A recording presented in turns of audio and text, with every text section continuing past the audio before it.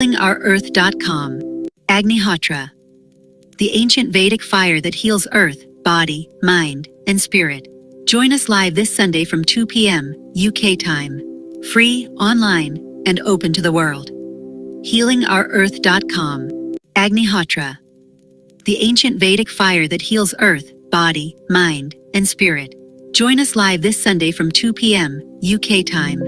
Free, online, and open to the world. Earth.com. Agnihotra, the ancient Vedic fire that heals earth, body, mind, and spirit. Join us live this Sunday from 2 p.m. UK time. Free, online, and open to the world. Earth.com. Agnihotra, the ancient Vedic fire that heals earth, body, mind, and spirit. Join us live this Sunday from 2 p.m. UK time. Free, online, and open to the world. Earth.com. Agnihotra, the ancient Vedic fire that heals earth, body, mind, and spirit. Join us live this Sunday from 2 p.m. UK time. Free, online, and open to the world. Earth.com. Agnihotra, the ancient Vedic fire that heals earth, body, mind, and spirit. Join us live this Sunday from 2 p.m. UK time. Free, online, and open to the world. Earth.com. Agnihotra, the ancient Vedic fire that heals earth, body, mind, and spirit.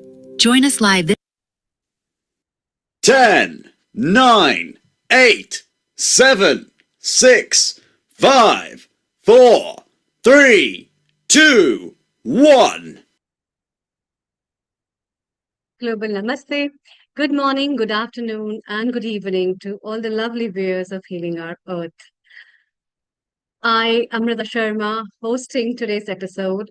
And with me also today, the host will be Dr. Ulrich Berg. And I welcome all the guests who are here today for the Agnihotra episode.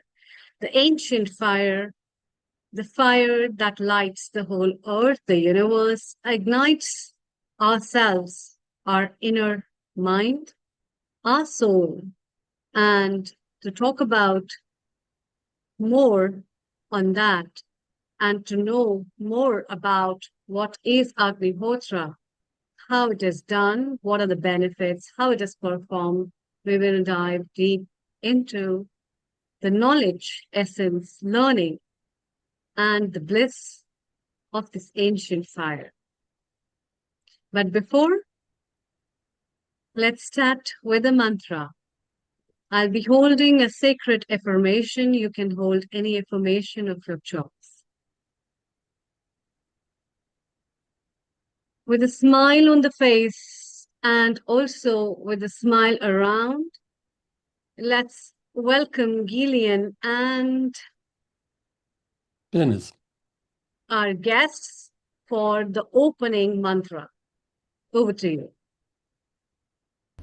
Hi everybody. hello. Welcome to Healing Our Earth event. I am Gillian, that is Dennis, and we are Agnihotra and Homa therapy teachers from the Netherlands. Yes, before we're going to start this beautiful afternoon, and we can assure you it's going to be really beautiful, we're going to do a small mantra, and we want to ask you if you like it to join us with this mantra. And the mantra is called Om Shri Ram Jai Ram Jai Jai Ram.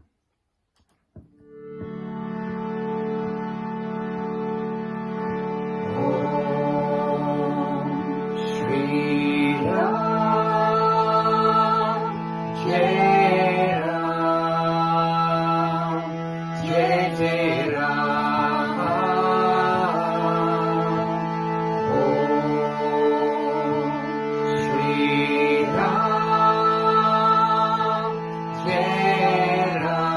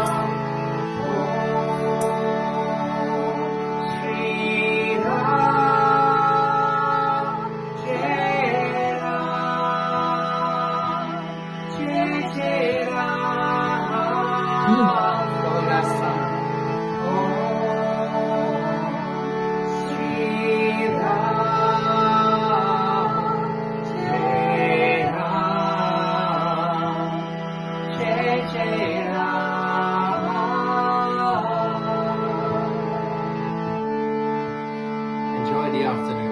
Enjoy.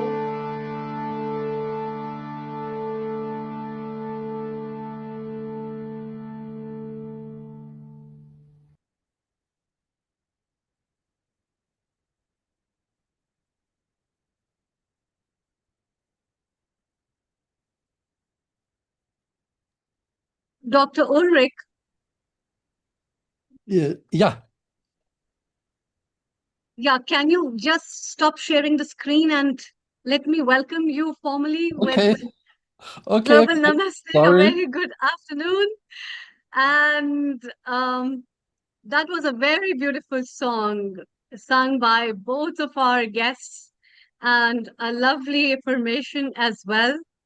In fact, the energy and the power of the mantras, along with the sacred prayers and the kind of rituals we perform, has a great relevance in Agnihotra. And we bring that energy together that works with the subtle energy. And today, with this episode, you are an episode producer of this episode, and our guests are waiting, and also our viewers who really want to know what kind of energy this is, how it is performed, what all things are important, which timing is important, can it be done anytime? And even I have a lot of questions for you. But before that, I think you have something to share with all our viewers, giving an insight about Agnihotra. Please go ahead. Thank you. Okay. Thank you, Dr. Amrita, for the introduction. And thanks again to you and also to Nishit for organizing the whole event. It's a lot of work, I know that. And so today we will, that is our Agnihotra session, and actually it is the third one. First was in September 2025, and we had the session which was concentrate on how Agnihotra changes lives, the foundation of Agnihotra and Homa therapy, healing the body and human consciousness with fire, regenerating ecology and soil, youth, culture and conscious living, Homa farmings, and communities around the world. And in March, 1st of March this year, we had a session on healing earth, body, mind, and spirit. And today, the main focus is on the question, where did this ancient knowledge of Agnihotra come from, and how did it spread all over the planet? And so the first thing is, where did it come from? It was given by Parama Sadhguru Sri Gajanan Maharaj, and he um, he made the vow to rejuvenate the Vedas, and as an important part, actually as the most important part of rejuvenation, the Vedas, he gave this small Agnihotra, which comes from the Vedic knowledge, but from a lost part of Vedic knowledge. And the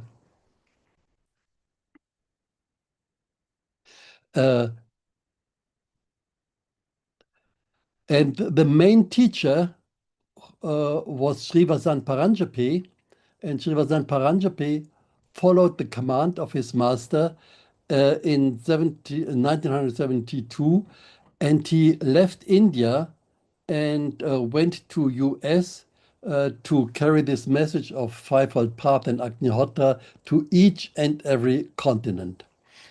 And he traveled for more than 40 years to all the continents, and that was a total paradigm shift.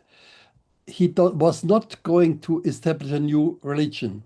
Instead, he told people, become a better member of your own religion. And he did not teach philosophy. And he said, philosophy, it's not for our time, that is not important. Our planet is dying, so we should not discuss about philosophical questions. And we should just teach practical methods to heal the planet. And this was the Agnihotra mainly, and some other methods. And whatever Srivasant did was just following the guidance of his master, Sri Gajanan Maharaj. He was like Sri Gajanan Maharaj's outstretched arm, traveling the continents while Sri Gajanan Maharaj was sitting in Akkalkot and guiding and blessing him. The journey began in South India, and the international travel started then in US. Srivasant inspired numberless people, and some of those will speak today. The first session today will be on Srivasant's work in USA, followed by Europe, India, South America, and Australia. And before the final remarks, we will give an overview about the global Homa centers nowadays. So now we start with USA, and the first speaker, who is also coordinating the session on USA, is Lisa Powers.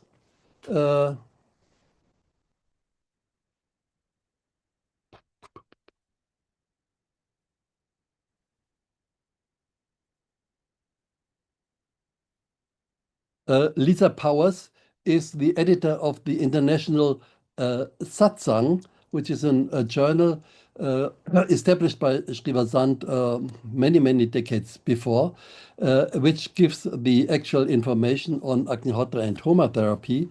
And she is from medicine in US, and also they have one important, very important center there where they perform Agnihotra all the time. So please, Lisa, take over. Thank you, Ulrich. And I need to do a screen share. Let's see if we have permissions.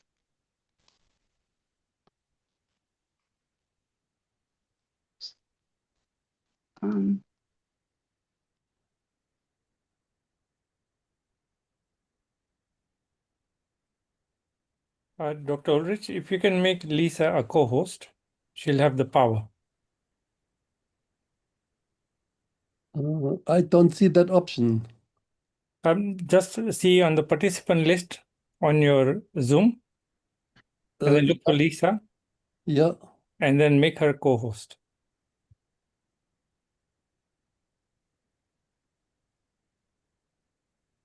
Also, every participant that comes in, you'll have to give them, ask them to unmute as well. Okay, let me help. Okay, sorry. It's fine.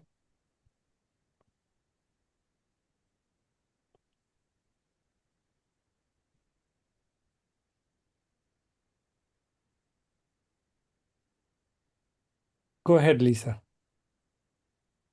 All right. Let's see.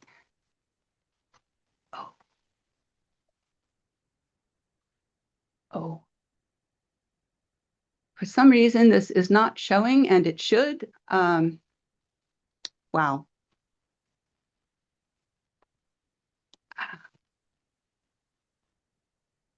Let's see if I can. If you can give me any advice about how to pull up the screen share. Yeah, I've just allowed all participants to share. Try again. It's that the tab is not showing. When I go for, I don't understand why it's not appearing, because it's in. Are you using two screens? Let's see. Let me try. Let me try if I put it to slideshow view. Oh.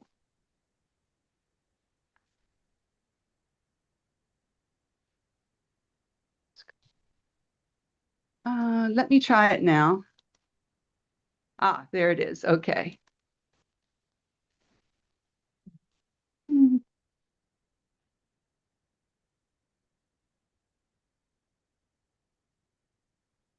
Wonderful. We can see it. Oh, it's showing. Okay.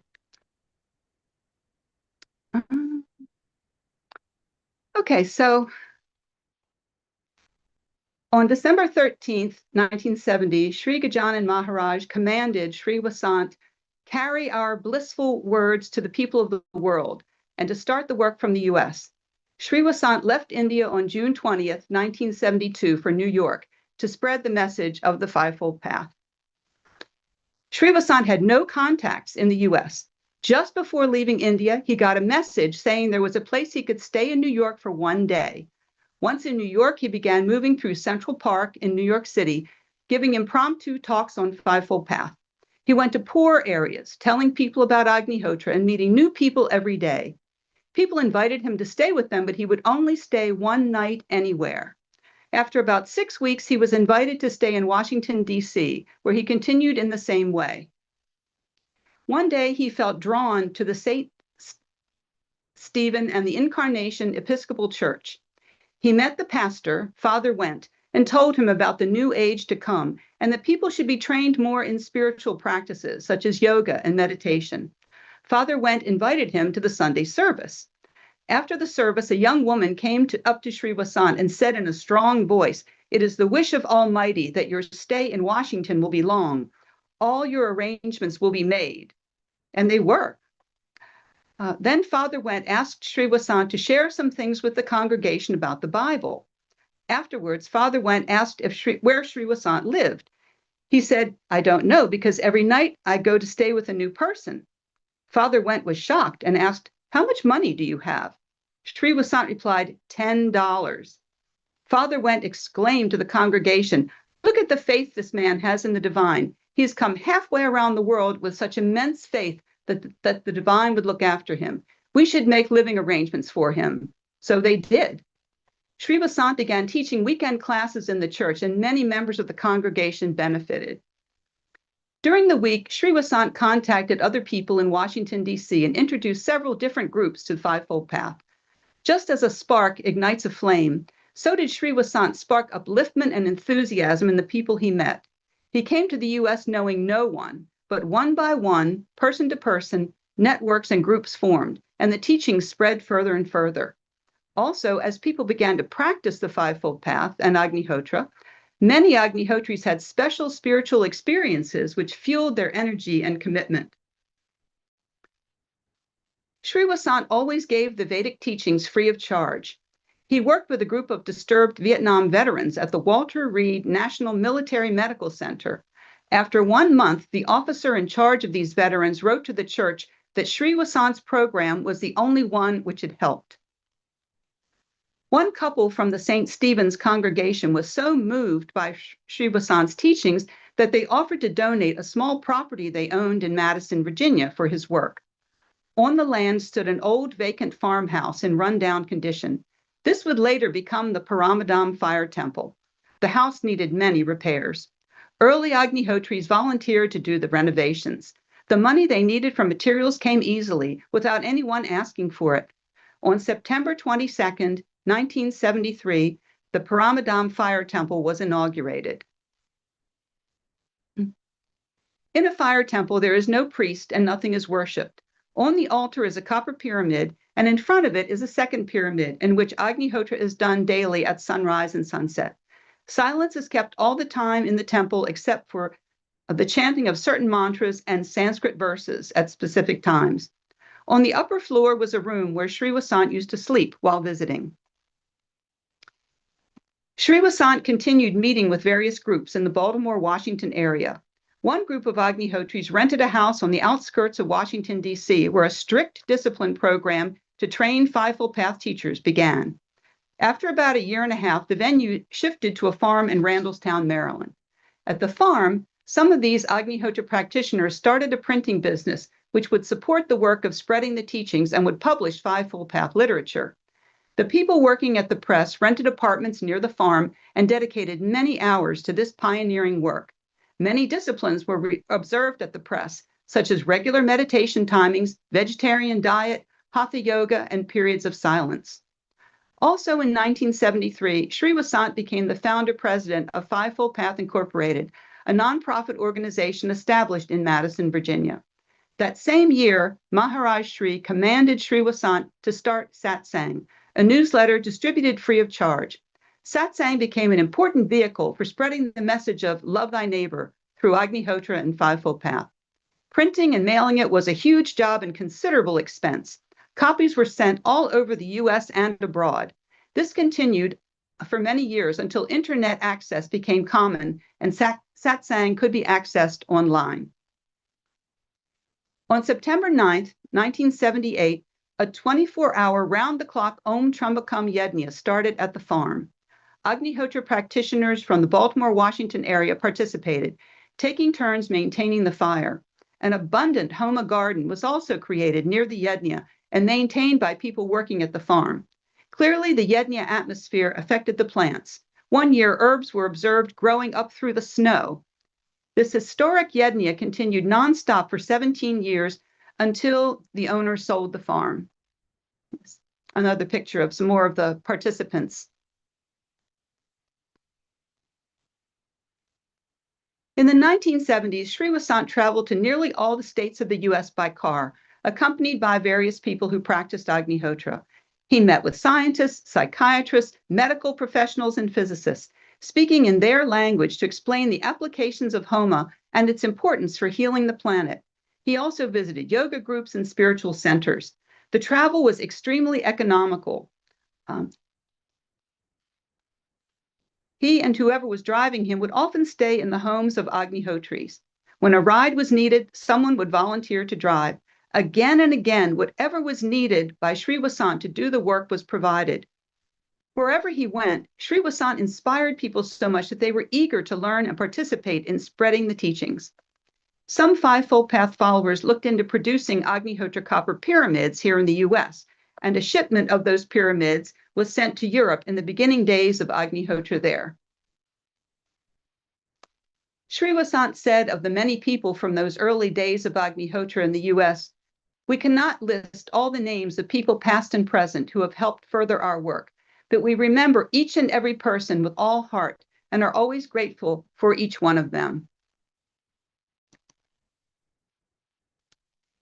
And next, Henry Gregory will be speaking about some more information on the early days of Agnihotra here in the U.S. His field, he particularly interacted with people in the field of mental health. Dr. Henry Gregory is a clinical psychologist.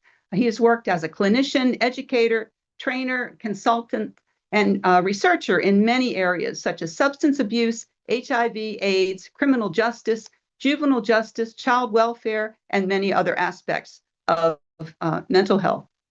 So, welcome, Dr. Gregory.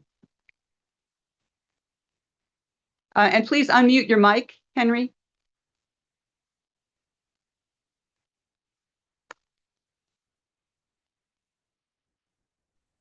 Okay, I think it's unmuted now. Yes. Yeah. Hello.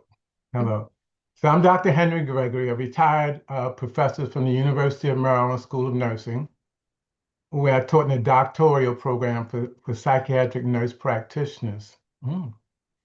So where the journey for Agnihotra started for me was in 1974. I'm a young man from the inner city of Baltimore, and as I've recently gotten married, had a daughter, and I'm walking through my old neighborhood, and I run into an old friend that I knew from middle school, um, Dana Haskins. We call him Chandi.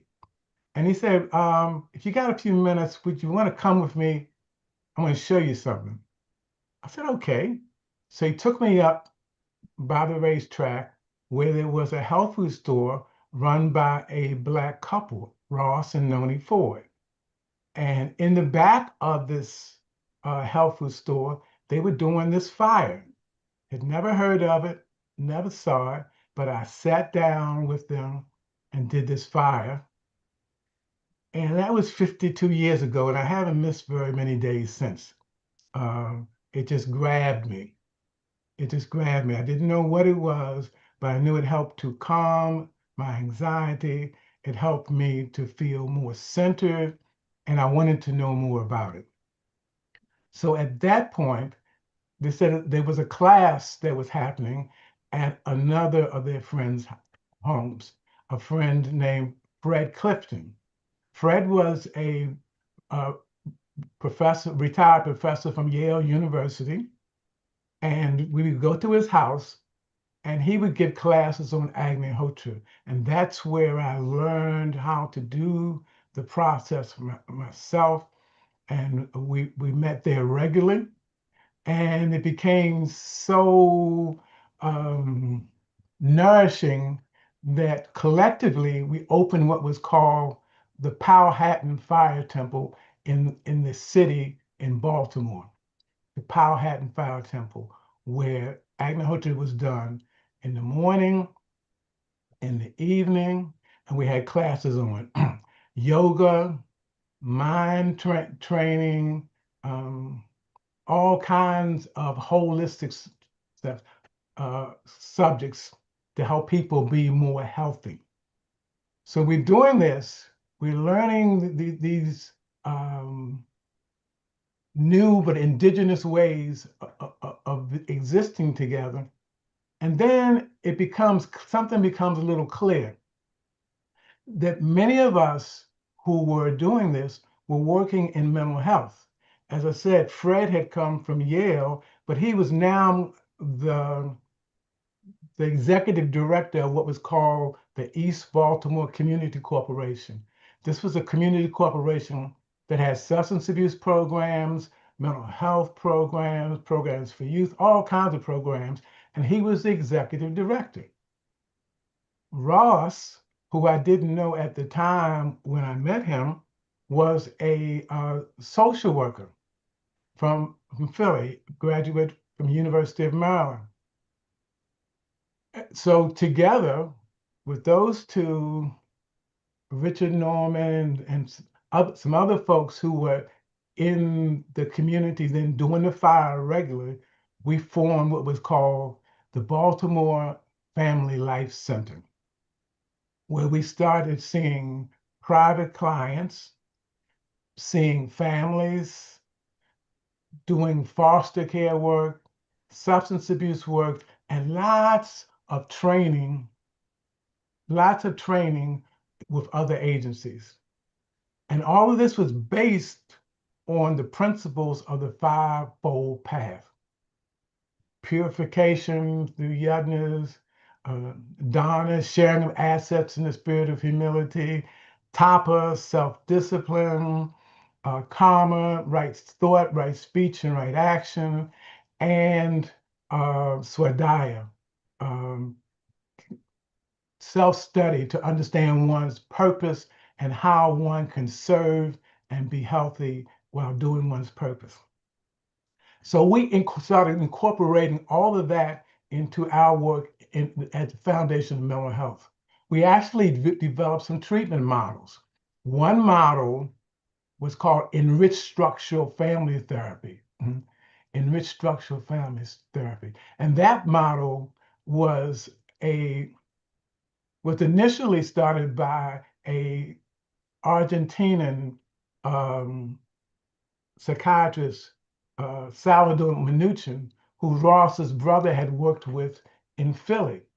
We took his model and we added again some of the principles, attitudes of the Fivefold Path and made it more relational oriented. We added some parenting skills to it and a piece we called kinship love. Dr. Mnuchin, once it was shown to him, he was very gratified that we had enriched the model that he had already started using and publicizing, working with families by using these principles that came from the Fivefold Path.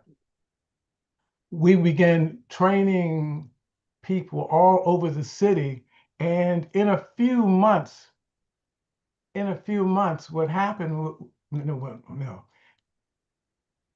there were offshoots of our program all over the place. Within 10 years, there were 20 to 30 programs that were offshoots of the work that we were doing at the Baltimore Family Life Center.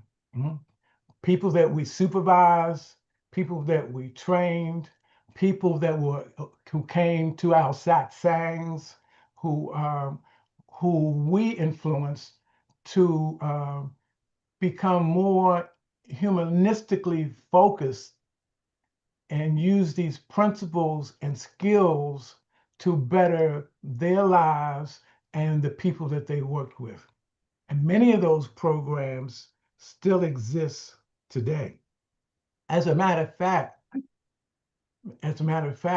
while my future wife Jeanette and we actually met at Baltimore Family Life, we branched off and we're doing what was called the Park Heights Family Counseling Center, a really neighborhood counseling center that people could come in and get services at any point. And we started doing that. And eventually,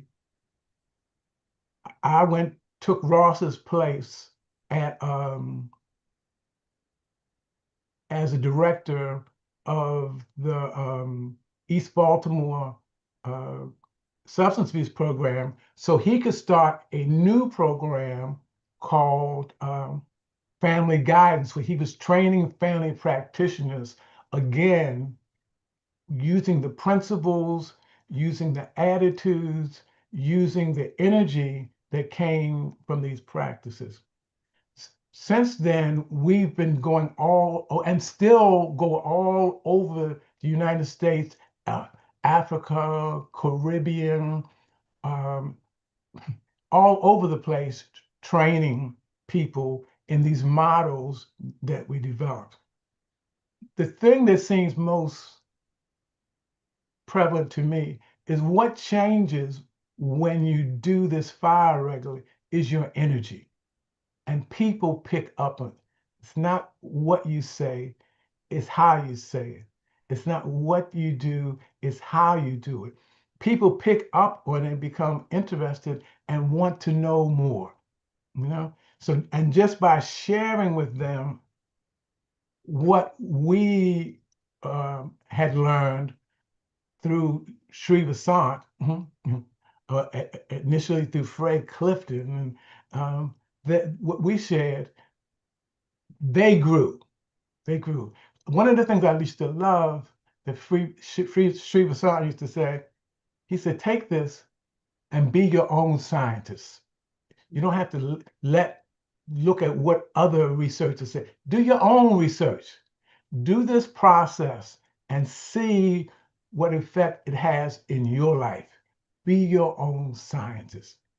And that kind of attitude that recognized everybody as having the potential to grow and to fulfill their own needs was invaluable. Matter of fact, one of the central things of all the models that we taught, that it's not about pathology. It's not about looking at what's wrong with people. It's about looking at what's right with people. In our system, the way it's currently made, want everybody to march in the same way and do the same thing to support the gross national product of those in charge.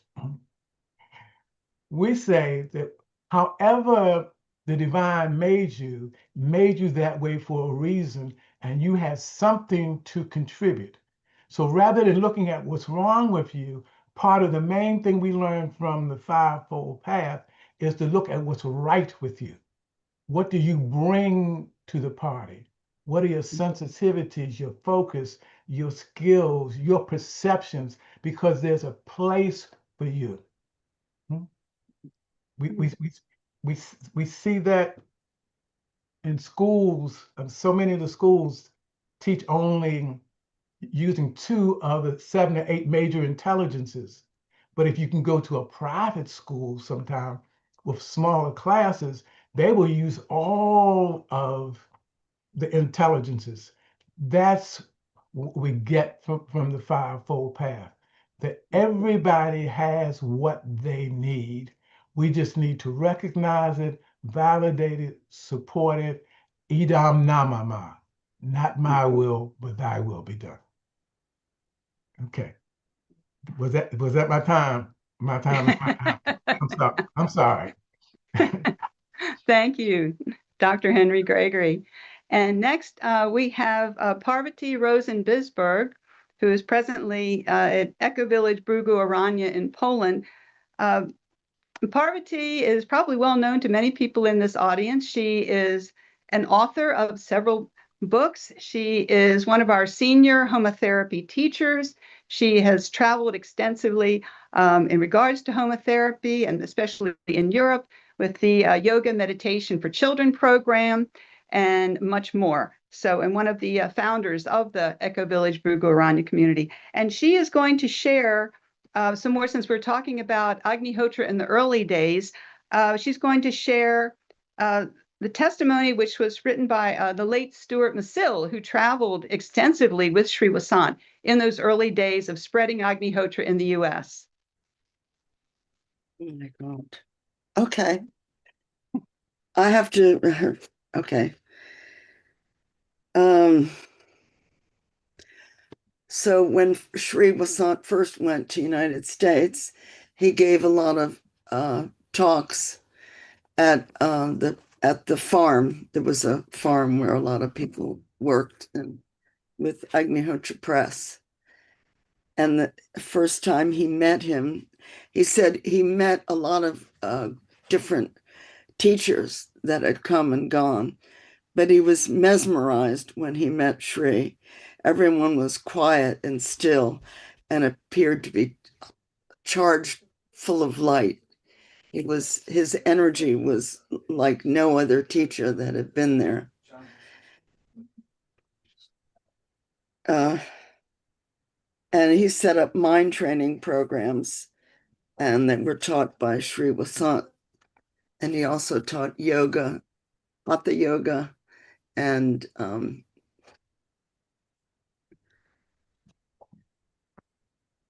he writes, all the classes were given free. To this day, there's no charge for teaching Agnihotra and other elements of Fivefold Path. Sri Vasant's sense of humor and intuitive library kept the classes interesting and lively and very rewarding for all the participating students. We finally found a teacher who could bring all those high spiritual teachings down to earth.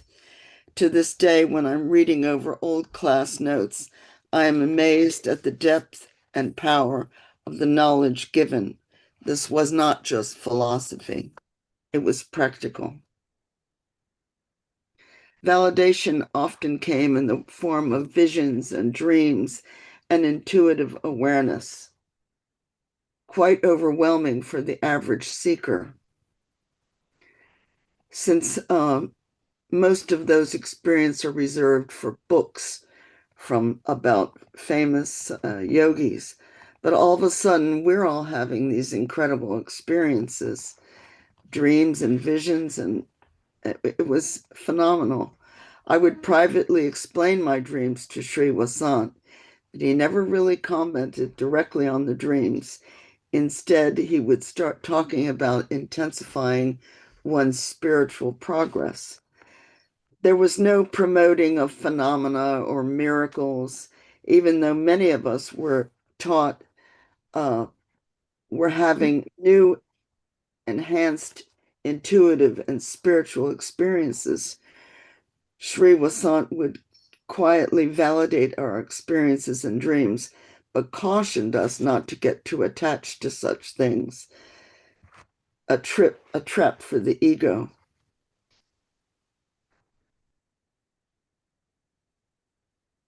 When Sri spoke to people, it was the energy field seemed to draw everyone into it with vibrant auras. While in Shri's presence, I personally experienced a heightened perception and clarity. My intuition became clearer.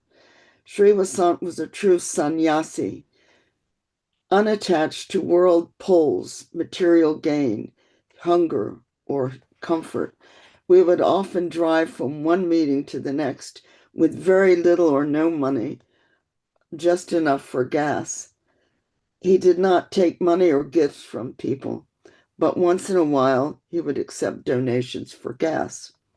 He never complained about the lack of food, comforts, or money. Sri Vasant was totally focused on the divine and often mentioned how all our needs would be fulfilled. It was a blissful experience. The daily events were jam-packed with teachings.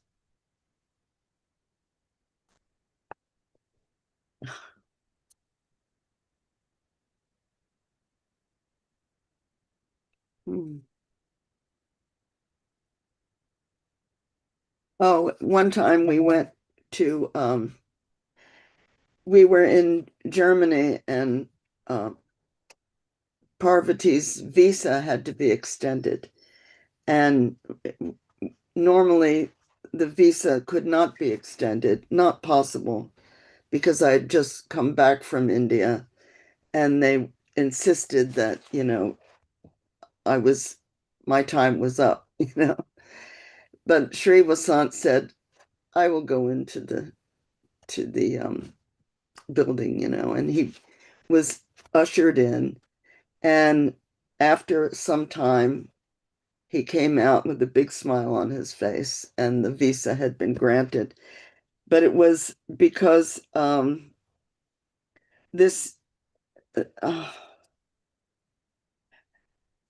entering the room, the official saw Sri Vasant, and he immediately thought of Swami Samartha, known as the Akalkot Swami, who was a saint who lived some 800 years before.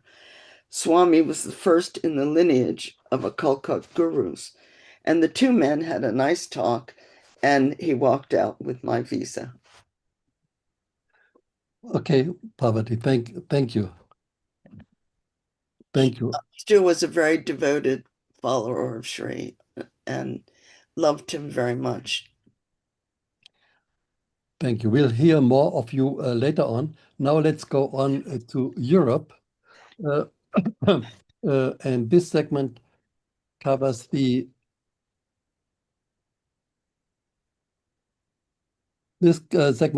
early European development of Agnihotra, including Germany and especially Poland, and includes sensitive historical material related to concentration camps and healing work there. So the first speaker in this session will be Monika Koch.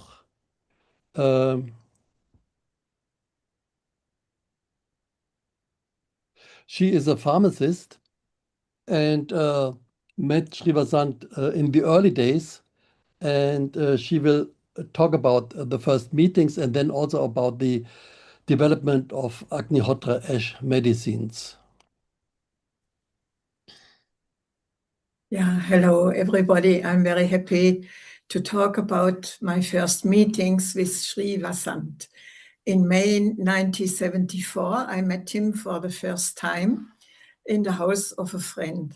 And it was interesting. This friend was 1 year ago on visit in India, and a not known man came to him and told him he will meet one of the most highest masters who are living actually on the planet, and described him a special situation that he will recognize when he will meet this high master. And this, my friend told me, the very first moment when he met Sri Vasant was exactly this situation, which was already told him in advance 1 year ago, to understand that this person is one of the holiest masters living on the planet in the moment. So I already had an idea about this special meeting when we go there for the first time. And Sri Vasant told her he was exactly described to first go for Europe to the Lake of Constance, because he is coming to continue vibrations from prehistorical time. So this was very interesting that he told this immediately in the beginning. He arrived in Amsterdam from the United States, and he told when he would like to have masses of people to talk to, then of course Hamburg would be most closest big town to Amsterdam, to go there. But he was instructed to go for the first time in Europe, to go first to the Lake of Constance, to start here with his mission, and so he did. It was so wonderful to listen to him, how he explained Agnihotra and the details. And so I started immediately to think, oh, I want to try this Agnihotra fire. But in this very first moment, there were no pyramids available, actually, in Germany. So I tried my very first Agnihotra in a cooking pot, because I had nothing else to burn in. And it was so great that we immediately phoned to the United States to please send us these pyramids by airship, that we can immediately start a correct Agnihotra in the correct pyramid, because all of the detailed ingredients should be, of course, correctly. And so we did, and received the great benefit of this wonderful fire. And so the information spreads very quickly. There were set up classes in different towns, all free of charge, where Sri Vasant was able to explain Agnihotra, and more people like to start it and to experience it. And so this was the beginning for Europe of many, many different classes. In the meantime, as I'm a pharmacist, I was thinking about how to make use of the Agnihotra ash. Sri Vasant explained the wonderful benefits of the Agnihotra fire itself. And because the ingredients there are so special, like the pyramid, the timings, the mantra, etc., to me immediately came the idea, this ash of this fire must be very healing. Because of my profession, I knew already that in old healers' books, there were already described healing effects of special ashes from certain trees. So I thought this very special ash should be even more healing than the ash of a fire with wood of a tree. And so we started trials with simple diseases like on skin diseases and cord, etc. And it proved always very healing. And so we were encouraged to do even more trials, and also to tell it to certain friends, because here and there, there are diseases who do not want to be cured with a regular school medicine, and people are desperate because they find no health again. So I started to make different preparations with the ash, with the Agnihotra ash, and people tried it and were happy when they got healing again. And so it spread further and further and further. And as I came to know that not everybody has the idea how to make use of his own Agnihotra ash for his own health, therefore I started to write down several possibilities what everybody can do at home, like a folk medicine. And this is available in the internet as well as a little book. So everybody can look on this little book, Homa Therapy, the Ancients Healing. And everybody can make use every day and night as soon as any medicinal problem arises. There are also different websites already, not only my own, homatherapy.de, but also therapiahoma.com, where, for example, you can find the effects of the Agnihotra ash in point of healing. There are described different diseases and different ways of how you can make use of your own Agnihotra ash. And so many people have made the experience that this is really a wonderful folk medicine who everybody can make use of at home without any special other instruments or something. You only can give the Agnihotra ash to a sieve and have a fine Agnihotra ash powder, which you can use like a medicinal substance as powder for the skin, or mixed with water to drink, or mixed with ghee, like an ointment. And so with different easy available things, you can help yourself. And you can find the details in the internet or in this little book. So it is available for everybody to make help himself because of the Agnihotra ash. Okay, Monica, thanks a lot for telling about the beginning of Sri Vasant's travels in Europe and about the development of Agnihotra ash. Now we continue. We are 3 minutes late, so I have to go a little bit fast now.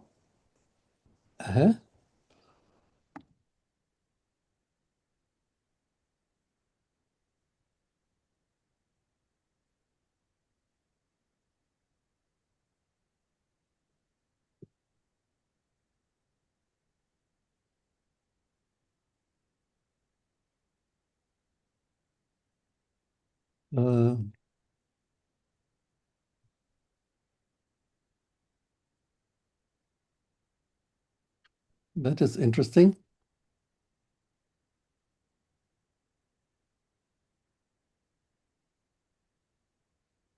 You're sharing your screen. Yeah, I try to, but in the moment, things don't go well. Do you see it now? Yes, I can see it. Okay. So that is about Agnihotra spreading in Germany and Europe. And how I met the whole thing, it was I went to India in 1980 after starting Agnihotra in beginning 79. And I met Sri Vasant in Pune. And when we met, we went together to Shivapuri also to meet Sri Kachana Maharaj. He mentioned that he was going to Europe again soon, and I offered, okay, I still had some holidays, so I could travel with him. So I traveled to many, many places throughout of Europe. And when we were in Italy, he said, oh, there should be some information center in Germany about Agnihotra. I said, yeah, good idea.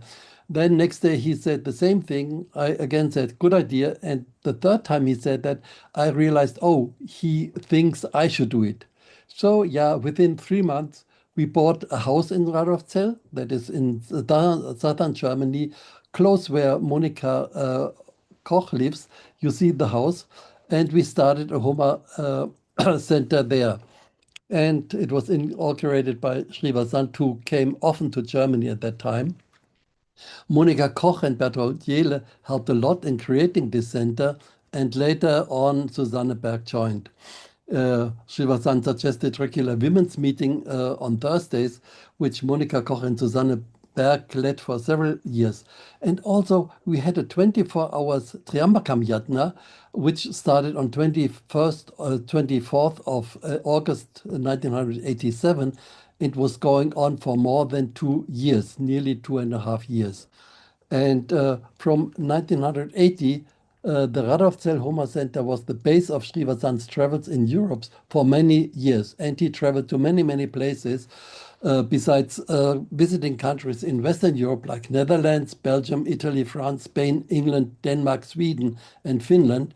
He also went to several countries in Eastern Europe, Yugoslavia, Hungary, and what is now Czech Republic, but especially to Poland. The first trip to Eastern Europe was to Poland in 1981. There were two guys from Austria, Roland Teschel and Klaus Wilhelm, who had been there in 1980, and they met Lech Stefański, the president of the Psychotronic Society of Poland.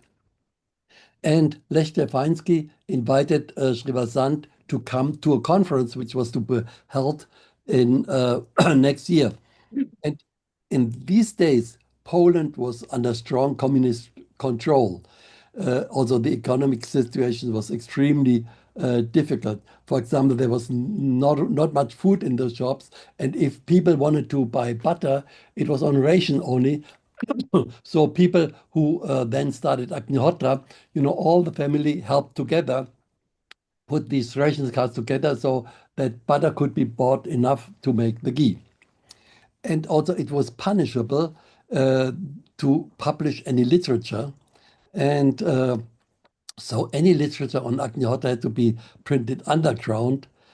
And but people did it. They translated and printed it themselves. And Sri Vasant traveled the first time in 1981 with Ulrich Berg. And the conference was organized by the Psychotronic Society of Warsaw with participants from Poland and all over Eastern Europe. And they used the label psychotronics because that was acceptable to the communist regime. Otherwise, otherwise alternative things would not have been allowed. So this conference was a big conference. Around 700 people attended, and normally in conference, people are all over. But when we started Agnihotra, all people came into the room. And when we performed the fire, it was total science, total science, which is very exceptional for such a conference. Always people are chatting. And then after we had performed Agnihotra, so many people raised their hands and said, oh, we measured this, we measured that. All people had their pendulums or dowsing rods. And main thing is, they said the number of negative ions has increased so much they couldn't believe it. And negative ions are an indicator of fresh air, of very positive air. And after Sri Vasant's talk, and after Agnihotra, people got so much interested. And so the organizer of the event, Lech Stefański, said, okay, we will have another one. And so the next one was in the Power Skulptury in Nauki, at that time, the largest, biggest building in Warsaw. It was a present of Stalin. And so we had one meeting there. Approximately 200 people came, and we explained about Agnihotra, the details and so on. And so many people were interested to actually start. So we had another meeting next day in the same building, and we taught all the mantras and so on. We gave as many copper pyramids which we had so that people could start. One thing is interesting. At the end of such a meeting, one person came and he said he would like to start a healing center. Sri Vasant had explained, for a healing center, you perform Agnihotra in one place, and additionally 4 hours of Triambakam Yagna, and full moon day, no moon day, 24 hours. And we said, okay, that is nice. I did not believe that he would actually do something, because often people say, I want to do that, and then nothing happens. But next year, when I came to Poland again, then I was invited to that town that was Bydgoszcz in north of Poland. And they had actually created such a place. They had one room for that healing center where Agnihotra was performed, regular Tramakam was performed, and organizing these yajnas was Maria Kalish, who is now member of the Pogarania Healing Center in Poland. One interesting incident happened when we were in Sopot, which is next to Gdańsk, again in the north of Poland at the Baltic Sea.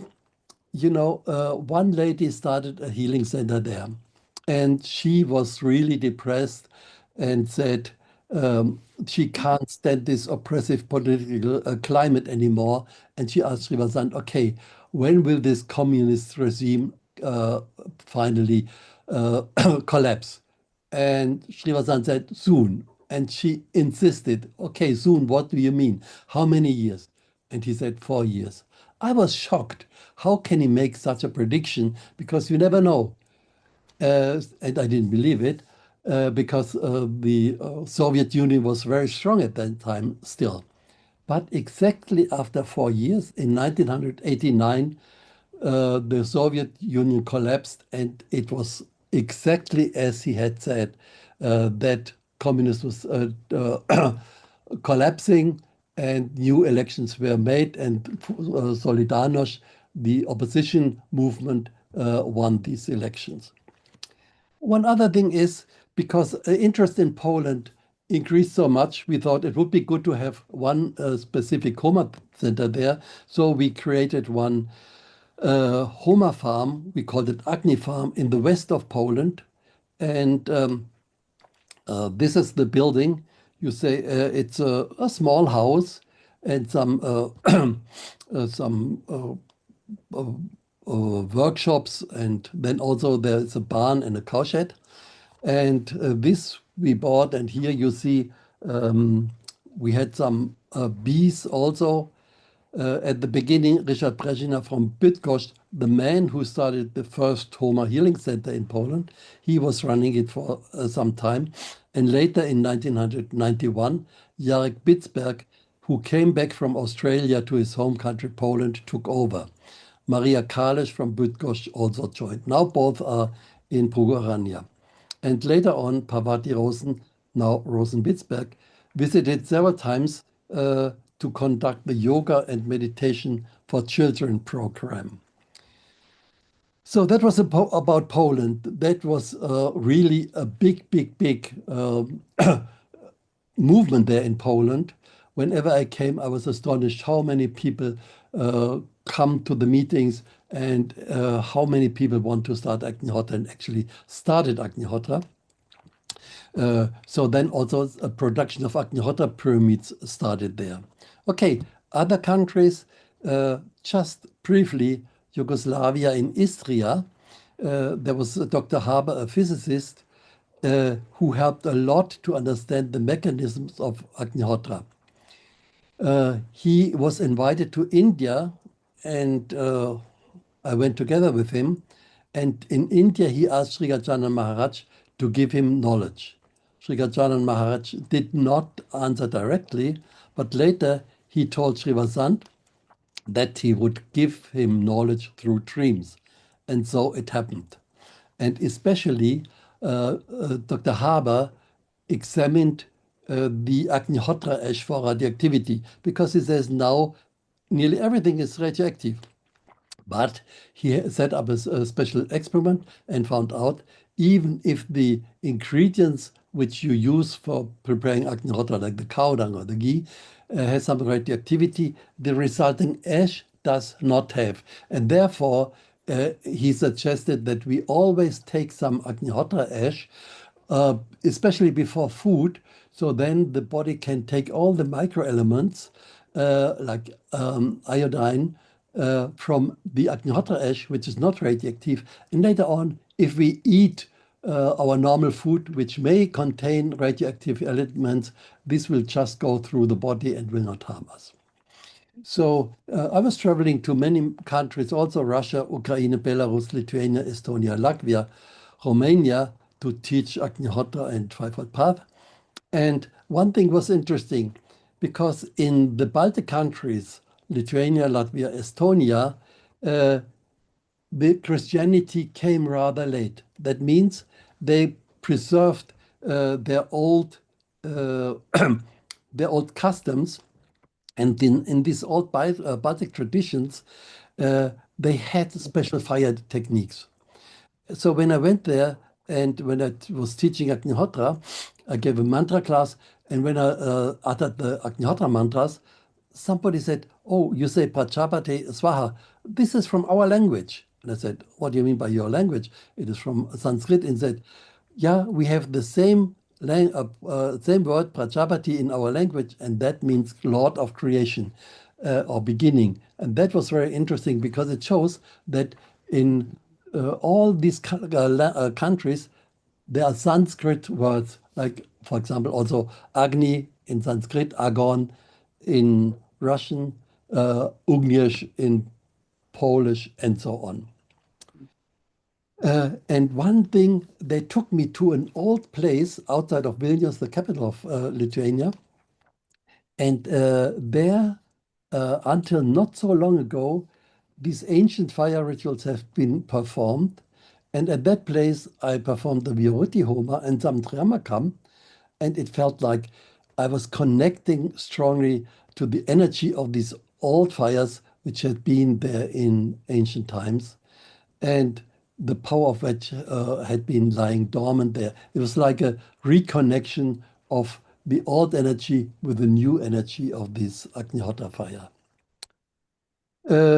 That is about Eastern Germany, the beginning of Eastern Germany. Later on, after Agni farm was closed down, there was a new place there, Pugarania, and about that, Jarek and Parvati Bitsberg will talk more. And so now,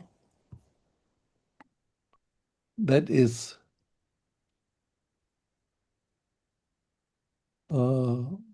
just one moment.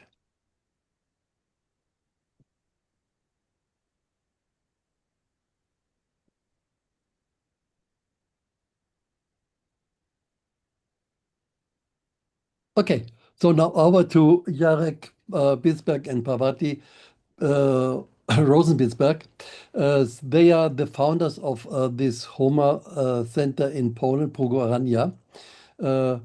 Parvati comes from US, and she was a teacher over there, and was one of the first people performing Agnihotra in US. She was part of the farm where they had the 24 hours Yagna.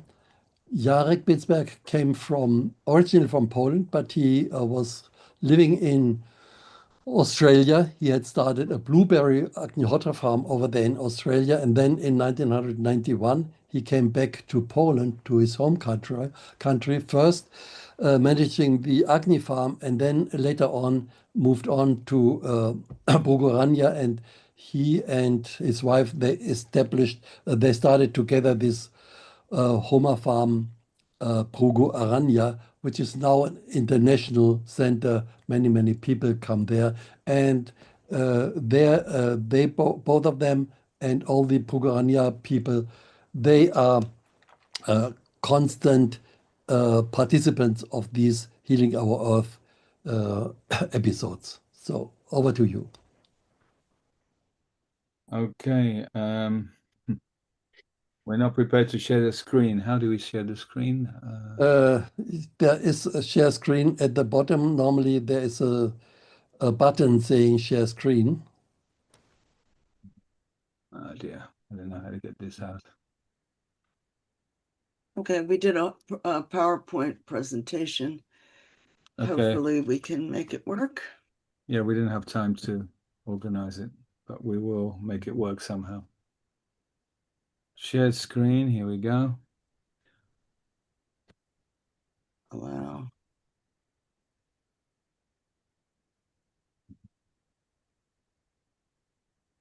Is the screen being shared now? Can somebody tell me? Nope. Not yet. You have to No, say, you have to select Yeah. Yes. Yes, Okay. yes, Yes. Yes. Working. yes. Okay, go ahead.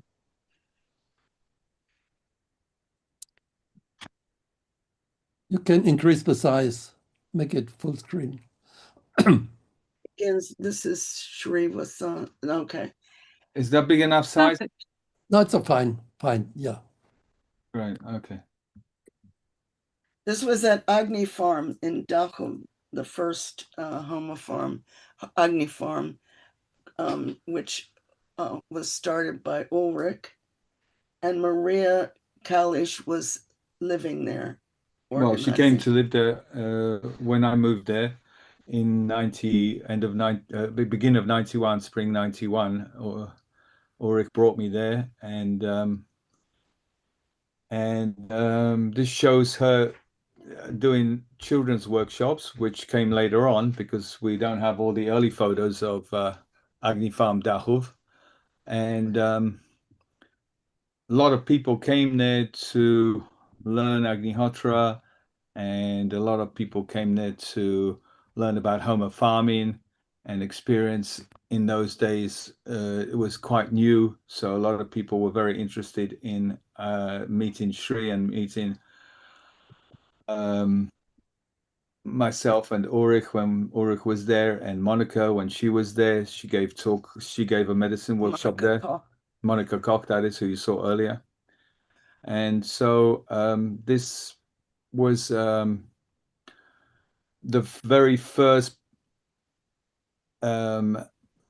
proof demonstration which showed people how wonderful homotherapy farming is, how it can easily transform the land, because the land itself was very dry and very sandy, and it was not easy to grow anything ecologically and organically. So we showed how this was possible there.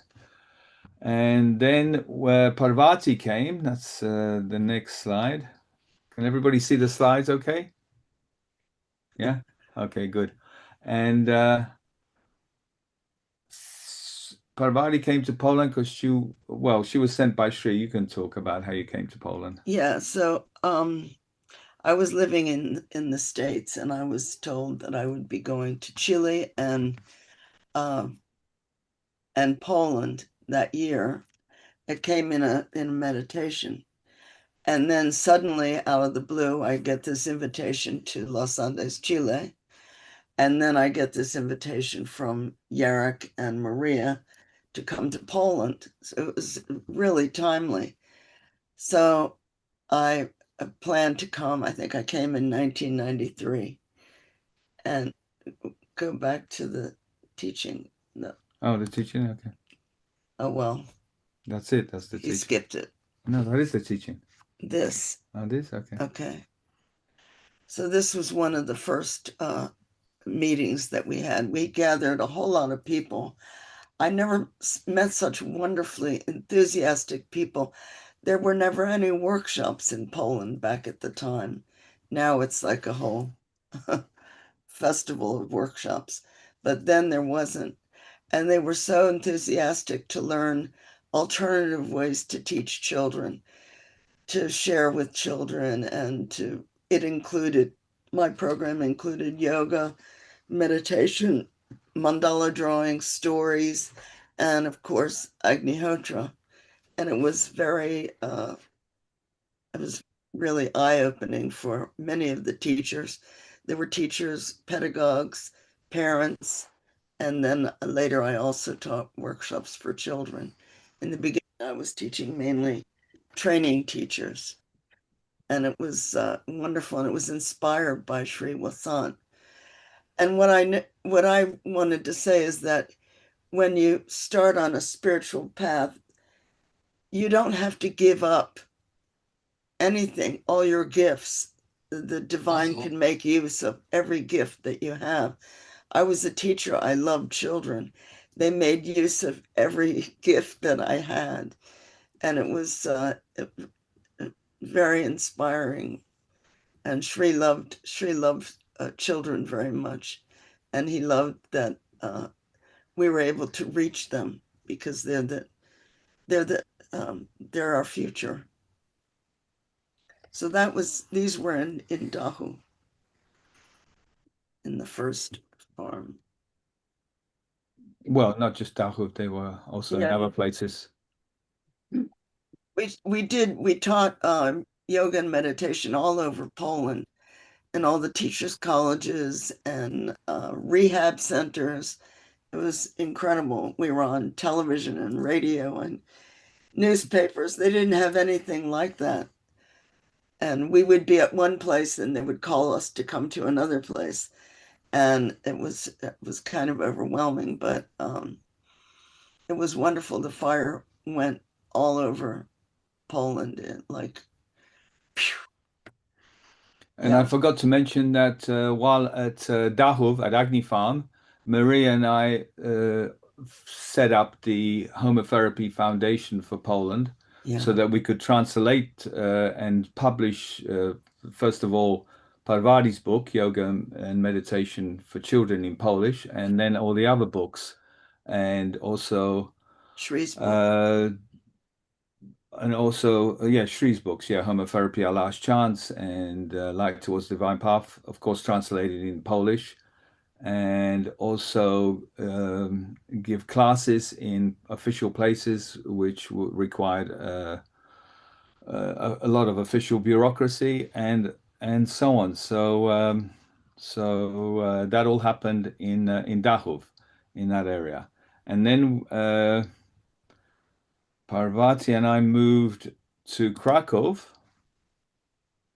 and started working in Krakow and started working all over Poland. And what happened was she, through Shri and through her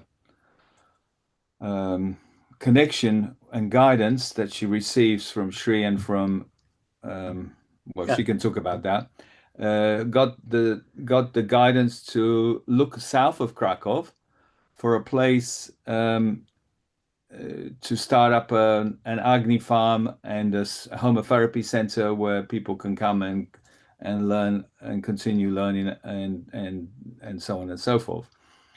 And so we went south and we found this dilapidated old house with no electricity and no running water. Yeah. And well, you can tell the story. We were pioneers. How we found this. Well, this was the instruction to go at least an hour south of Krakow, and this is exactly that. And when we had, that was the first place we saw, and we loved it. We loved the energy of the place. But we continued for 1 year looking all over the south of Poland. And then Shri contacted us and said, we're coming to Warsaw, and he gave us the time and the day, and it was in a few days.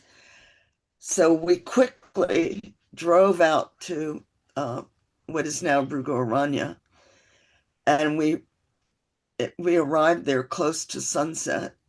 We had to walk part of the way because it was a real old dirt road with holes in it. So we walked down into the forest below Brugorania, and there was a clearing there, and we started to do Agnihotra. And back then there were no people around. It was very quiet. So we did Agnihotra, and I sent up a call, look, if this is the right place, please give us a sign. And then it was incredible, because as soon as the fire was lit and the mantras were spoken, out of the whole area in the clearing, I had a vision of these divine, these nature spirits, which was like devas, like ethereal beings, and they were coming close to the fire. And they stood there until the fire was out. And I was thinking, well, this must be it.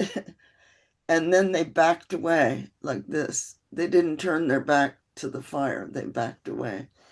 And that was all the sign we needed. The very 2 days later, I think, or the next day, we went to see, to go pick up Sri Vasant, who had landed in Warsaw.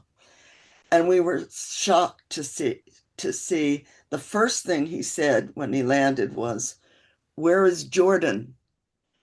And this place, Brugurania, is located a few kilometers up the hill from the village of Jordanov, which is in English is we are very Jordan. short. We have 4 minutes left. We don't have much time left. We just made a note. Okay, so the next thing that happened, because we're running out of time, is we got married in this old dilapidated house. Shri married us. And then everybody came there into one room. That was very interesting. We had a Vedic wedding there. Then we continued our work with Shri. As you can see, in the winter, more and more people arrived. There's Ulrich and me behind Shri. And we're teaching Shri. Shri is teaching people in the house because we renovated the house. And this shows how Shri is doing Agnihotra with us in the house.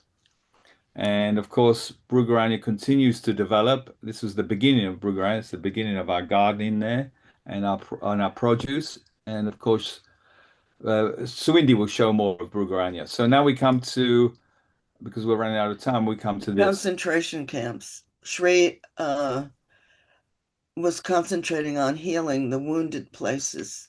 And we began this work in Poland. It continued in other countries also.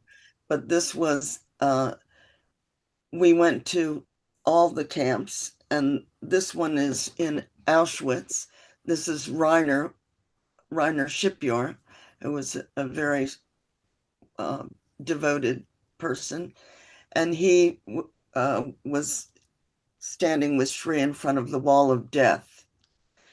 We went behind the wall of death where they shot the prisoners. We went behind the wall of death, and there we did a Viruti Homa. And Shri was concentrating on doing a lot of different mantras. It was very powerful. And when we finished, we walked around the building, and we were walking toward the front, and I had this feeling to turn around. And I turned around, and I had this vision of all these people who were bowing, saying, "Thank you, thank you, thank you," to all of us. "Thank you, thank you." And while I was seeing that, Shri was quite a bit ahead of me, wheeled in the wheelchair. And he said, "Many souls were released today. Many souls were freed today." At the same time I was seeing them. It was a very powerful experience. Shri had such powerful compassion. At each camp, he had tears rolling down his face. 1 minute left. We continued the work. This is Shri in Brugurania while he was staying there. As you can see, when somebody took a photograph, it showed all the fires on the map on the wall, which is quite an interesting shot. It was from the camera, but from the camera, yeah. And then here we are doing the work at Brugurania, and also children's workshops in festivals and all over Poland. We did festivals and classes. Then we also did some activations at certain rivers that Shri took us to, where rivers met in Wrocław. Yeah.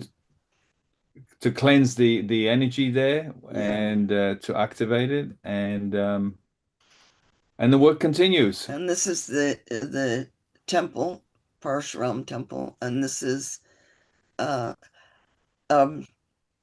film man came and he took this picture. Yeah, he was from the magazine, and he saw the fire. He saw the angel in the fire, and he said, "That's it. I want to buy a pyramid." Yeah, he was the photographer for the journalist who came to do an article. Yeah. So he was quite taken back. That's it. That's the last shot now. Yeah. Just right on time. We got 30 seconds over. So Shri is no longer it is within the body, but the fire, he still teaches us. I can't read it. The fire still, yeah, people are still coming here, and Shri's work in Poland is still unfolding. That's basically it. And his presence is very powerful still. Yeah. Okay, thanks a lot, Parvati and Jarek. So now, can you please stop the screen share? Okay. Now, next thing is Monica Wakefield will read a paragraph of The Messenger of the Sacred Fire book,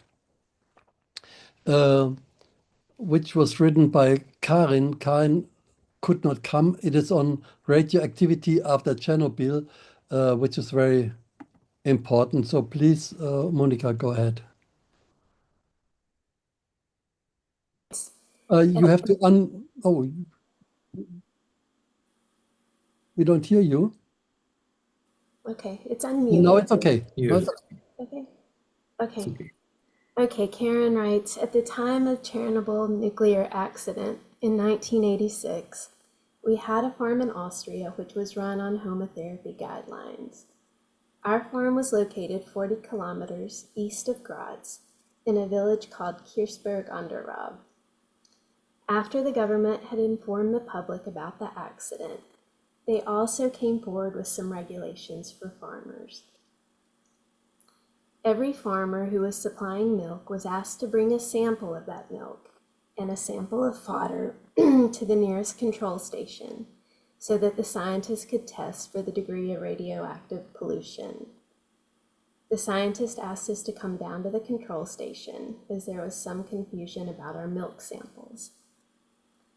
Our milk and fodder samples showed only the normal level of radioactivity, while similar samples from surrounding area farms showed very high radioactivity. We were also supplying our vegetables to an organic food store in the city. Here again, all vegetables were tested, and ours were the only ones which showed normal level of radioactivity. The scientists told us that after Chernobyl accident, these results were actually impossible. They asked what special things we were doing on the farm. I told the scientists that we were doing Agnihotra pyramid fire, as well as 4 hours of Om Trimbakam Homa. In addition, on full moon and new moon days, we also did 24 hours of Yagna and mantras. Of course, we used Agnihotra ash in all our farming. However, the scientists could not comprehend what we were talking about, and even though they had the results in their hands. At that time, I did not realize the great significance of these results, and now I know. okay. Thank you, Monica. That was very important. A pity that at that time Karin did not realize how important that finding was. Later on, we did some experiment and could confirm by scientific studies that Agnihotra and Agnihotra ash is removing the radioactivity. Okay, now next will be Barry Ratner from Bulgaria also. Barry is psychologist and he's from USA originally, but now lives in Bulgaria, Poland, also like several other people who are present here. Barry, please unmute and read your part. You're muted. Not anymore. Okay. Okay, so I'm going to read also from Messenger of the Sacred Fire.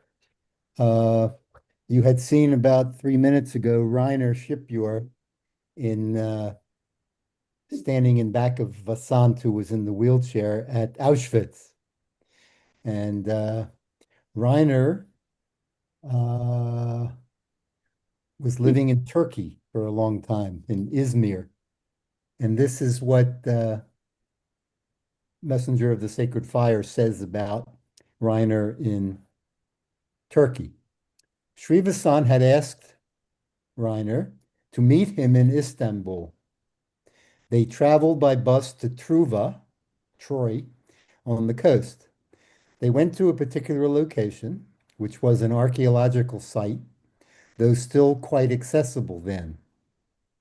At one particular place, Sri Vasant stopped and said, quote, "Here is a perfect example of how pure yajna degenerated into yajna with flesh and blood offerings." That is a very important quote for what we do and why we do it. Because when Sri Gajanan took the vow to resuscitate the Vedas and Agnihotra came out of that, it was the first time in thousands of years that yajna was done in a ahimsa manner, no killing. There was a small building and a sign which read, Ibadat Yeri, place of worship. A little below, there was another small structure, and the sign read, Korban Yeri, place of animal sacrifice. Now, this word korban is interesting because the same word exists in the Hebrew language. And it's generally translated as meaning sacrifice, like technically yajna is. But the literal root of that word is to draw near or to bring close to higher power, to God. And that's very similar to what Sri Vasant used to say when we would say that Agnihotra was not a religion and that it could be practiced by people who belong to any religion or no religion, because the root of the word religion in Latin has to do with religioso, which is to tie or to bind humans to God. So very similar meaning of korban and religion, if you will. Ibadat Yeri, the place of worship, had been kept pure. All animal sacrifices for yajna were done in the structure below it. Sri Vasant wanted to do one Purusha Sukta yajna on top of the structure of Ibadat Yeri, the place of worship. He climbed up to the top, told Reiner to watch for anyone coming nearby.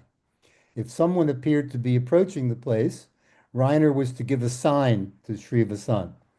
As soon as Sri Vasant lit the Homa fire and chanted the mantras, he said that he could feel the presence of Lord Dattatreya under the nearby tree.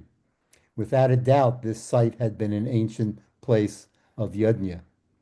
Today, this ancient site is fenced off by the archaeological department, and no one is allowed to enter the area. Had Sri Vasant and Reiner gone there later, they would have been refused entry. This shows how things have to be done exactly within the allotted time period. Speaking of which, am I still in my allotted time period? No, you're over. I'm over. Yeah. That's a disgrace. Okay, thank you. Okay, thank you, Barry, and thank you for stopping. So, yeah, now we are entering to the next session, which is on India. And this session focuses on Maheshwar, Shivapuri, and some archival photos. So for the first contribution is by Lisa Powers, whom you already know, about the early days in Kharagpur. Yeah. I'll be doing a screen share. Okay.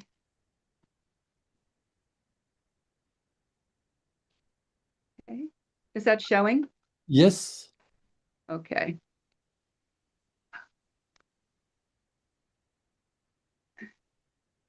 Sri Vasant was commanded to take the Vedic knowledge to all people around the world. With his boundless compassion, he was deeply concerned that these teachings reached the poor. As part of that work, outreach was conducted to the scheduled castes in India. Members of the scheduled castes performed heavy labor and had difficult lives. At the time, alcoholism was a devastating problem in some of these communities. These people already had so little money to live on, and if the father spent the monthly or bi-monthly wages on alcohol, which was expensive there at the time, this was catastrophic for the family. Starting around 1975, several people from the US and other Western countries and Abhay Paranjape, Sri Vasant's son, started outreach in these communities in Kharagpur in West Bengal. Kharagpur was the birthplace of Sri Gajanan Maharaj, who revived Agnihotra and Fivefold Path for modern times. The work began by teaching Agnihotra to children. This had a profound impact. People experienced the healing, stress-relieving effects of Agnihotra, and some of the fathers stopped drinking, which greatly improved the family's lives. Children's classes were held, which consisted of some songs, games, a story that would have a moral or a teaching such as truth or sharing, and teaching and performing Agnihotra. The children were absolutely delighted. Their schoolhouse was a mud brick building with a corrugated metal roof and a chalkboard. There was no chalk, no books, or teaching materials of any kind. I had brought a large box of crayons with me, and we purchased paper in the town. The children considered it a great treat to be able to draw with crayons. We also prepared and distributed Agnihotra ash home remedies in these communities. The results were recorded. In every case, there was some improvement, and in many cases, there were complete cures, even one case which had been diagnosed by a doctor as cancer. In one instance, we gave the ash remedies to the mother of a baby who had many sores on the skin and even inside the mouth. When we returned a few weeks later, the healing was so complete that I didn't even recognize the child at first.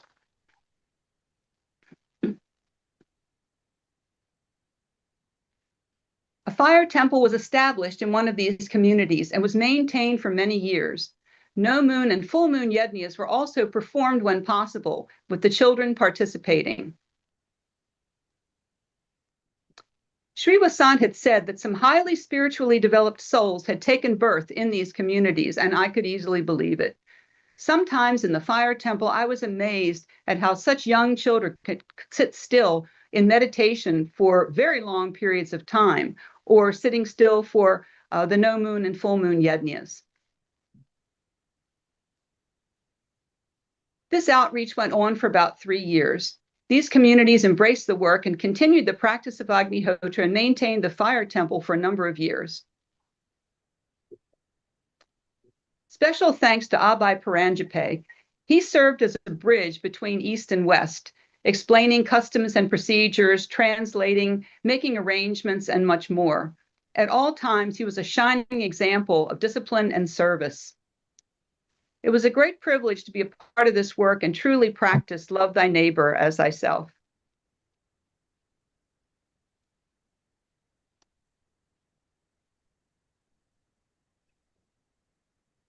Okay, thanks a lot, Lisa, for this talk about the beginning in Kharagpur. And now the next thing will be again Barry talking about Shivapur in early early work there about Akakot and so on. Okay, I am audible, yes? You are, Okay, and you have 5 minutes. TK. So, I got to India in May of 1979. I didn't realize at the time that I wouldn't leave for 6 years. And within 10 minutes of getting there, well, no, I think I was one night in Pune. Within 10 minutes of getting to Akalkot, I was sitting on the ground with a few other Americans and some other people eating ice cold mango pulp, even though it was 40 degrees outside centigrade, like 104 degrees Fahrenheit. So I said to myself, this is not going to be so bad, this India thing. cold mango pulp, regardless of the temperature. Just quickly, 1993, that's 14 years later, I met Sri Vasant at a special gathering near Tapawan in Maharashtra. And as soon as I went into his room, he whispered to me, there were other people in the room. He said, "That box in the corner is for you, Barry, the mangoes." So my trip started with mangoes and it continues because Ulrich brought me some back about 4 months ago. Now, Akalkot, where the mutt was, M-A-T-H, eventually, you might say, was relocated in a sense, perhaps energetically, to Shivpuri. And Shivpuri is about, let's say, 6 kilometers from Akalkot. And what's important about Shivapuri initially was that for the first time in 2,000 years, a Soma Yug was done, and it was, of course, ahimsak, without the killing of anything, animals or anything else. This is important to the whole movement because we were taught that when the Buddha came to the planet, flesh and blood yajnas were being done everywhere with terrible consequences. So the Buddha basically had 2 choices, as it was explained to me. He could tell people to do these yajnas properly without animal sacrifice, or he could tell everybody to just stop doing yajnas. And that's what he chose to do, the second choice. So yajnas were not done. And then 2,000 years later, in Shivapuri, under the guidance of Sri Gajana Maharaj, the Soma Yug was done.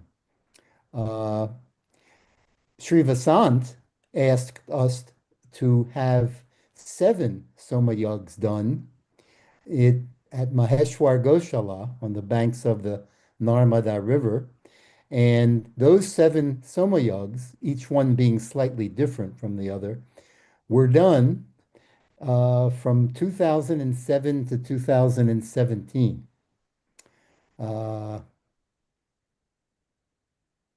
Let's see.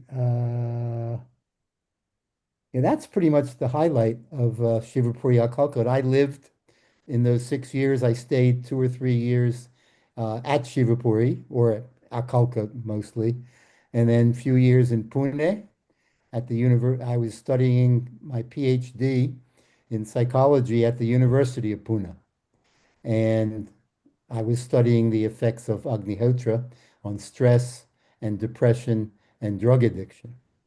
And to this day, I still do that, along with my practice in Eco-Village Brugurania in Poland. So it all ties together very nicely. Thank you. Okay, thank you, Barry, for telling your experience about India and the beginning over there. Now, the next thing will be Karina Suvindi talking about Bruce and Anne, who were very important persons for the work in India. And you have 7 minutes, Karina.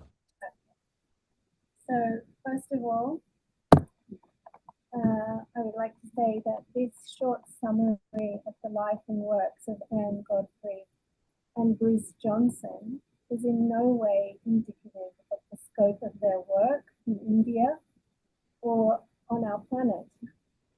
They carried Shri's teachings to countless people and were, along with many of the speakers today, including my parents and my community members, my mentors, and the reason I do Agnihotra and have committed myself to Shri's teachings and to carrying on his legacy.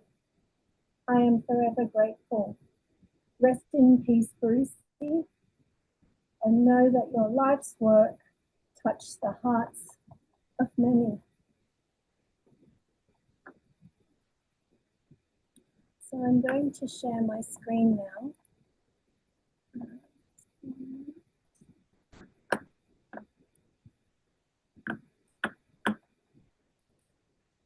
And you can tell me if you can see the screen. Can you see it? Yes. Yes. Yep. Sri Vasant was an integral part of Anne and Bruce's work. He inspired them to pursue a path of service, of teaching, of compassion.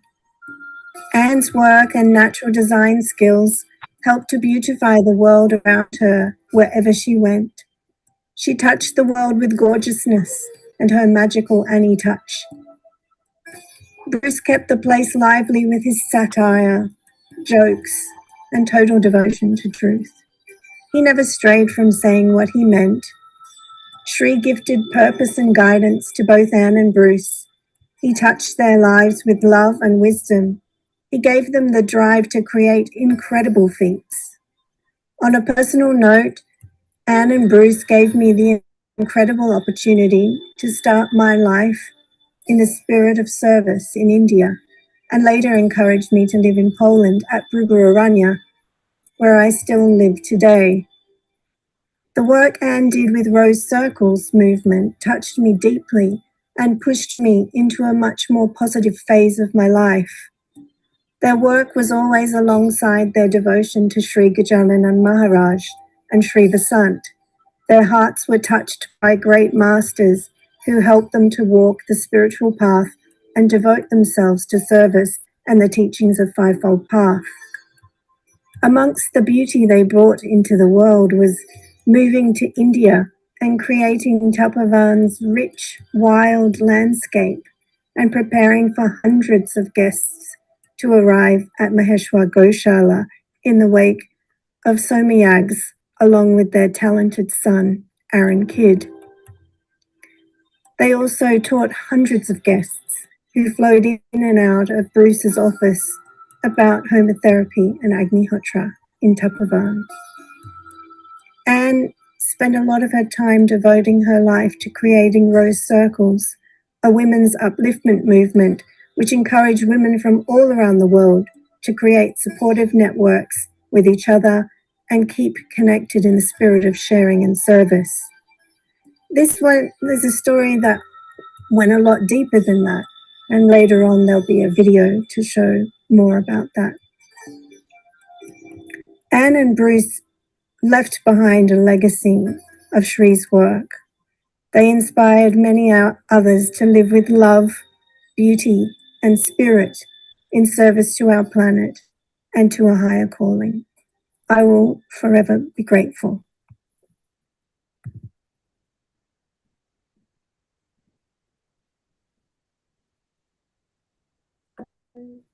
That's it. That's it from me about Anne and Bruce. And thank you very much. Okay. Thanks a lot, Karina. Now the next thing would be Marilie's videos. So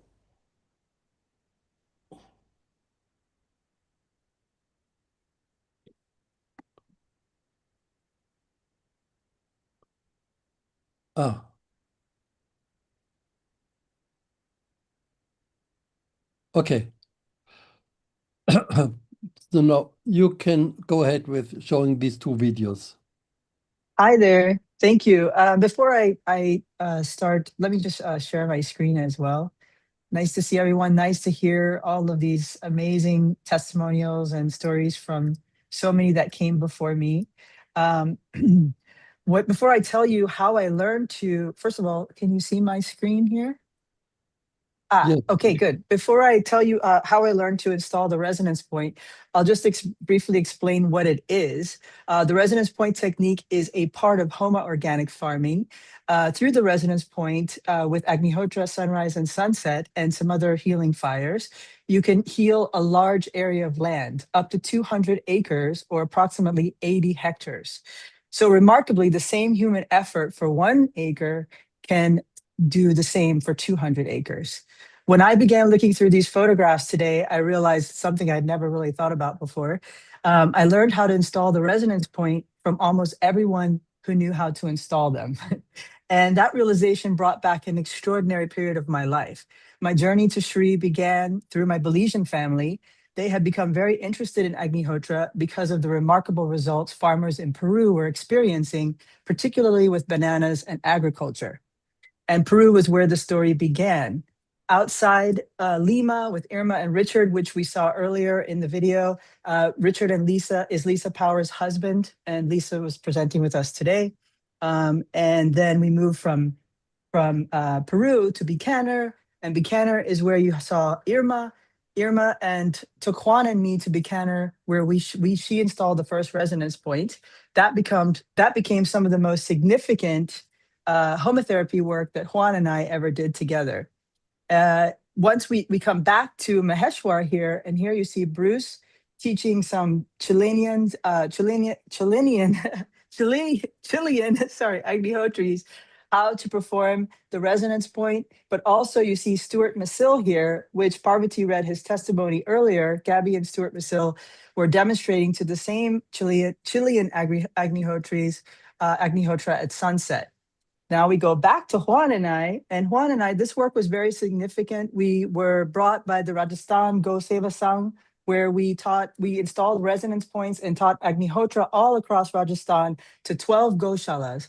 What was important about this was the milk fat was being reduced. It was reduced to like 4 to 10% in cows, down from 30 to 40%. And so this project was to help establish the ecosystem there and improve the health of the land and the animals.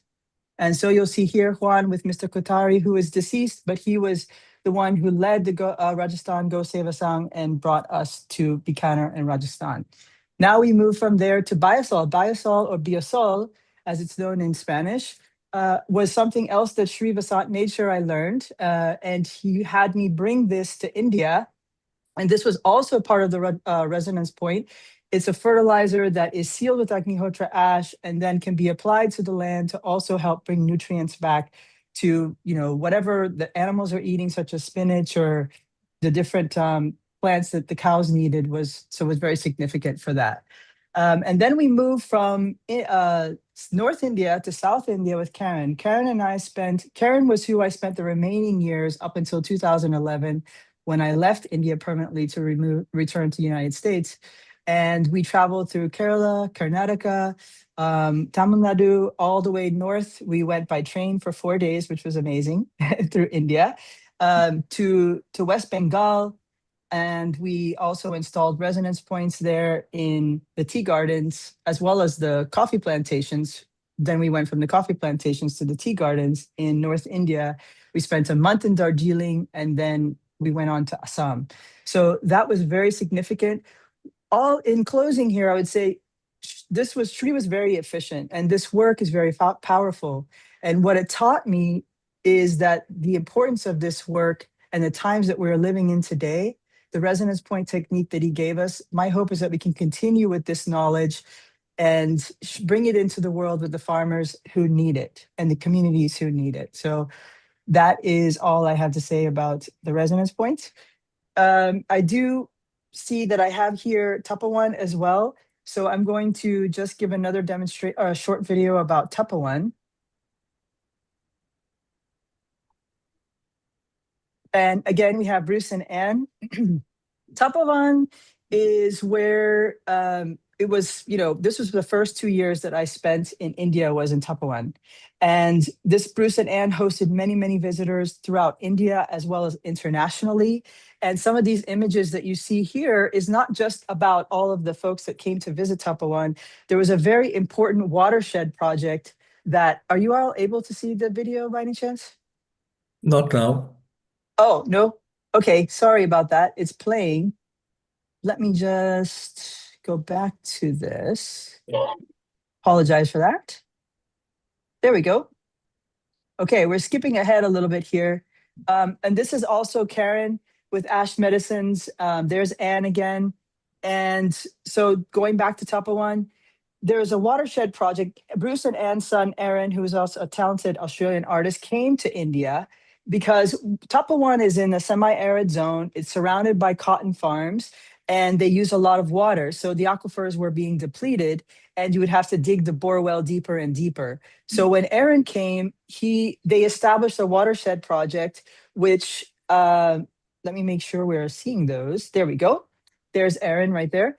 And the watershed project extended the length of Tapawan. And so once the vegetation became established and the land retained more and more water, eventually Tapawan could make it almost through the entire dry season with water being held within the watershed.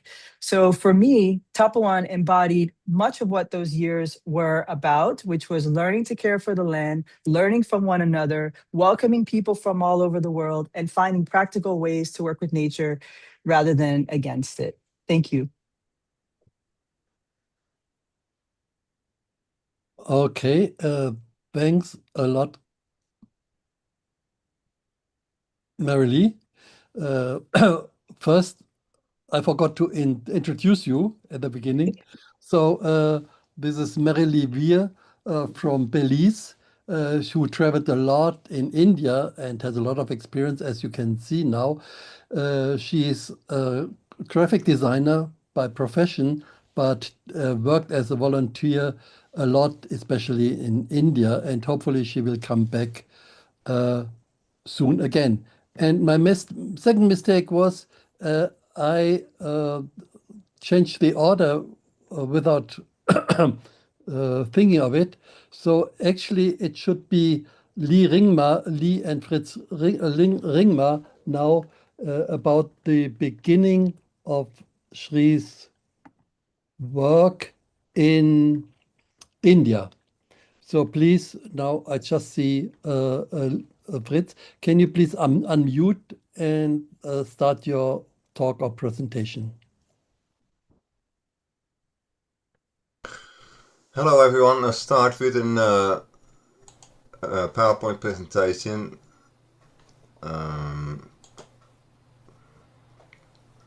of a very sacred place on this earth, Maheshwar.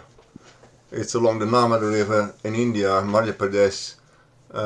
We spent many different occasions, meetings up with 3% and did work all over India at various places.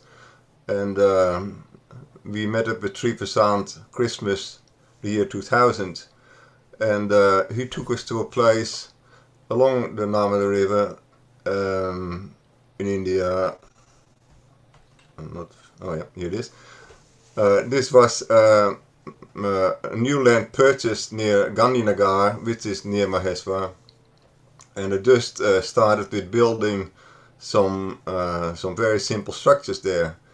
We went back home with our family to Australia, where we have a Homa therapy center, and then we received a call from Sri Vasant, and he said, please come to India with your family and take as many things as you can.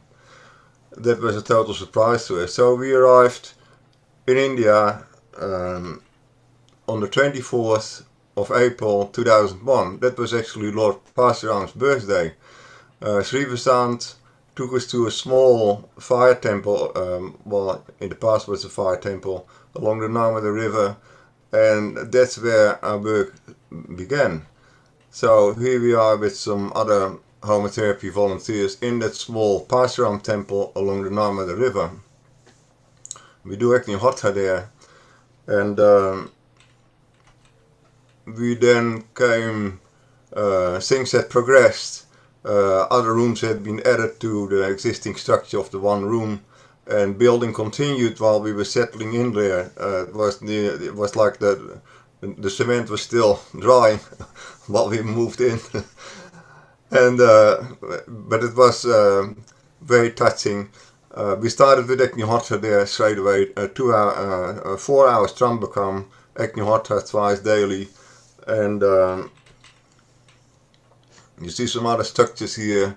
That pink building there later became the Goshala where the cows were housed, as cows were very important to Sri Vasant, as they're the mainstay of Agnihotra, the mainstay of Homa therapy.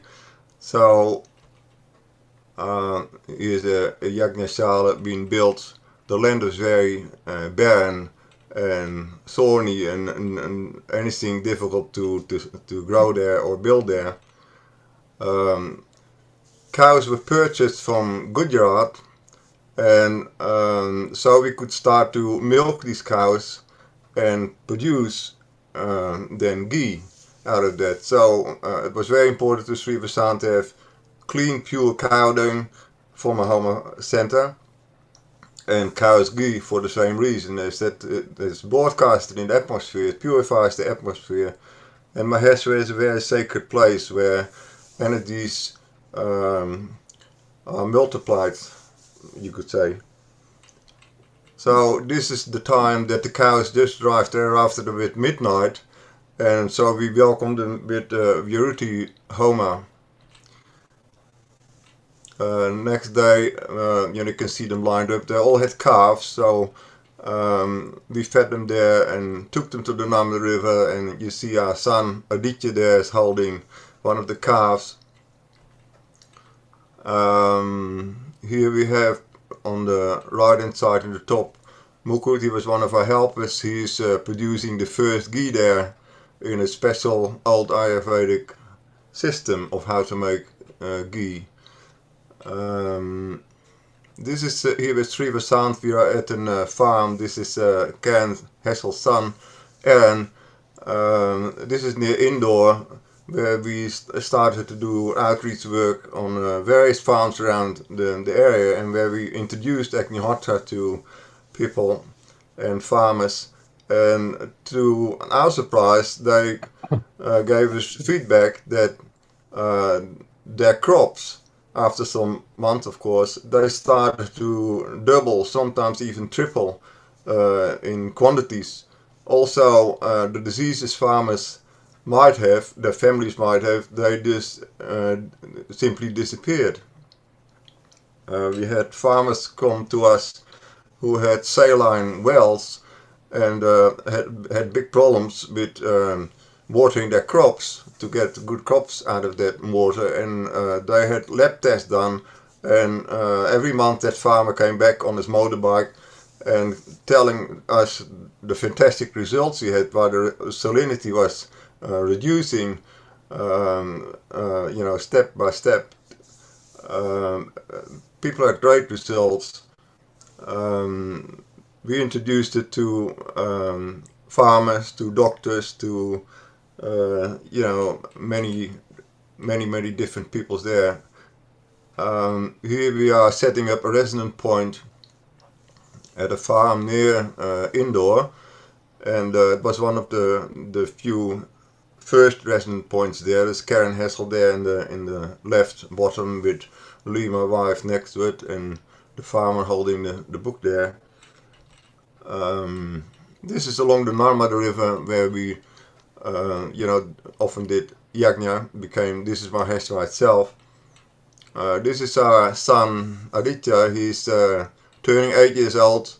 It was just about 5 days after we arrived, so Sri Vasant was there and blessed him, and of course he got a birthday cake. This is our daughter Anna. She was 12 years old. We did homeschooling there, and they set a friendship with the local guides there who helped us. This is at Durya, at the Pranjape family's home. This is Lee, my wife, there sitting with Sri Vasant's wife Kusum. This is Lee and myself at the Narmada River. And this is us with Sri Vasant Indore. We were very blessed to do all this work out there in Maheswar and have so much outreach. We spent about a year there, and we reached many people there, and it continued. Maheswar has grown into a fantastic homotherapy center, and it's really heartwarming how what it has developed into. Later on, of course, this was a prelude to Somayaks, which were held. There were 7 Somayaks being held at that sacred land. Thank you. Okay. Thank you, Fritz. Can you please stop the screen sharing? Sorry, yeah. Yeah, thank you. And now the next speaker will be Suvindi Karina, and she will talk about the Rose Circle, which was started by Anne Godfrey.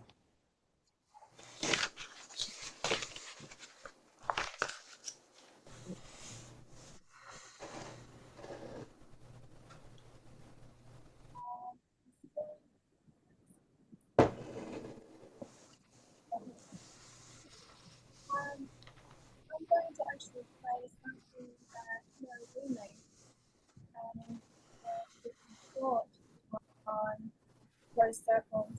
So I'm going to share my screen. And I'd just like to add that one part of rose circles that wasn't talked about too much was that Anne always encouraged people to learn how to be self-sufficient in these rural areas and utilize homotherapy and Agnihotra in those techniques of being self-sufficient. So I just wanted to add that, and now I'm going to share my screen.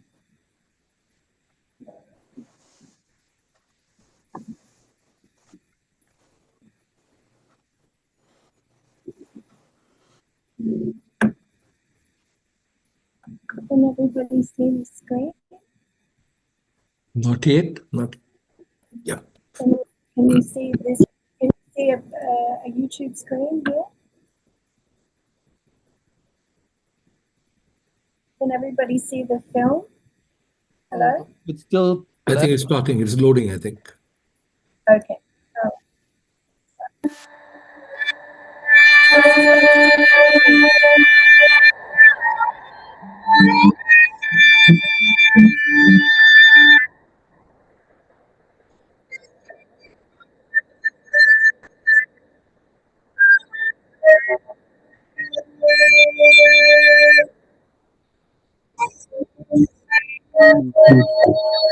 Something wrong with the audio. If you stop and just share Something with wrong with the sound, audio. then it should be fine.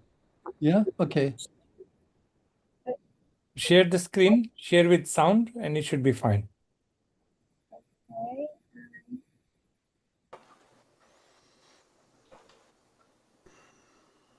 Share with the screen.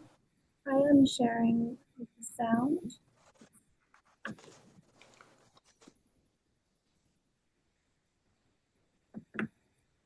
Okay. Can you hear me?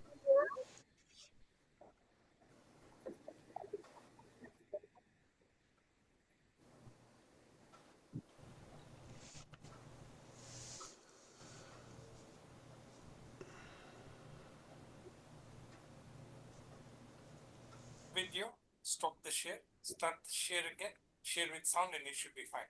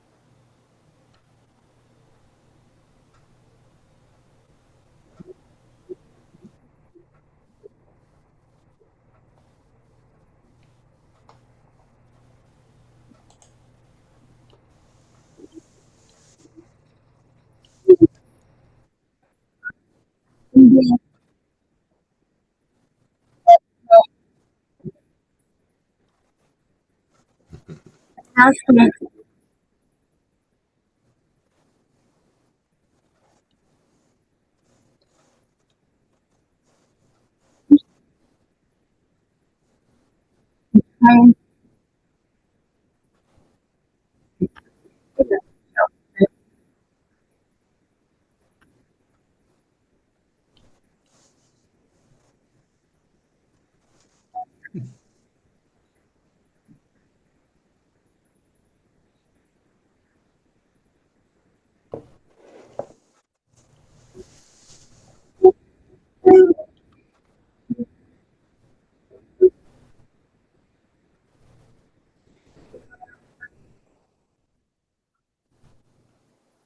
think that maybe you didn't hear anything. I didn't know how to correct that. I'm sorry. But you could see the. Yes, we got an idea. Thank you, Karina. Karina, can we have your song? How can we let you go without singing? No, it is still there in the program. We are not finished yet, Amrita. Okay, okay. I'm Yeah, waiting for can't wait for hearing that. from her. Yeah. Yes, please. Oh, that will be come. Okay, now the next thing will be about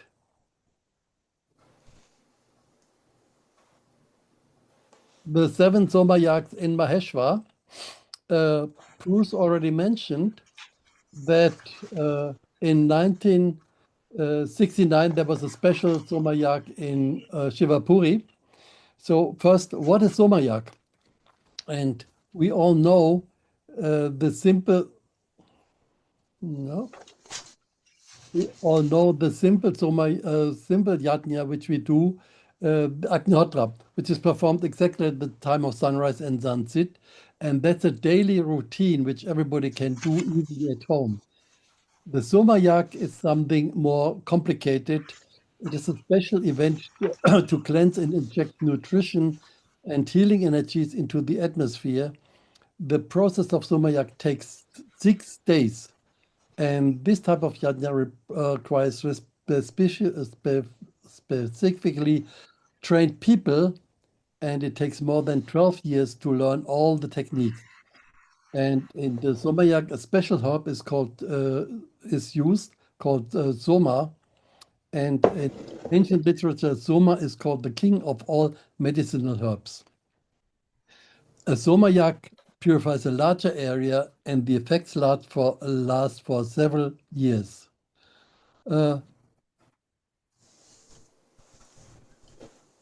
Now, the first Ahimsa Soma Yak in modern time was performed in 1969 under the guidance of Sri Gajanan Maharaj in Shivapuri, Akkalkot, Maharashtra state in India. And this pillar was erected later on to commemorate this very special event. As Barry mentioned, it was 2,000 years, after 2,000 years, the first time such an Ahimsa Soma Yak was performed. And in 2007, Sri Vasant instructed a group of 4 people to arrange a series of all the 7 different types of Soma Yak at the Homa Therapy Goshala in Maheshwar at the banks of Narmada River. Maheshwar is close to Indore in Madhya Pradesh, India. Maheshwar is where the same place about which Fritz just talked. And this was meant as a preparation for a sound current of feeling to be sent out through the Narmada River to the whole planet. These 7 Soma Yaks took place in the period of 2007 to 2017. And here you say the beginning. For the Soma Yak, first thing we need is a big Soma Yak hall. You see here at the bottom the construction of this Soma Yak hall. And then also we needed accommodation. So we built some round huts, which you see on top in the middle. We had a double layer of bricks for insulation. And all is very close to the Narmada River. You see the Narmada River in the backside. And here you see some video.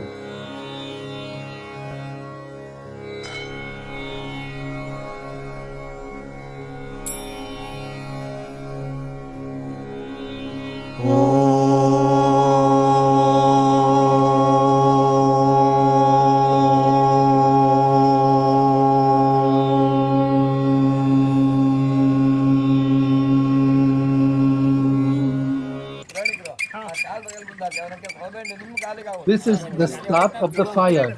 You can't start a somayak with a match. You have to use this method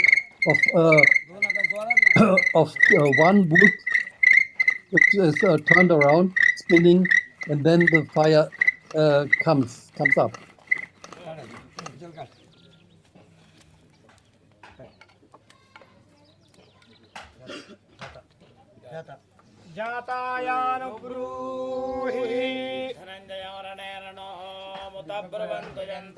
And the man who holds this piece of wood, that is our Yagna man, Hari Apte.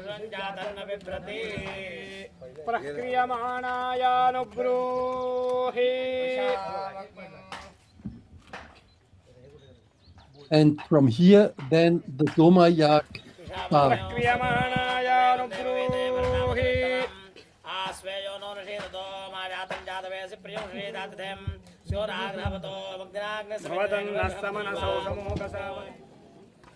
कापट्या दे दो बारीक कापट्या हाँ.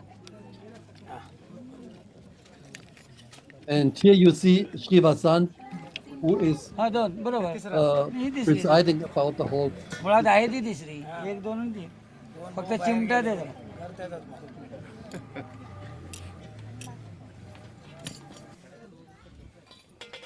And the embers are put into 3 copper vessels.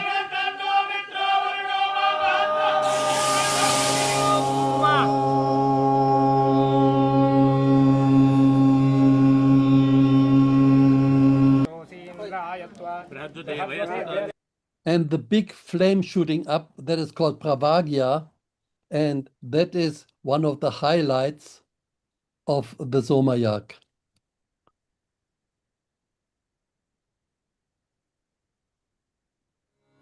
No?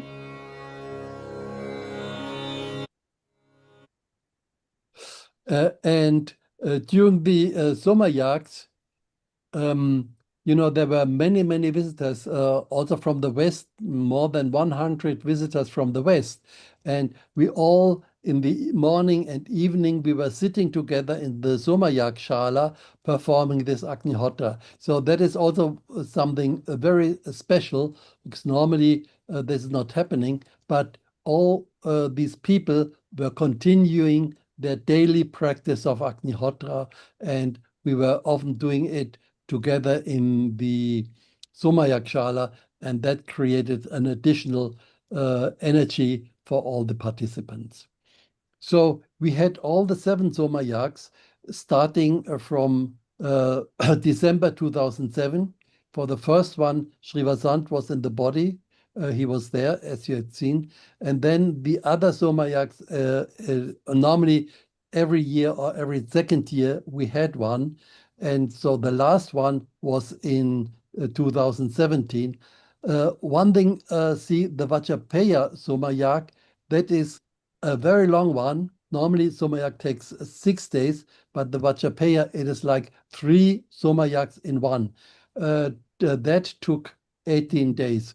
That was very powerful, but at the end also people were a little bit tired. So that was the Somayaks, which we performed at the banks of the Narmada River in this Maheshwar Goshala. And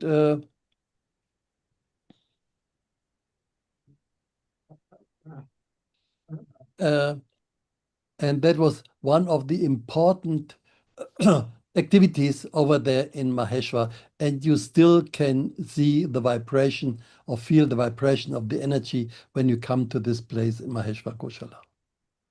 Okay, thank you. Now we move on to South America, and I have to find Jimena. Here she is. Jimena will lead us through this session of South America. Please. Oh, Jimena, yeah, she is from Chile originally. She lived for many, many years in England, near London, and performs Agnihotra also since many, many decades. And now, some time ago, she went back to Chile, lives there with her husband. and lives there near a very special place in Elke Valley. So let Jimena explain the rest. Good morning or good afternoon, everyone. It's a great honor to be here with you to share today the impact of Sri Vasanparanjape in Chile and how Homa therapy spread within this country. Sri Vasan came to Chile a few years after he arrived in the West. In 1978, he came to Chile for the first time. He came on his own, invited by the Great Universal Brotherhood, a yoga organization. A year early, a Dutch yogini, Madheva Vista, came to the country, made contact with this organization, and showed them Agnihotra, and also told them about Sri Vasanparanjape. She also went up to the north and meet a community, a spiritual community that was living in the Elqui Valley. So when Shri came back the year after, his main goal was to go up to the north of the country, to the Elqui Valley, meet with this community, and also open a very special energetic point up in the mountain.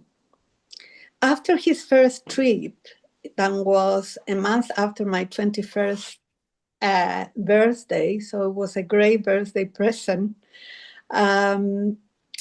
he came back almost every year to Chile, sometimes twice a year, accompanied by some Agnihotra practitioners from the United States.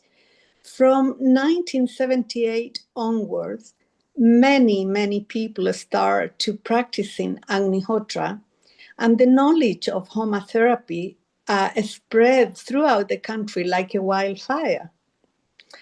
And Chiri always advised us to be close to nature and try to cultivate our own food whenever possible. And let me introduce you to talk more about this profound impact in our country. Let me introduce you to Héctor Rosas, who is the president of the Fivefold Path Foundation Chile. Over to you, Héctor.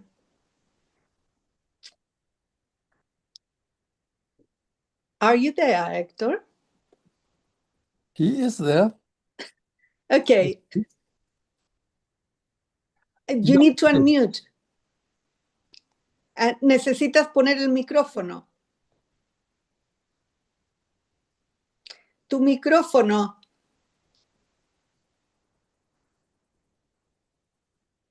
And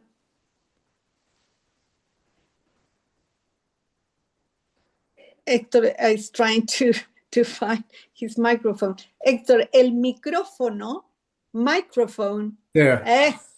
Héctor, over to you, please. Yeah, I was trying to do it, but the host did not allow me to do it. That's why I'm getting now it allows.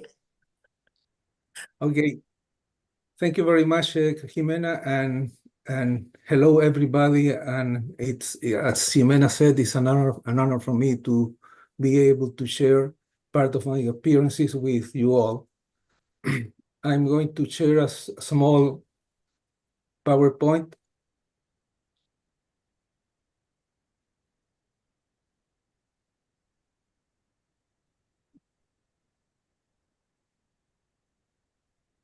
Is that being shared? Yes. Yeah. Okay. This is just a picture of Shivasan that I already saw, but I included in my presentation just in case.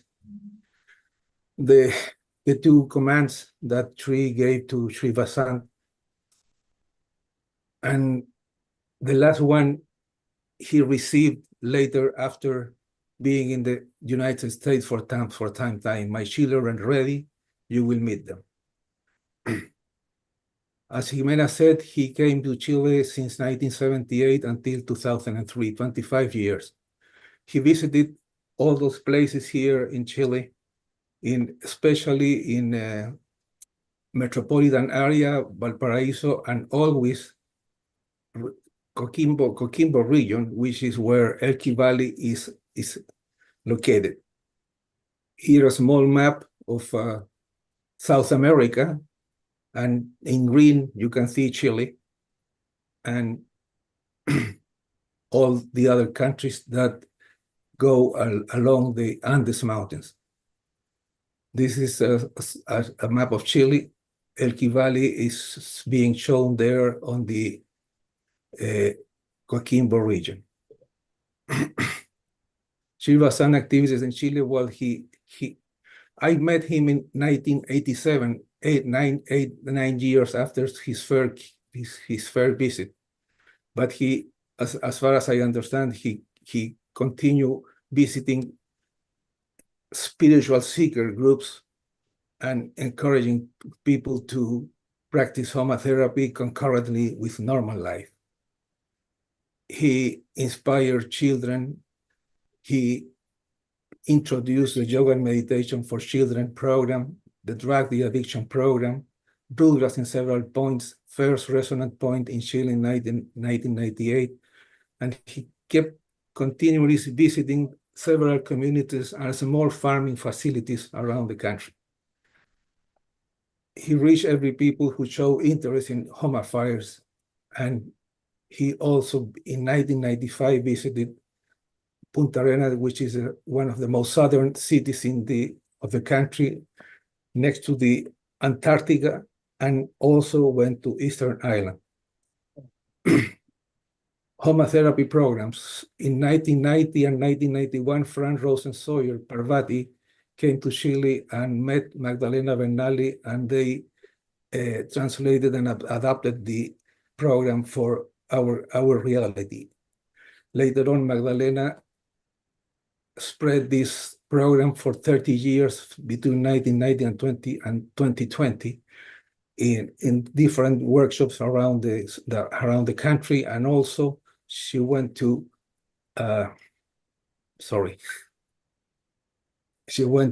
Peru, Bolivia, Argentina to give these workshops. In the late years, he was giving it to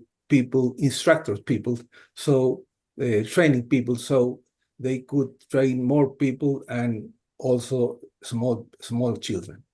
That means people who would know the principle of fivefold path and later on continue practicing it along their lives. Maria Cecilia Mendez also came from Venezuela and was trained by her in Chile, and later on she delivered the program in the north part of South America. Drug addiction system. Alan Hatton also came to Chile and trained people to help people to be de-addicted, to defeat their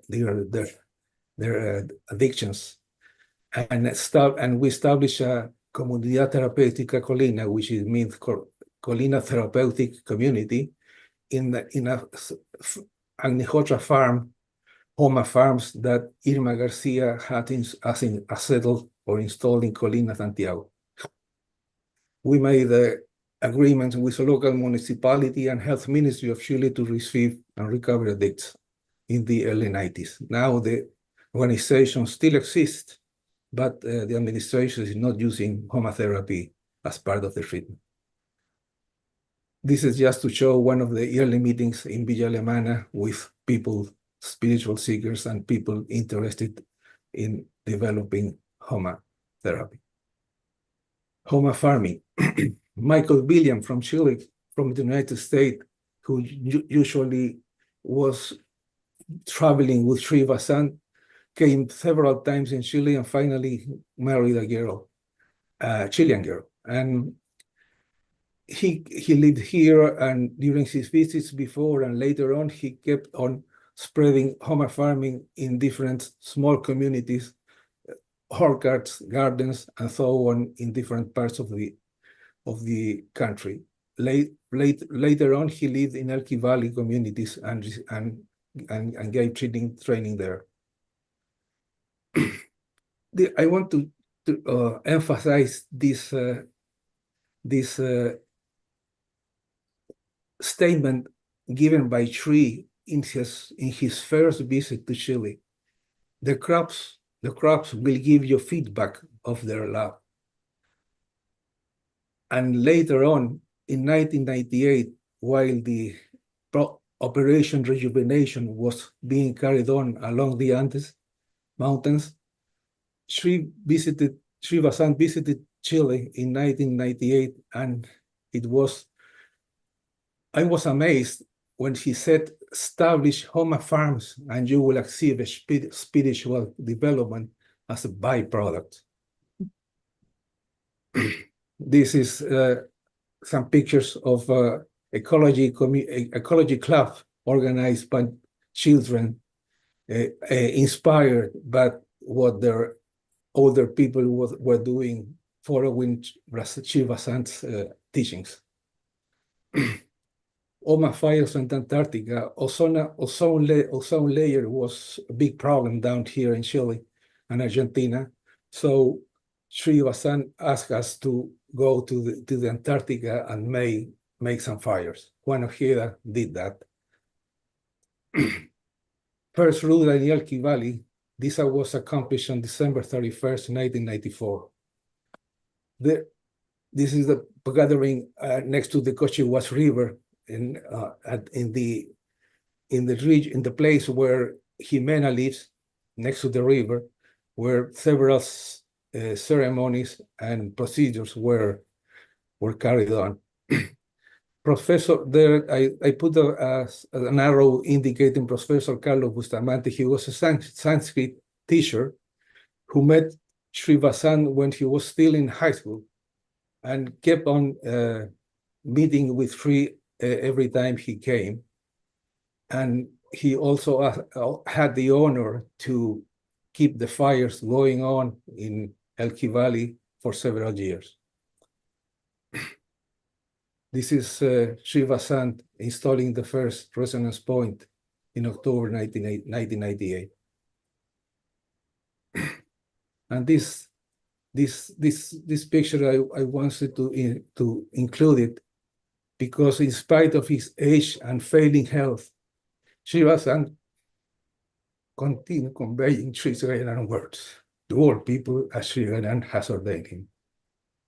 These are the final years of Operation Revelations in the Andes. And when he came here, he insisted in doing an Agnihotra, a Rudra in Elqui Valley and several other places, but his health was declining.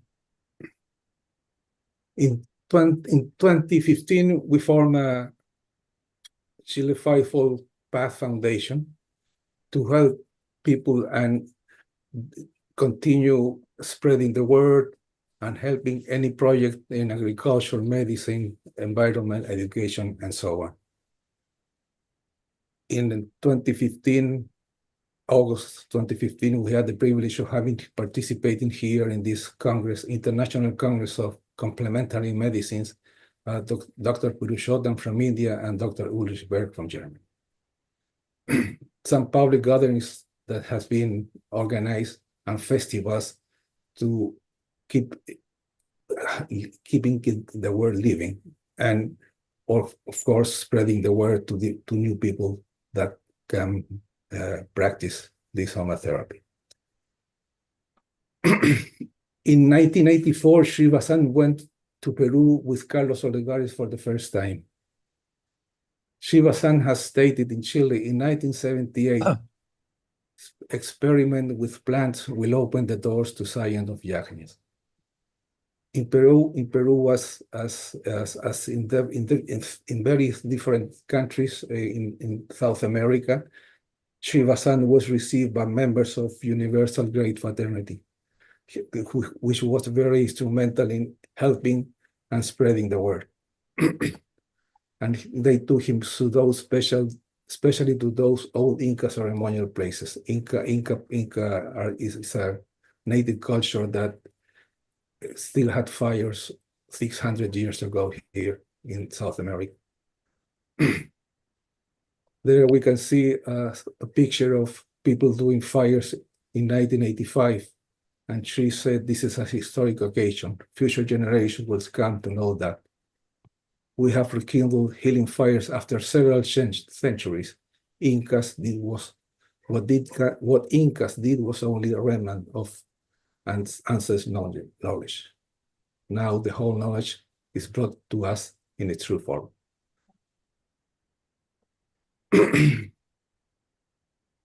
Night messages given here in Chile. Heal the planet, Yagnas. Heal the planet with vibrations of love.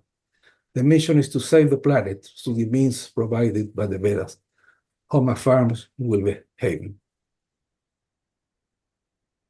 And Thank finally, you. I want to emphasize that several times she stated that Chile and Poland are very important places because, as Jimena said, the fires are widespread along the country. Creation needs love to remain coherent. Human life purpose is to unfold the love within. 5+ is the blueprint to reach our spirit and unfurl the love. Love thy neighbors as yourself is the law. Neighbors are not only other human fellows, but beings that make up the biosphere, all beings that make life possible, microorganisms, plants, animals, and beyond. Thank you. Thank you, Hector. Thank you very much for that amazing insight and stories. We are a bit late and tight with the time. We thought we were at 4 o'clock. Yes, I'm sorry. After, yes. And so I'm not sure if I want to share some old picture from the early years of Shri Vasan in the Elqui Valley. But Karina, could you share a screen? And but we will have to do it fast. Let's begin with the first two slides, Karina. When Shri Vasan came to the valley, this is the incredible view he encountered the first time. Next, please.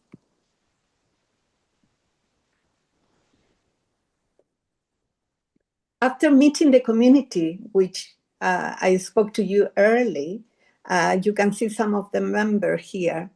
He taught them how to perform Agnihotra because already they knew about the fire, but they didn't have any pyramids, and they used to do the fire in a copper bowl. So he taught them, did teach them how to do it properly, and then give them with several copper pyramids. And they start to practice immediately. The following morning after his arrival, he showed them on a very old map, and he said he need to go to a specific point to do a special ceremony, a special fire, but no one heard of that. But all the same, off they went up to a mountain called Las Tolas, and that is the picture. And once there, something peculiar happened. One of the horses broke loose and ran, and then suddenly stopped. And Shri Vasan said the horse was showing them the exact spot where he needed to perform this special reactivation of the energy of this valley, and as well, and especially, he said he opened a special energetic point of the planet. Later on, an local elder said, in fact, he knew that in the old days, the spot was known as the Una Ravine, and that was the name that Shri Vasan has in his old map.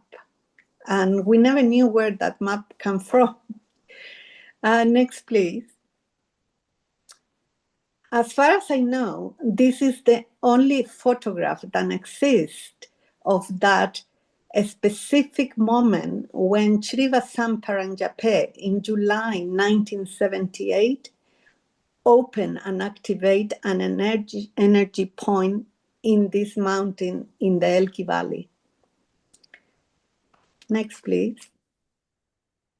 Every time when she came back to the valley, he will spend some quite meaningful and deep time with the local. The gentleman next to him, he was the late Horacio Caniwante, and he was a native tribal chief. And he always waited for Shri with his best horses to take him up to the higher mountain. The other young man used to belong to the community. Next, please. And this lady, whom we affectionately call Mama Julia, met Shri in the late 70s, and a few years later, she left the city and came to live here in the valley. Right until the last moment of her life, she was performing Agnihotra and chanting mantra. She always made sure to visit her when he came to the valley. Next, please. In the early days, whenever Shri came to the valley, he will perform marriage ceremonies, baptize children, and bless the pregnant ladies, and send people even higher up in the mountain to perform a very specific fire. Next, please. In the early 80s, Shri Gajanan Maharaj asked his son Srikanji, along with his sister Srimati Kamalabai and her husband, to accompany Shri Vasant to the valley. And this very old photograph capture that special trip. Next, could you, because the fire doesn't appear there where Srikanji is performing a special fire. Karina, can you, la puedes achicar? Anyway, we don't have time for that. Next, please. These are random photographs of Shri Vasant spending time in the Elqui Valley and doing the fire. Next, please. I will leave you with this last photograph of Shri in the river Cochihuas. She always told us that this river, the water of this river were healing water. And next to it is the mountain, as a stand today, the mountain where he did that special opening. In the late 80s or early 90s, the community closed as such, and the lands later on was divided and sold. And I was fortunate enough by grace to buy one of those plots in 2011. And as Ulrich said, I came back home here in the Elqui Valley 12 years ago. But what I really want to share with you that our beloved teacher, likely knowing what will happen to the community, in the late 80s, he asked a very small group of people if they can buy the land next to the community. And to carry on with this rest of this incredible story, please let me introduce you to Marcela Faundes, who is the president of Bhagavatam Foundation. Marcela does not speak English, so I will translate him for her. Can you please keep the time, Jimena? We are very late. Can you please keep the time? Yeah, because we prepare it for 4 o'clock. No, the duration is too long. It's not that we started late. Marcela, please.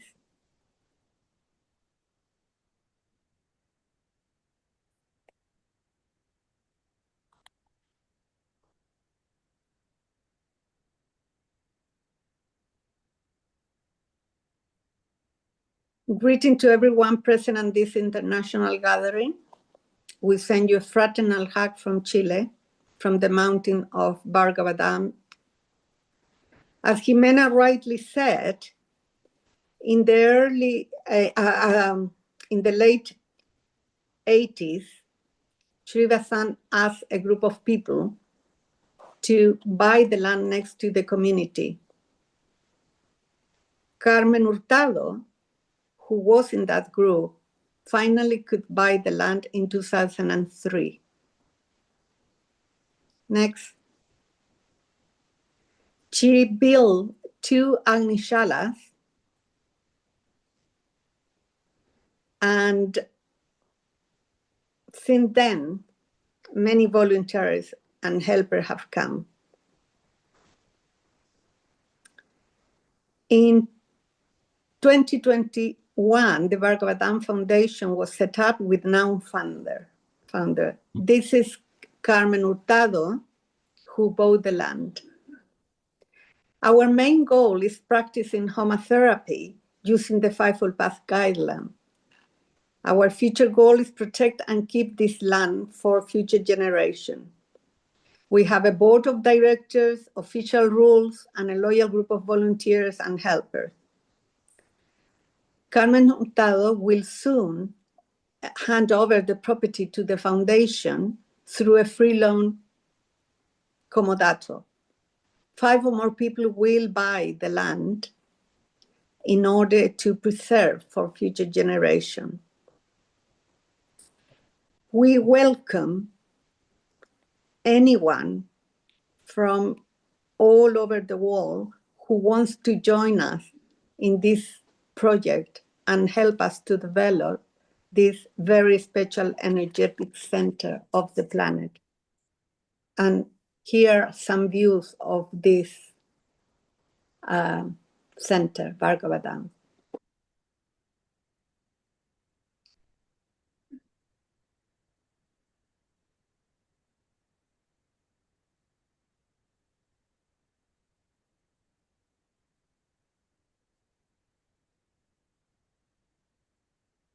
Thank you, Marcela, and I'm so sorry that they didn't give you the possibility to open your microphone. I'm sorry about that. And please, Carolina Morales, it's your turn now. It's a pleasure to introduce to Carolina Morales. She is an agronomist, agriculture engineer, and researcher of Homa farming, and she will be talking about the use of Homa ash in the desert areas of Chile. Carolina, please go ahead and try to keep the timing because they are pushing us for that. No problem. Thank you, Jimena. Hello, everybody. The next, I will present you the scientific research in the Homa farming and the use of Agnihotra hash in the desert areas in Chile. My name is Carolina Morales Pavez. My profession is agriculture engineer, and the research on Homa farming for 17 years old. Yes. Okay. The experience is the northern Atacama is specifically evaluation of productive variables in melons cultivation under 2 conditions: conventional agriculture and organic agriculture with Homa technology. The specific objective is determine yields based on weight and the number of fruit per hectare. Evaluation polar and equatorial diameter and epidermis techniques in melon fruits, and determines difference in the organoleptic quality of the fruits through the measurement of solidos solubles, acidity levels, and sensory analysis. Specifically regarding crop yield, the weight of melon treated with Homa technology was greater than that of those treated with conventional agriculture. Although no significant difference were recorded, this trial was conducted under extreme conditions, desert and arid, and using agriculture method of organics. And the melons activate the waste generally often with conventional agriculture. It's similar. In the other hand, the Homa treatment yielded 32 toneladas per hectare, while the conventional treatment is the 30 ton per hectare. The fruit of the night with Homa technology showed greater preference and acceptance than the conventional growth fruits. Yeah. The result of the hedonic scale test from both treatments are shown in this figure, where the preference for the fruit from Homa treatment is evident with the 44% acceptance for the very good classification, in the contrast for the 13% obtained with treatment conventional. Regarding the following the graph, the acceptance rate of the 11 used for the sampling for the Homa treatment is the 69% compared to 31 for the conventional treatment. Yeah, in this next picture is to show it is a difference week 7, week 11, yeah, gets different, the difference in the both treatment, week 13, week 18, yeah, and the show is the area for both treatment con difference significant, only observation, yeah, in this investigation, the application is use of Agnihotra ash for the agriculture process, uses the yantra, uses the Agnihotra ash solution, and the elaboration, I used the biosol Homa, is a biofertilizant. Yeah, in this product, is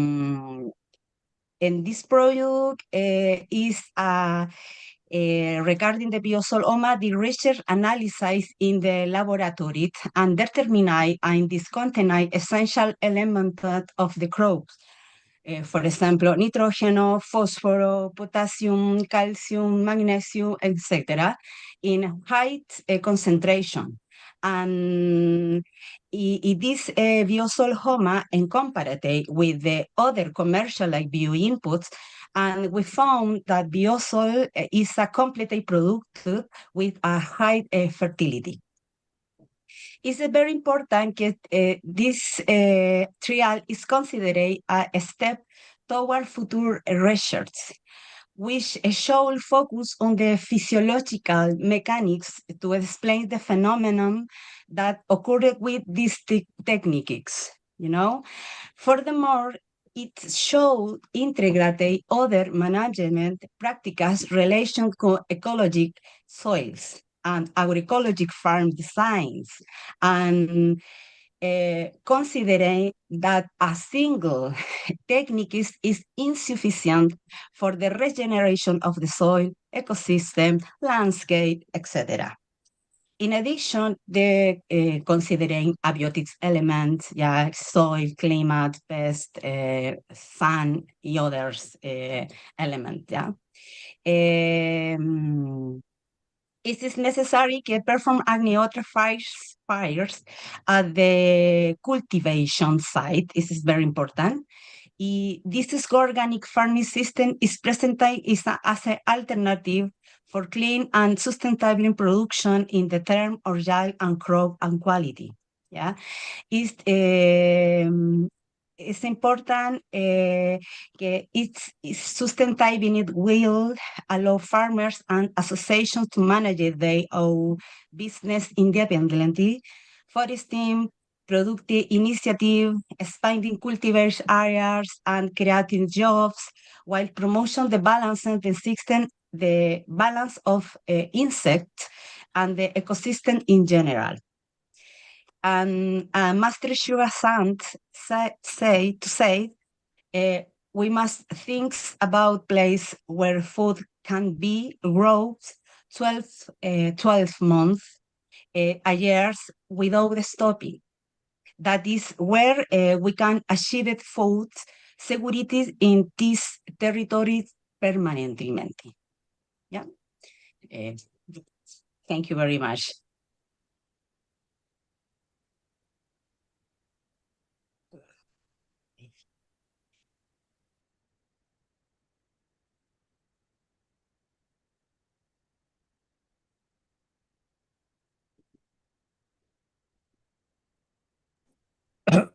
Thank you very much, Carola. That was very interesting.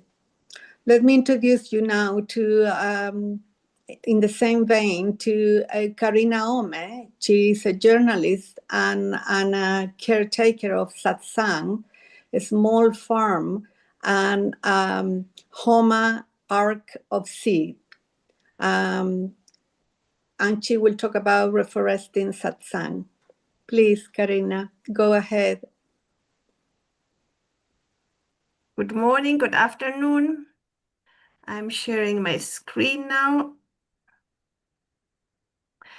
Well, in 2003, in his last visit to Chile, in his different conferences where I could take part, Sri Vasant encouraged us to build Ark of Seeds and also to heal trees with Homa technology. So that same year, I started to collect organic seeds. 10 years later, in 2013, I could buy a land to make satsang. These pictures are from Satsang Farm. And the first thing I did is the Ark of Seeds. So we did a lot of workshops, and I'm still having volunteers from all around the world taking part here and learning about regenerative Homa agriculture. And the trees, we have a beautiful forest, but we have been having also a very dry period from 20 years. So many trees are very damaged with the dry period. And last year, the Chilean Forest Institute started a reforesting program with native honey trees for improving beekeeping. It's in the whole regional metropolitan area, and I could take part of it also with Satsang Farm.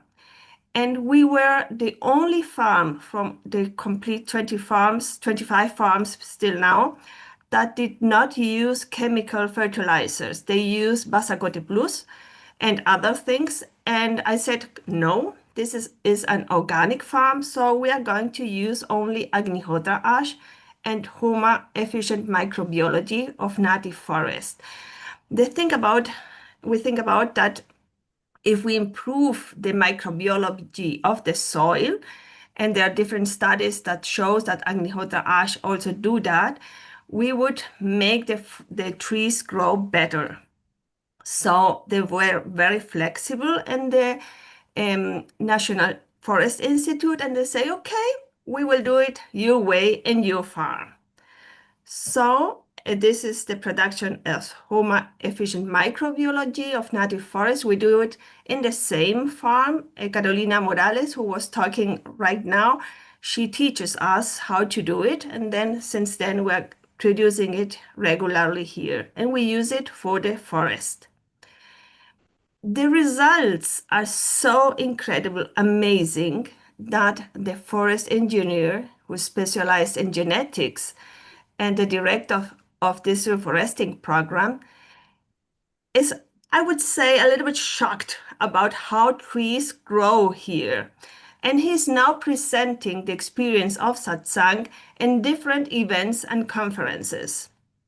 This is a conference and visit to satsang in April of this year. The trees were planted in August last year. So they're just completing 1 year now, right now. And here he's the director of the forest of this program from the Forest Institute. It's from the Ministry of Agriculture. But he also made a conference in the National Beekeeping Congress that took part now in June of this year in Vicuña. And he was talking about Agnihotra and showing the different researches that are made worldwide about trees in Agnihotra or the Agnihotra ash. And here is a comparative, I will show it here, a comparison between a tree in a reforesting, the same reforesting program by a neighbor. She's just 3 kilometers away from my farm. And here the tree, the same species of tree in my farm. She was watering the tree during the summertime every day. I did it just twice a week. She did it like one to 2 times a week during the winter time, mostly twice a week. I did it like every 10 days. And usually this kind of tree is called ghee. They grow between 30 and 50 centimeters per year. Here it grows 1 meter in a year. So more than twice what is usual for this kind of trees. The results are they are higher survival rate, better early growth, improved water use efficiency, and greater resilience to water stress. These technical results are done by the forest engineers. It's not my results. They show the results in the Congress of Beekeeping. But that's not all. So there were this week, the director of the program and the subdirector were again here this week. And now these trees are giving flowers. So they used to give flowers after 2 or 3 years of planting. And here they were just 11 months. So they're so shocked about they're not only growing a lot, so they are also giving flowers. And for beekeeping, it's very important. So now we are giving another congress at the end of this month in another beekeeping congress. And they're organizing a very big event with different kind of authorities from the Ministry of Agriculture, from the local government, from different municipalidades, and with farmers and beekeepers in September to visit Satsang Farm again. And also we are going to take part in other congresses. I will tell it probably in the next events. So it's very great to be able to do also what Sri Vasant told us to do in 2003, invited us to do, as it's to use Homa therapy for healing and helping trees. I really love trees. My great passions are trees, and probably that's one of my main reasons to be so constant with Agnihotra and with showing and proving how we can have how we have a very powerful tool to help them to grow and to survive in this environment. So here is my contact if anyone has some comments or for more information. Thank you, everyone. Thank you, Ulrich and Jimena.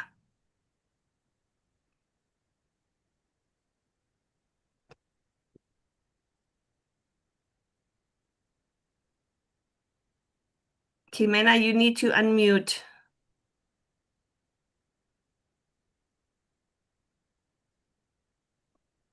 Thank you, Karina, for that, sharing that wonderful work. It's been done in Satsang. And to finally end our section, please, Hector, come back again and tell a bit about Homa farming across South America. But I'm afraid Hector will have to be short. Thank you, Hector. You need to unmute. Ahora. Gracias, Héctor. Here I am. Are you listening to me? Sí, sí, sí, sí. Yes. Okay, I will make it very short because we're running out of time, it seems. I'm going to skip these initial pictures. This is the environmental and agricultural situation, which we already know and we are all aware of it, which is a long-term hunger and death sentence if we continue adding and using agrochemicals. Vedas knowledge, the Vedas provide in concrete form the manual for the proper functioning of creation and the body of fundamental principles. Sorry, Hector, are you sharing a screen because we cannot see anything?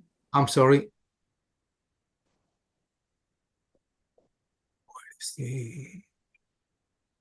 You need to yeah. Compartir. Yes, I thought I had done it, but now it's starting. No. Okay. Okay. Well, I skipped a couple of slides before, and here we go in the direct. This is Homa farming in South America. A short brief because this is a work of 8 years from 1996 to 2004, did by Sri Vasant. The Vedas provide in concrete form the manual for the proper functioning of creation and the body fundamental principles that govern it. This is the principle and the guidance. This is Sri Vasant speaking to us. If humanity wants to survive, he cannot do it independently of environment. Human beings are part of the biosphere, and they must recognize and adjust their lives accordingly. Human beings have responsibility, duty, and privilege go hand in hand.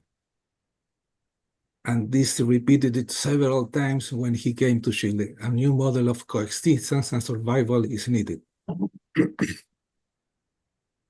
And here we come to understand a little bit more about why he always talked since the beginning of agriculture and Homa farming. Which human activity is most fundamental and closely linked to nature than generation and maintenance of life? Obtaining good food depends on the atmosphere, water, soil, and prana. So 1996, he started with Project Rejuvenation in line with the work she has been given by Sri Yagna. Operation Rejuvenation, rejuvenate the biosphere to massively grow healthy food, to recover physiological and mental health, to improve human relations, to overcome poverty, and to demonstrate how Homa therapy capabilities and deliver pace to beings. The Andes Mountains, to revive all old places of fire, mantras and fires again, to convey words, Sri words to all people, even those who living near and understanding nature better do not have any help from governments and other powers. To help Amazonian area, to give all that people a chance to help nature and help themselves. And most probably other aims which we are not aware of. This is the Andes Mountains that run from 7,000 kilometers from Chile, Argentina, up to Venezuela in the northern part of America. And he traveled during these 8 years, all these countries, from Chile to Peru, to Venezuela, I'm sorry. Chile, here you can see better all the countries, all the 7 countries that related to the Andes Mountains, and Brazil is a big part of the Amazon area. He also went there several times. I will skip this about resonance points because Mary Lee already talked about that. And projects in Peru and Venezuela were carried by volunteers coming from different parts of the world. Aleta McCann from Canada, Maria Maya, Juan Rodriguez, Gloria Guzman, Margie Arana, Maria Cecilia, Ana Maria Mendez from Venezuela, and many others which I may be forgetting. From Chile, 6 or 7 volunteers well to help in Peru projects during several years. Some productions, Homa therapy productions in South America, cabbage, and skipping seeing any video or so, you can have access to all these several details and a lot of information, reports, and so on in this page run and by Aleta and Abel, which I want, and I will take advantage of. Thank you them for all their works in keeping all this valuable information safe. Thank you, Hector. So that will be it. Yeah. No more time? Just quickly go through. Okay. Some of my farming projects: mango, banana, cottonseed, citrus, oil palms, agroforestry. Please see also on terapiahoma.com. Reports on terapiahoma.com. This video documental made by HBO Latin American, Herederos del Fuego, Fire Hearts, HBO Latin American documentary fiction film can be seen, and you can take a look at what really happened here. Okay. Shivasana stated in December 90s, let us go from talking to living the truth. Now is the time, live the love, realize the I am home. And as Karina was saying, keep and say, seed with love, sow with love, grow with love, harvest with love, cook with love, work in community. Thank you. Thank you very much, Hector. And that was great. And with this, we conclude our segment. And I'm so sorry to have to hurry you. But we thank you, the organizer, for giving us this opportunity today to put South America and Chile on the map. And we thank you also, very special thanks to Dr. Ulrich Berg for his tireless work trying to put this event together. May the light of Agnihotra and Homa therapy continue to spread and bring peace to our world. May all of us work in joy, in peace, and remembering. United we stand. So brush up your Spanish and come to visit this sacred and magic land. Gracias.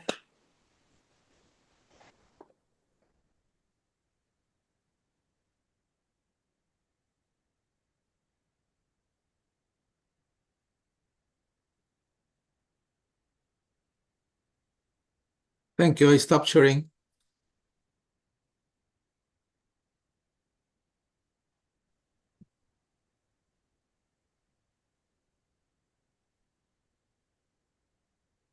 Okay, so thank you, the group from Chile, and thank you, Jimena, for organizing that. And now we have from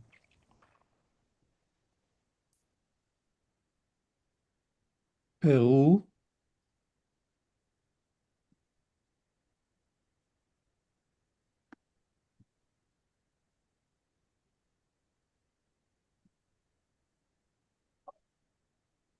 I don't see it, from Peru, Abel and Aleta, who, here it is. Who do a lot of work in South America, mainly in Peru, but also other countries. And let us play their video. Hello, dear family. We're going to show you some photos where you can see how Homa therapy is spreading in South America among doctors and health practitioners. We say that one picture worth thousands of words. Homa therapy has been practiced in state hospitals, clinics, Homa healing centers, schools, universities, and public and private institutions of Agnihotra can be seen on the faces of the participants from the very beginning. Therapy is peace for body, mind, and soul. Peace for the children, the parents, and the whole family. It is peace in the urban and rural areas. Homa therapy is peace for the animals, the plants, and the whole ecology.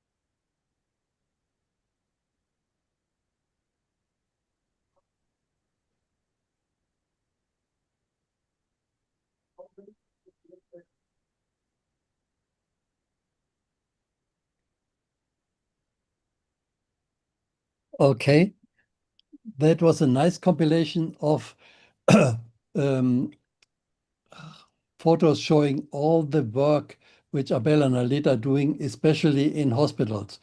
So many people in hospitals come together, patients and doctors, to perform Agnihotra, and they also have wonderful results there. So that's really great. And they travel to many countries in South America and also to India. Now, the last part of this section on South America is from Barry Ratner, and he will tell us more about some video which was taken in South America some time ago. How much time is allotted to me? 3 minutes. Okay, I need 3¼ minutes, but I'll try to be fast. 3 minutes, 10 seconds. Okay, start the stopwatch. Okay, so Hector mentioned this HBO film, Herederos del Fuego, Heirs of Fire. This was made in the year 2000, and it's quite impressive in terms of the quality because it's HBO, and it's in Spanish with English subtitles. We wanted to show you some excerpts from it and play it, and we investigated getting permission from HBO to do that, so we didn't go to jail for copyright violation. And it was so complicated that we decided not to do it. Plus, they asked for confidential information, and there were so many countries involved. So, as a second choice, I will read a couple of things that Sri Vasant said in that film. I'm pretty sure he said these. So one thing at 29 minutes and 49 seconds, he says, these broader trends of pollution are affecting many things. For example, the drop in sperm count. Men now have a sperm count that is half what it was 20 years ago. The increase in several types of cancer, breast cancer in women or prostate cancer in men, is linked to chemical products, especially chlorine-containing chemicals, which are the most persistent and bioaccumulative. Then at 31 minutes and 18 seconds, he said, life in the soil. In the 15 centimeters of fertile surface of the soil where life is, there is a microorganism there that normally, when chemical products are used, can be killed. So, with homotherapy, we create the opposite effect, and that microorganism begins to develop strongly. And lastly, we are directly at the site where the Kotosh people would celebrate something similar to what is being done now. It means that this tradition is extremely interesting. 4,000 years ago, the ceremony was daily here, but now I see that for 4,000 years this afternoon is being repeated. Today is March 9, 2000, and that seems extremely interesting and very instructive for what the cult of fire means. In my remaining 42 seconds, I'll just say two quick things.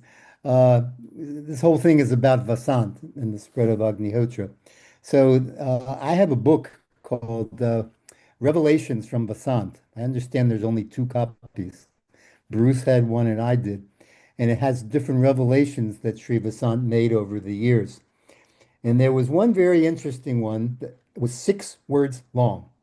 And it said, Russian, let's see, Russian airliner crashes, Polish government dies. Well, 33 years later, in the city of Katyn, commemorating a World War II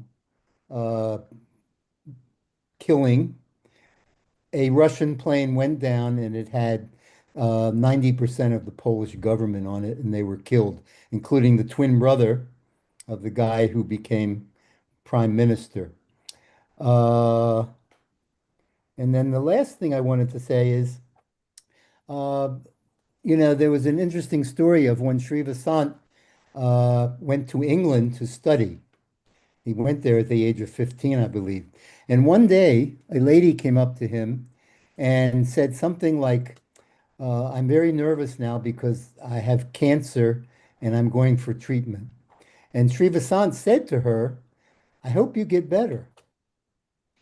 And when he found out that the next day she was cancer free, he figured out that this siddhi, this power that he had, he vowed never to use it again because I don't know all the reasons, but I suspect there's an interference with the law of karma when one does such things. And if one is doing healing, I think it has to be done under rigorous disciplines. And thank you all. This was an honor participating in this program. I traveled with Sri Vasant for 17 years, driving him around a lot and cooking for him and going to classes and all that. And again, it's an honor to honor him. Okay, thank you, Barry. Now, Están emocionándolo. oh, we have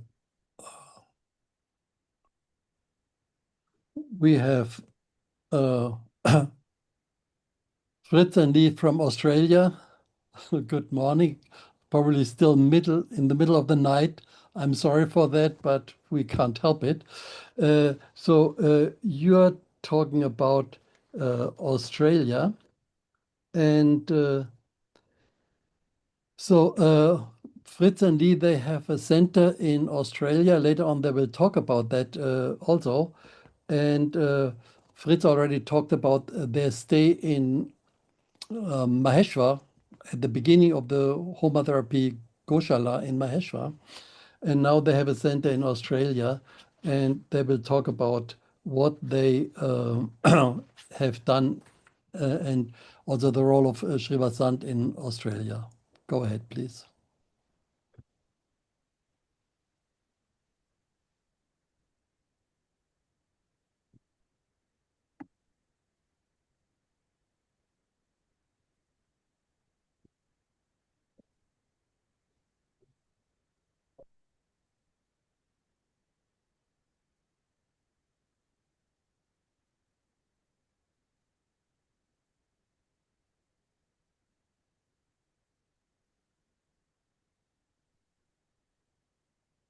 Can you please unmute?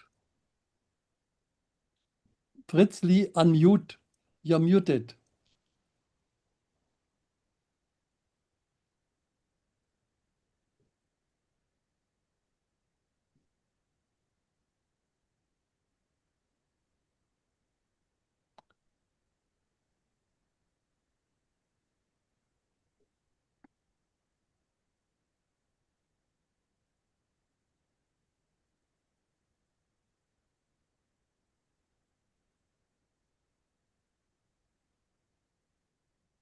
Unmute. Now you're good. Okay, now. Okay, Yeah, sorry. good. All right, so Sri Vasant's travels and work in Australia. Can you please make it full screen? Full screen. How do we do that? No, I can't make it full screen, sorry. Okay. Try view. View? View at the top. Enter full screen, maybe. Click on slideshow at the top, and then click from first slide. In the middle, at the top on the menu, you'll see slideshow. On the top. Menu. Yep. Look for slideshow. Fourth from the right. It's on the right. Okay. Your Zoom bar may be covering it. Hmm. Or press F5 on your keyboard. F5. Okay. F5. Okay. Yeah. Thank you. Sorry for the Right. difficult start. Okay, so Sri Vasant, his travels and work in Australia. So it all begins with a much younger Jarek Bisberg, who now lives in Poland. He was searching for a Sadguru when he was very young, in his late teens, I believe, and he came across Sri Gajanana Maharaj. He also met Sri Vasant at Sri Gajanana Maharaj's ashram in India. And in 1974, Sri Gajanana asked Jarek to take Agnihotra to Australia. Once in Australia, Jarek performed Agnihotra at various festivals and gatherings. So in 1979, Kel went to a mind-body healing festival, and Jarek was there performing Agnihotra. When I came, she went into a deep meditation, and when she came to, she looked at this man and said, "Teach me this fire." Another major personality in Australia who was teaching Agnihotra is Eleanor, and Eleanor met Kel in 1989, who introduced her to Agnihotra. Eleanor has left the body, but just prior to leaving the body, she travelled along the coast of South Australia performing Agnihotra as a service for protection of the coastal area.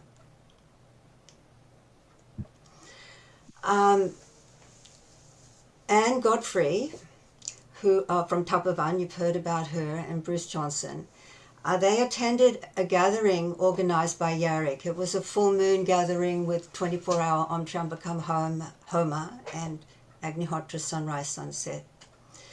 Anne was so impacted by Agnihotra that she immediately took up the practice. And though her partner Bruce was very skeptical and academic, he fully recovered from asthma due to Agnihotra practice, and he immediately took up Agnihotra himself. They teamed up with Jarek, and the spread of Homa therapy started gathering momentum in Australia.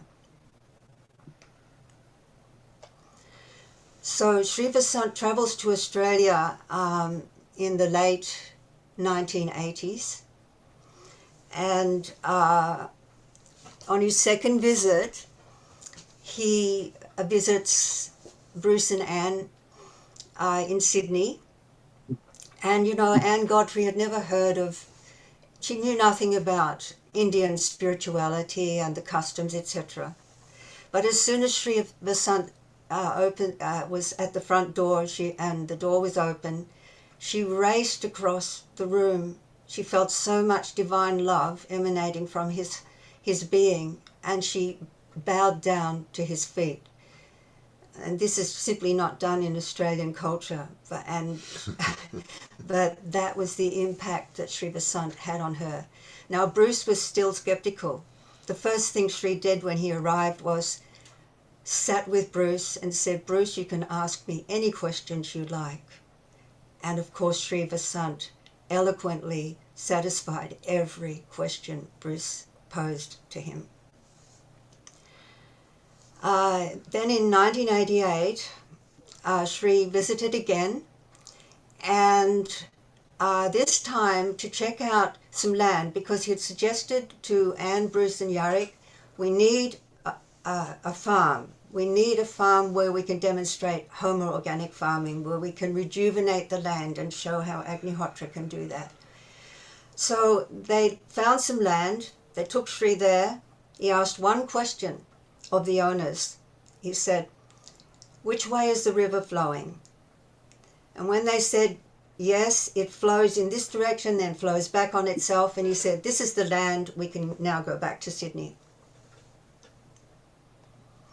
So here's some pictures of Sri and Yarrick and Bruce and Mike Billion and Godfrey. Here's a symbolic picture of the light pouring into Australia with Sri Vasant's visit. In one of his visits, he said there's 3 things needed in Australia: a non-profit organisation, a Homa farm, and a Homa therapy teaching centre in which eventually continuous Om Triambakam Homa should be performed. Well, he said this in 1987, and by 1989, all 3 were established by Bruce, Anne and Yarrick, seemingly by grace. And when the Homa Centre was set up in Sydney, in a suburb in Sydney, very quickly 15 months of continuous Om Triambakam Homa took place just by a handful of people, namely Bruce, Anne, John Tilker, my husband, whose name I've forgotten, and myself. That's how nervous I am. Anyway, another thing that Sri asked of Bruce was set up a printing press to publish a free magazine called Satsang to promote Agnihotra.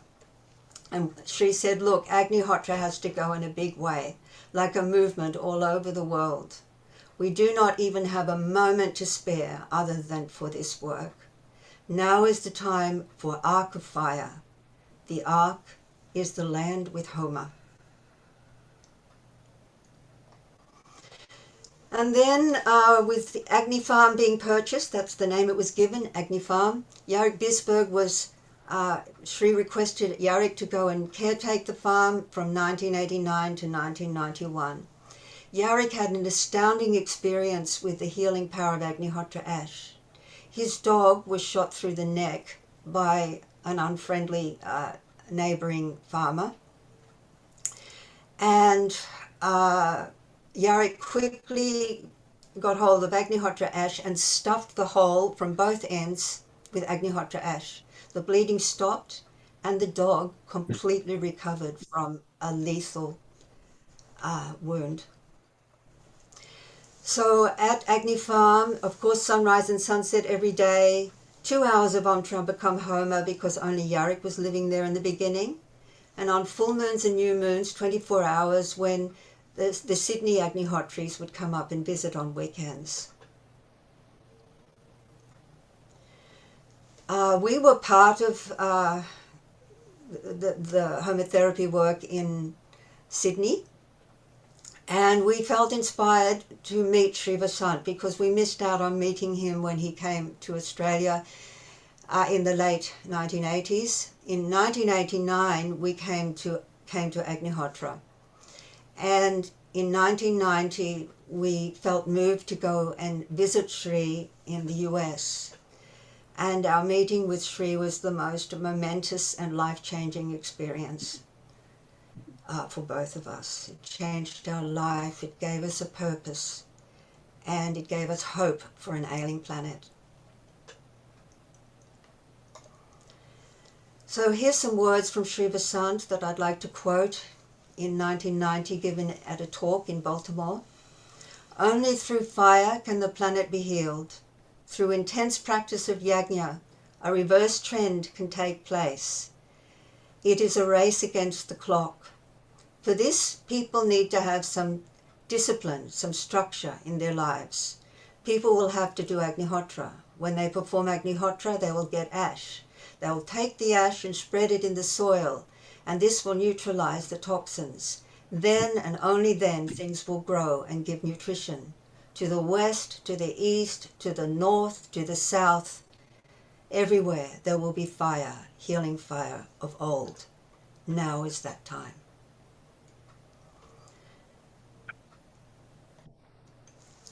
So in 1991, Sri encouraged, In 1991, Sri encourages Yarrick to move to Poland to caretake a new Homa farm established by Dr. Ulrich Berg, also called Agni Farm, by the way. And then Fritz and myself became the caretakers of Agni Farm in Australia, along with John Tilker, from 1991 to 1994, and we taught ourselves how to farm organically with the aid of Homa. Many gatherings took place with kirtans into the night, and they were the most wonderful experiences. And in 1995, during one gathering, 62 Agnihotras were performed, along with 24 hours of ceaseless Homa, and the energy on the land afterwards was sublime, like a paradise. So this is some shots on the farm Fritz farming, Anna there helping Anne Godfrey, our daughter Anna, to pick blueberries, the kirtans, Bruce doing Yagna in the newly built Yagna. Then Sri gave Fritz, my husband, guidance. Please set up an Agnihotra pyramid press. And now Agnihotra was one of the few Homa centers in the world that pressed their own copper pyramids. And we were asked quite quickly after we set up the press, and we'd moved to our own Homa farm a year later in, I think, 1994. Sri asked us to send 1,000 pyramids to Peru because so many people were taking up Agnihotra in Peru and they needed pyramids. So by grace, with a couple of volunteers, we somehow pressed 1,000 pyramids and shipped them over to Peru. Another major experience that we had when we were living at Agni Farm was that a direct disciple of the eternal Babaji, Yogi Ramaya, he visited Agni Farm to do an initiation of Kriya Yoga students. We continued doing the Homa program. We didn't attend the initiation. And we continued to do the Homa farming. But at the end of the retreat, he called us to his side in front of all his devotees, and he quoted, "In the future, this place will become a place of pilgrimage.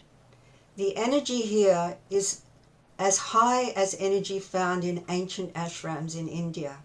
And he was referring to the homotherapy practices that we were doing.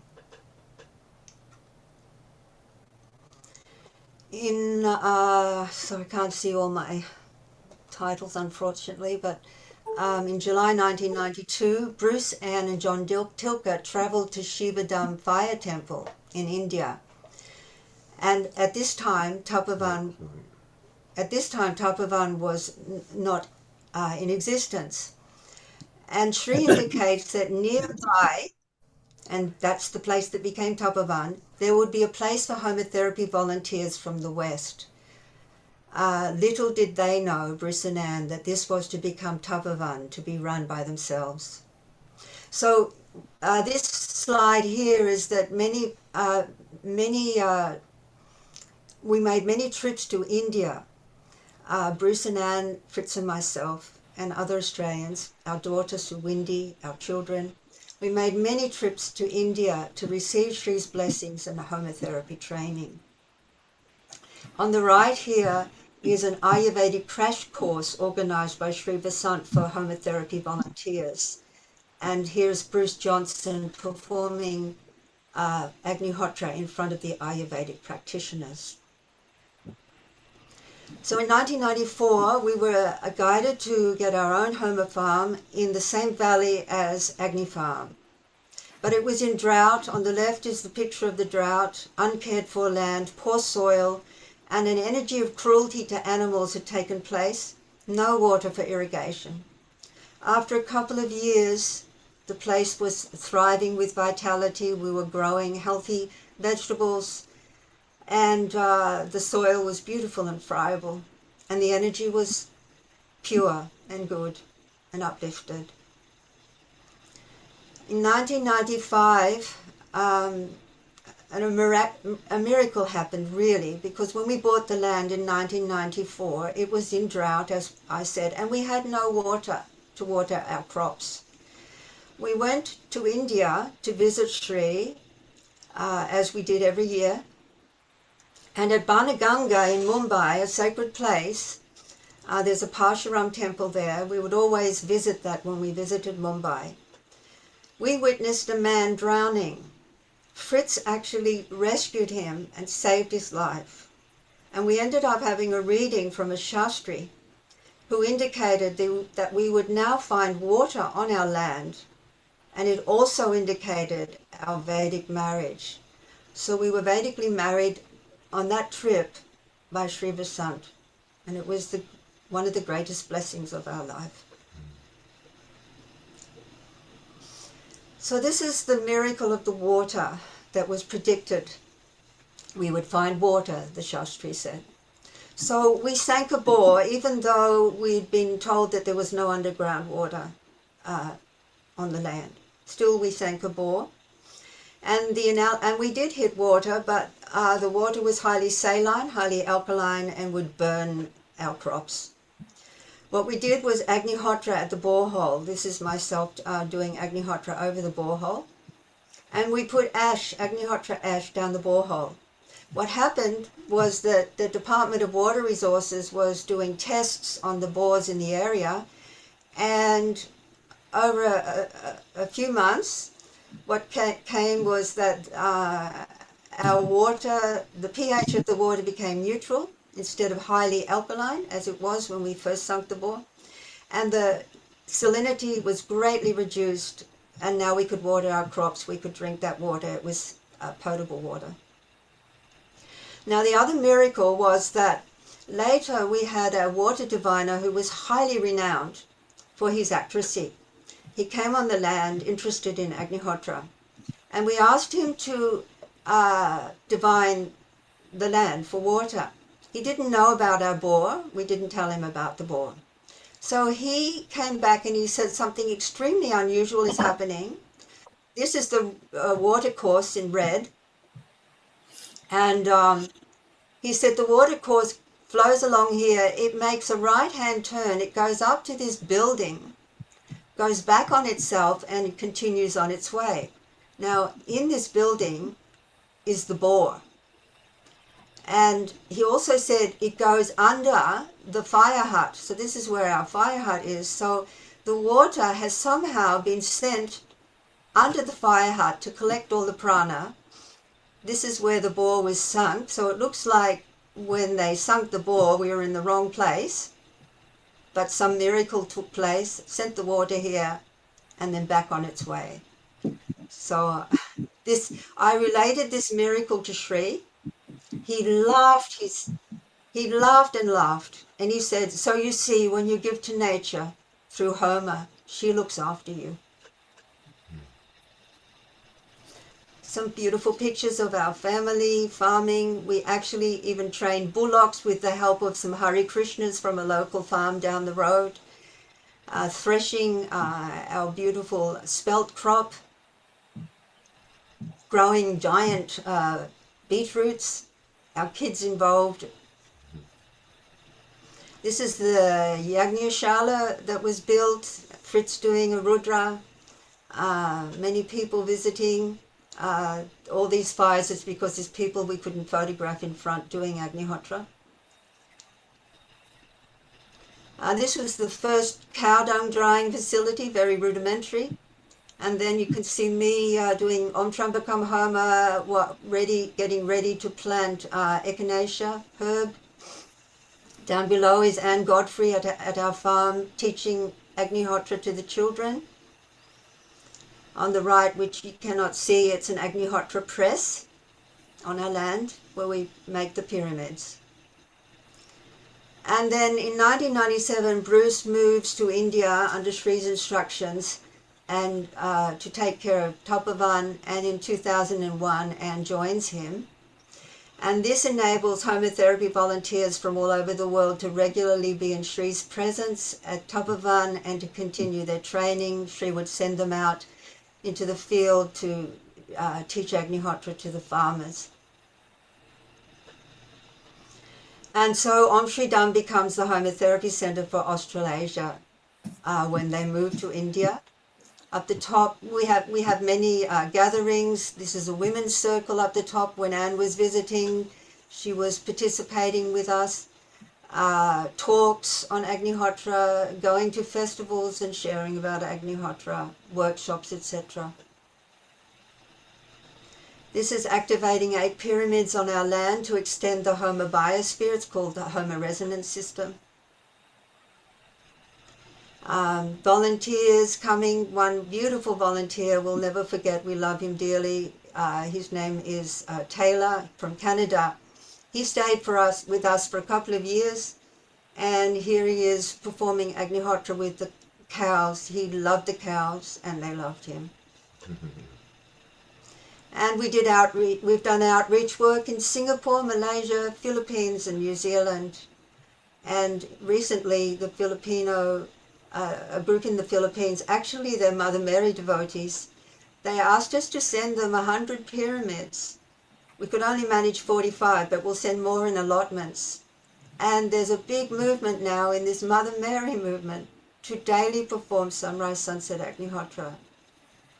There's farmers in that movement as well, so I think the Philippines are undergoing a big mission of moving into a higher energy with Agnihotra. So Sri advised us to build a Homa retreat center for the coming times, and we've been doing that over many years. The footings for the center was established in when was it? 2004, perhaps. And it's nearly in completion now, our center.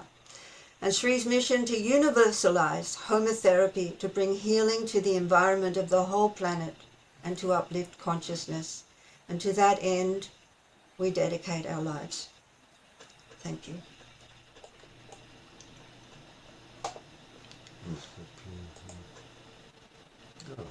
Okay. Thank you. Okay, Lee and Fritz, thanks a lot. That was a wonderful presentation about your place. I hope sometime I will be able to visit that also.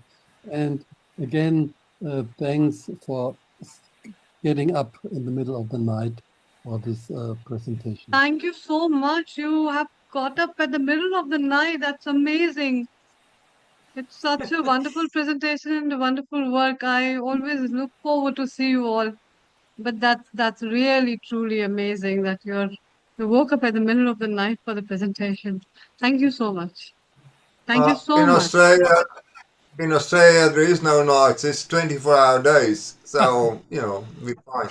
Well, that's his way of joking. Okay. We wouldn't want to Day miss and this night is anyway. individual perspective. Sorry? We would not want to miss this anyway. We want to participate. We I want to listen understand. to everybody. And moreover, through Agnihotra, you are spreading the light. So how can there be night around, As you're spreading the light always. So there's no possibility of having a night. Thank you so much. I appreciate it. Okay, Thank you to Sri. Thank you to Sri. Om Shri. Thank you. Now, can you? Oh no. Yeah. Now we will go to the next session, and that is about present time global centers. And we'll start with Eco Village Bugaranya. Who is presenting that? Oh, Karina Sovindi is doing that. Please unmute yourself.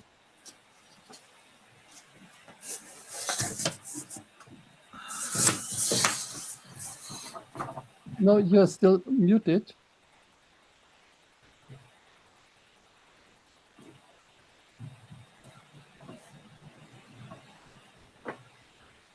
It's the organizers that need to unmute. Allow her to unmute.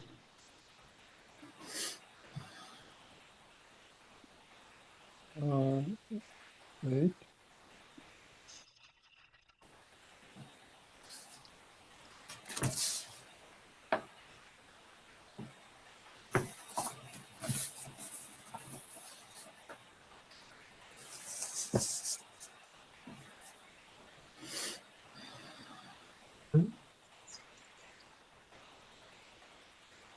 Hello, can you hear me now? Now, yes.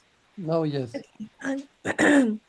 I have a presentation on Eco Village Bugaranya. I'm just going to share the screen now. And yeah, thank you, everyone. It's been wonderful to hear all the stories.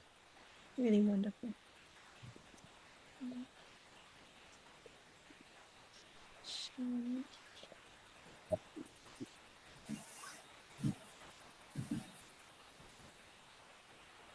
Okay. Can you see and can you hear? Yeah. Okay. Village Bugaranya, the Honey Farm Community and Education Center, the only one of its kind in Poland. Since 1995, our ecological farm has grown into an expanding international community with people of all ages, all of whom are dedicated to healing the environment. Through daily sunrise and sunset Agnihotra, 5 hours of on-train becoming Yagna per day, 24 hours on-train becoming Yagna on new moon and full moon, regular Rudra Yagnas, plus other additional yagnas held throughout the day, our place has a truly rarefied and magical atmosphere. Our gardens, animals, and all of nature thrive under such conditions. Heal the atmosphere, and the healed atmosphere heals you. We invite you to come and experience Bugaranya anytime to benefit from the healing atmosphere. We are grateful for all the people involved in supporting this sacred land over 30 years. Zaczyna się od naszej intencji, zaczyna się od włączenia tego naszego wewnętrznego kompasu, że dobrze, ja chcę iść tą drogą, nie wiem jeszcze jak, nie wiem jak tam dotrę, ale ja czuję, że to jest ważne dla mnie i wiem, że ja jako jednostka mogę mieć wkład w tym, żeby tworzyć lepszy świat, świat, gdzie ludzie są szczęśliwi, świat, gdzie widzę, że natura nie ginie na moich oczach.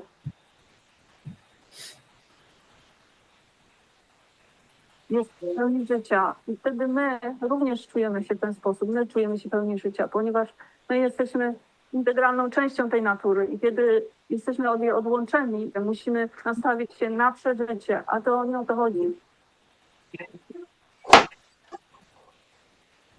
Najpierw była Agnihotra, którą poznałam, że tak powiem, zakochałam się od razu i ona zaczęła wprowadzać różne zmiany w moim życiu. Stałam się bardziej radosna, ponownie połączona z naturą i od razu odezwała się we mnie taka chęć, okej, czemu tylko ja? Warto byłoby przekazać innym ludziom tę wiedzę. I to gdzieś kierowało mnie na fundację. The higher purpose of this foundation, it makes me and gives me a big balance to my life and also to the life of my family. And I think when people come here, they feel that and they leave this place with tools that are life-changing, tools that can help them with their health. They're helping the planet in a deep, fulfilling way. We have a lovely connection with the animals. They don't live in fear. They live till old age.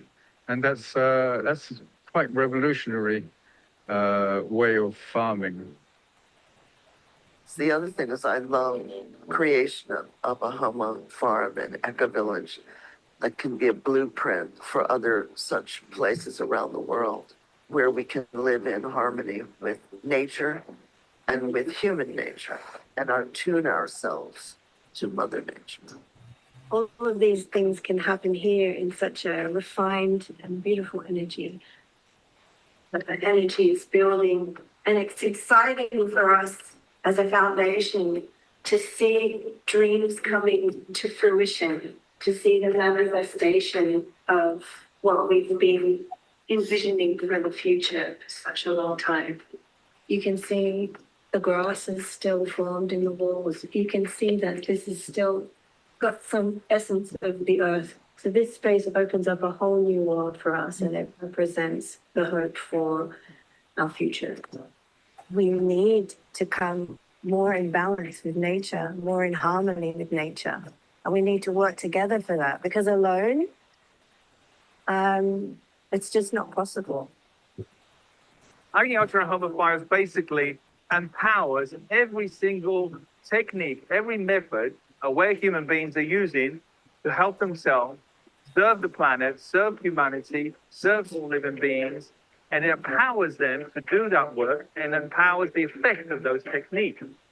Do it, add it to what you're doing, and you're helping every person around you and every living being around you.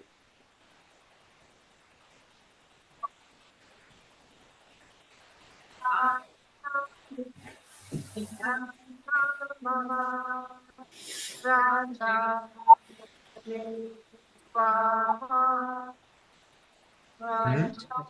Music will be like this. don't think so.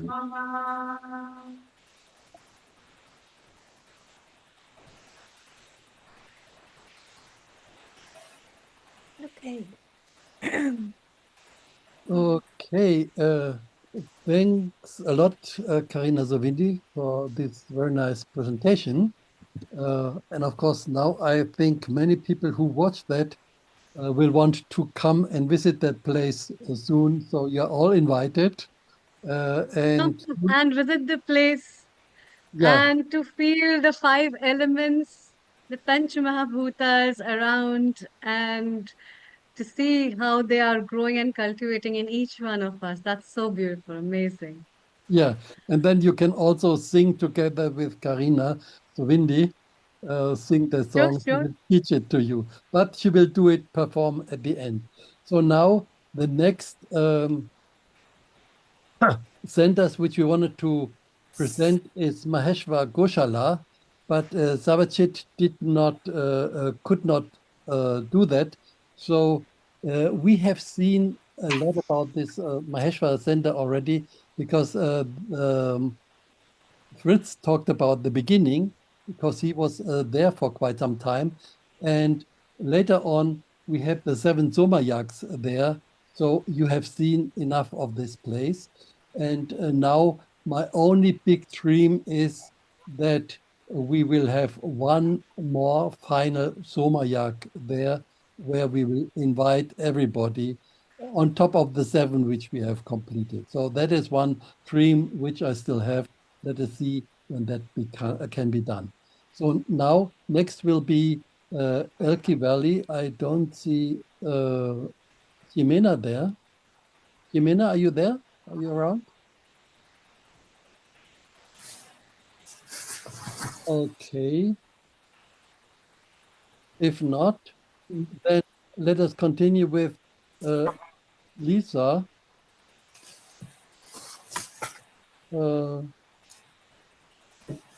Can you please share your screen and show whatever you presented on Medicine Homa community?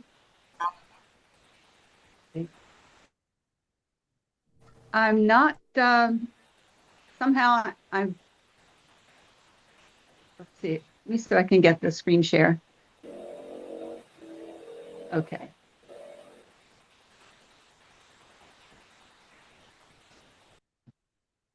Can you see it? Yep. Okay.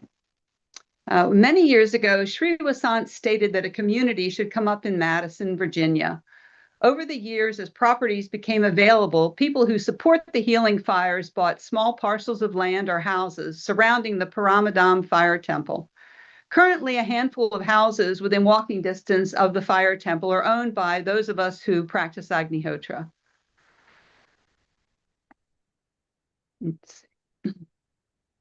The Madison community, located on a large lake, is a place of great beauty, peace, and solitude. You can just see a little bit of the lake in the background here. We certainly have that benefit of nature. Paramadam is the heart of our community.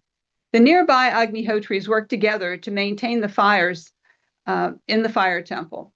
The healing atmosphere created by Agnihotra and 4 hours of daily Om Trambakam Homa provides an ideal environment for spiritual rejuvenation and healing.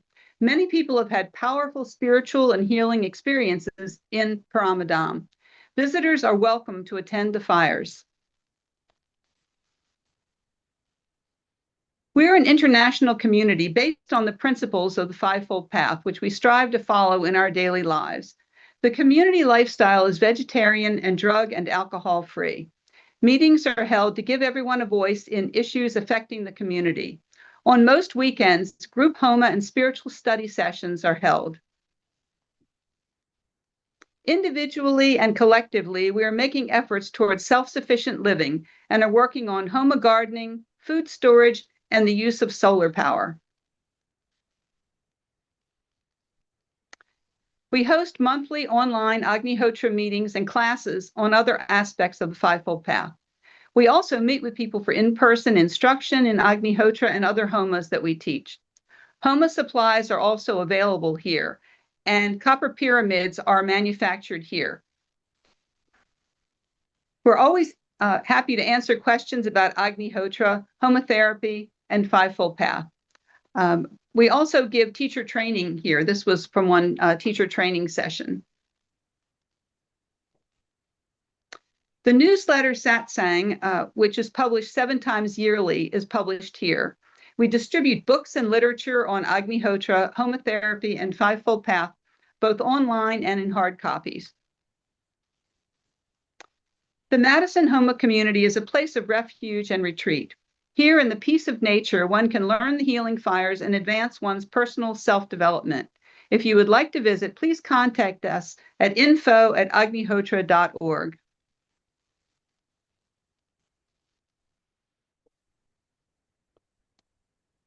Okay, thank you, Lisa. So now the next thing, I think, I guess, Henry, you will talk about the Baltimore Homa community, correct? Please unmute. Henry, please unmute. Okay. Okay, now fine. Yes, yes. Okay. So my apologies, but one of the things we're having satsang now. So there's 15 people in the other room. Oh, sorry. Well, no, it's fine. We're just finishing up and they're starting to eat now. But that's why I've been running in and out. Okay. Okay. So Baltimore Homa Community has officially been an organization since 2007. Originally in the Baltimore area, there were 3 groups, and we talked about some of them. The Homa Farm that was in Windsor Mill. There was one in East Baltimore. There was the excuse me, the third one. Bottom line is there's one large group now. It's called Baltimore Homa Community. We have a 28-acre farm in Westminster in northwestern Maryland. And we've grown food there, had CSAs. A CSA is a community supported agriculture where people buy in once a month and they get food 2 or 3 times a month, like that. We're just getting back to doing farming there because that's been shut down for a minute. We've had cows there, and just recently we've let the cows go that we have, but the plan is to get the cows back by next spring, like that. In the meantime, we have been doing workshops, retreats, all kinds of gatherings for different groups of people. One of the things we were doing, and we got funded to do this, was to bring young people from the inner city out to the farm. And that was interesting because they're used to the inner city. And they would come out on the bus and they would look out and they said, "Ooh, there's bugs out there," or it looks like this and looks like that. That's how they would start off because they're not used to being in nature. And that would last about 5 minutes. But in about 5 minutes, they'd be chasing the cows, running up and down the hills, doing yoga, playing drums. We would have people come and teach them drums, certainly do the fires with them. So we would expose them to an Agnihotra lifestyle. And we've been doing that for a while. There's so many young people through the farm and other ways we've exposed them have become aware of this Vedic way of looking at life and have assumed so many practices that have been health promoting for them. So that's been really good. Now we have we have satsang out there at least once a month. Many of you know Maria Broom. She now lives out there and is our farm manager. We have people camping out there. We had horses. When I think it was Fritz and talking about the Taylor. Taylor lived next door, and he had his horses there for his girls. So he was there all the time taking care of stuff. We would have dancing classes with Maria and all kinds of self-development for adults, for young people, just expanding our outreach. And like I said, we're getting back to the farming piece. The other piece that we do, we talked about resonance. We have a resonance center. It's run by Tom and Ann Kuto at their home, which is 10 minutes from here. And daily fires are done there. There's a shower to do the yagnas, and there's another shower that just is where Agnihotra is done. So between those two and here at my home, we do satsang every week, and we may have anywhere from 2 to 25 people, just depending on the day and what people's schedules are like. But it seems to provide a lot of support. Today, the topic was joy, talking about some of the quotes that had come from Orion on joy, looking at the difference between joy and happiness, and just having people discuss those issues together. And that was very inspiring, very inspiring. What else? And we're in a state right now of transitioning. There are more young people coming into BHC. When I say young people, I mean 50s and younger. A lot of our elders who've been around for a while have transitioned, you know. So we try to expose a younger group to the fivefold path, and they've been very receptive, taking over some of the administrative pieces, working on the committees, and doing the things in a way that a 77-year-old might not do it. You know, they're a little more familiar with a lot of the technology and stuff like that. So, and one of the goals we have is to do more media outreach. We have podcasts that we do and other things, but we want to reach more and more people because, as we all know, these are those times that we were given this for, and things are in transition like that. So I think that's short and sweet, but that's the essence. Baltimore, Homa community. If you're ever in this area, please contact us and, you know, come say hello, spend a little time with us, or stay with us for a while, like that. Okay, thanks a lot, Henry. Yes, And I'm sorry that it was during your satsang period. no, that's all right. Okay. So now the last of these centers is Om Shridam. Oh, I you want think to say something? Dr. Ulrich, Sharon Okay. has Okay, go ahead. to ask something. Global Namaste, Sharon. Can You're you please muted. Sharon, you're unmute? muted. You're muted. Still muted. You have to unmute her. Okay. Okay. Can you hear me now? Yes. Yes. I'm thrilled, Henry. I grew up in Baltimore. Ah, yes, yes. And we're the same age. And my family is still there. Yes, nice. Yes. And so I would love to be able to tell them where to go, especially the grandkids and the great grandkids and all of that, because I'm sure they're very, like my brother's grandson is totally brilliant boy. He's been on Healing Our Earth, Finn, and he's so into gardening and all of these, interesting things. Sometimes he comes on the show.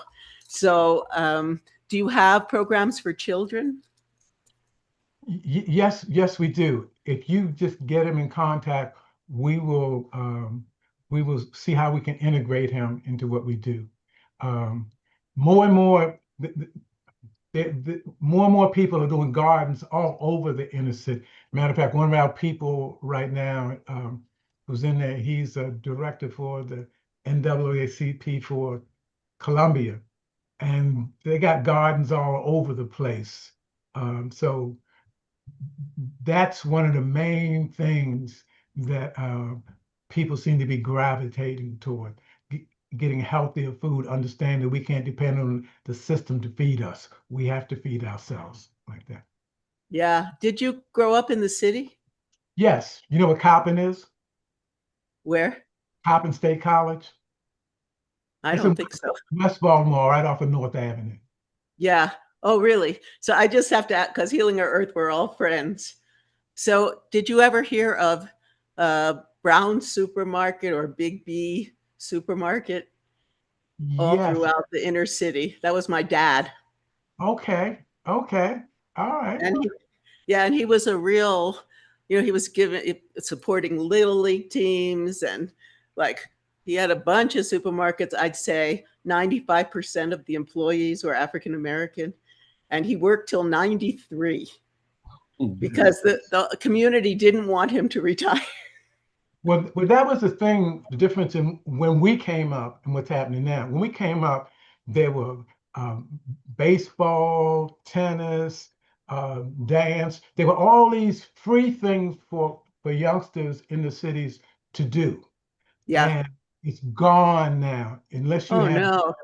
to pay somebody, it's not available. The That's only horrible. thing, the only thing that's free is being on the corner doing illegal stuff. Oh, no. Well, then we need you more than ever. Yes, and one of the things we do here, and we started this back when we were doing power hatting, is we'll go out and get on the corners, and it'd be anywhere from 5 to 10 of us on the corner doing fires, and have been on. There's a very big drug corner north in Pennsylvania Avenue, and Yes. we've been out there doing fires, about 10 or 15 of us, and people on the street who work in the corners come up and thank us and just sit down with us and just absorb the energy like that. So it connects us with the community.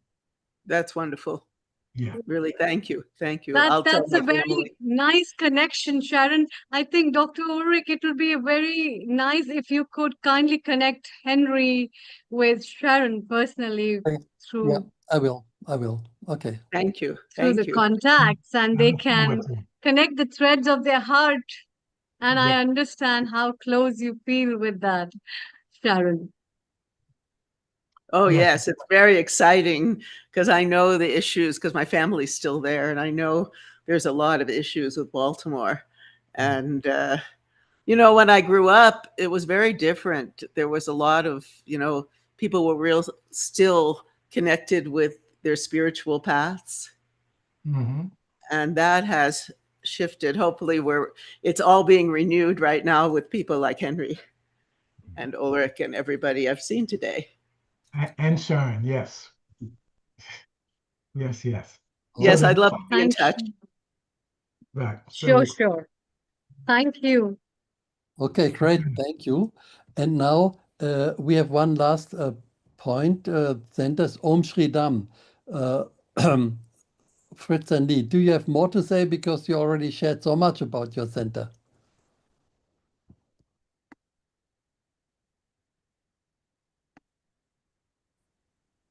You are muted. You are muted.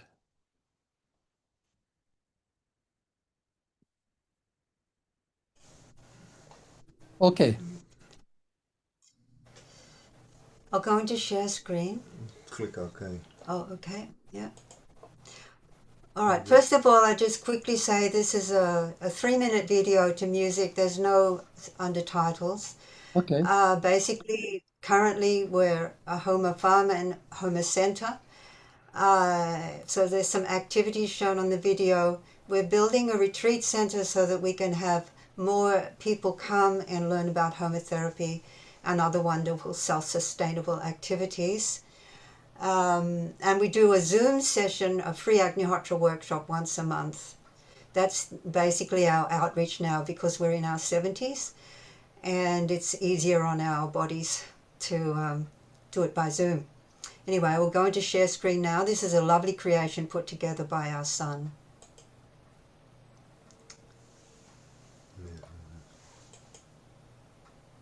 You click share. See.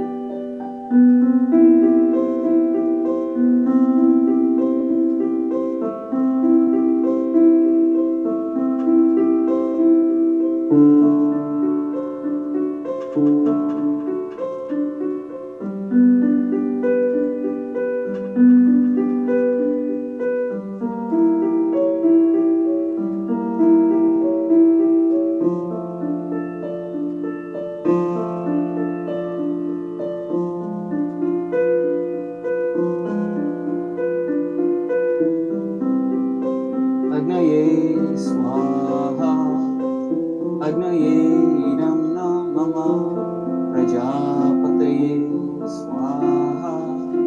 प्रजापतये जन्म मम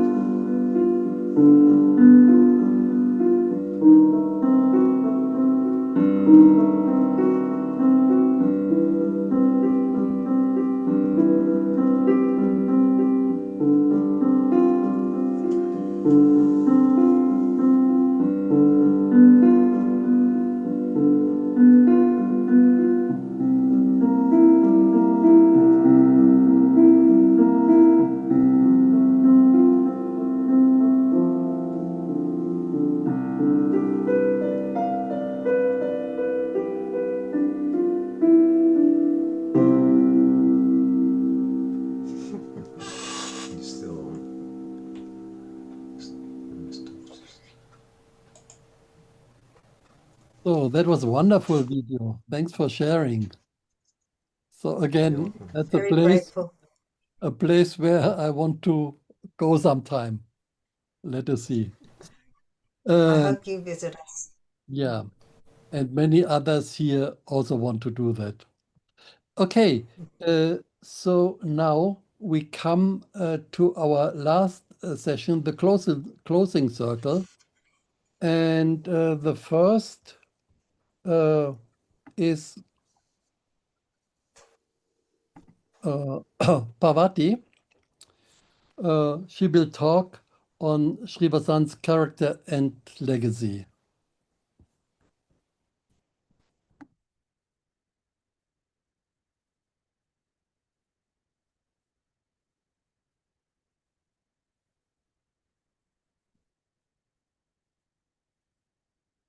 You have 10 minutes and you are muted.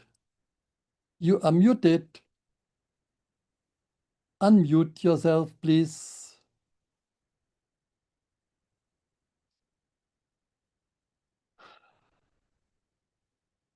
One button at the left bottom. No, yeah. Now. Okay. Hello? Yeah. Okay, you can hear me. In about 7 minutes, it's Agnihotra right in the middle of my presentation, but you'll enjoy the fire during Agnihotra.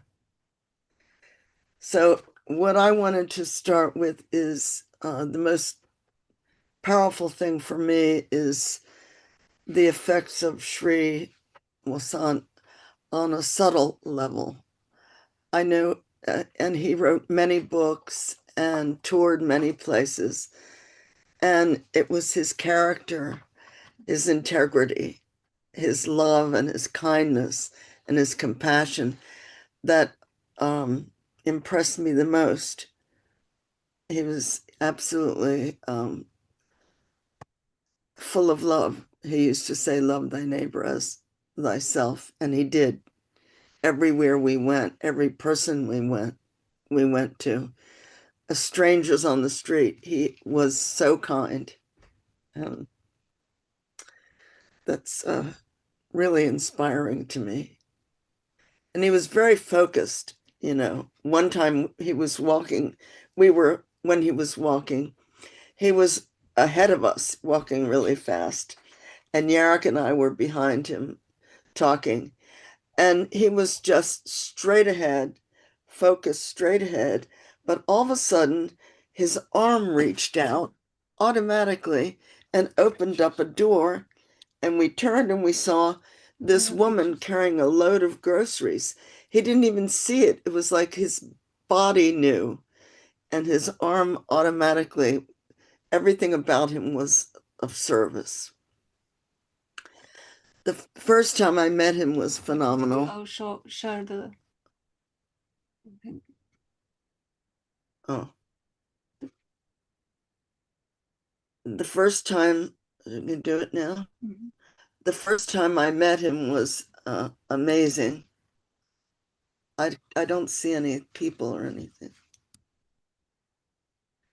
Okay. It's on both.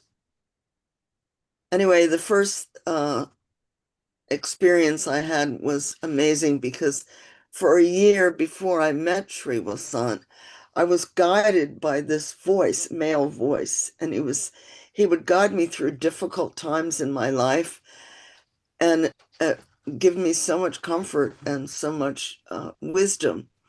And I had no idea who the person's voice was that I was hearing, but I recognized it as truth. So I followed it. And then I started Agnihotra in 1975, ages ago. And my teacher, Karen Webb, told me all about Sri Vasant. And I said, oh, I must meet him. So I telegrammed him and said, I will go anywhere where you are, anywhere. And he telegrammed me back and said, I'm coming there. And then when I met him, he opened his mouth to speak.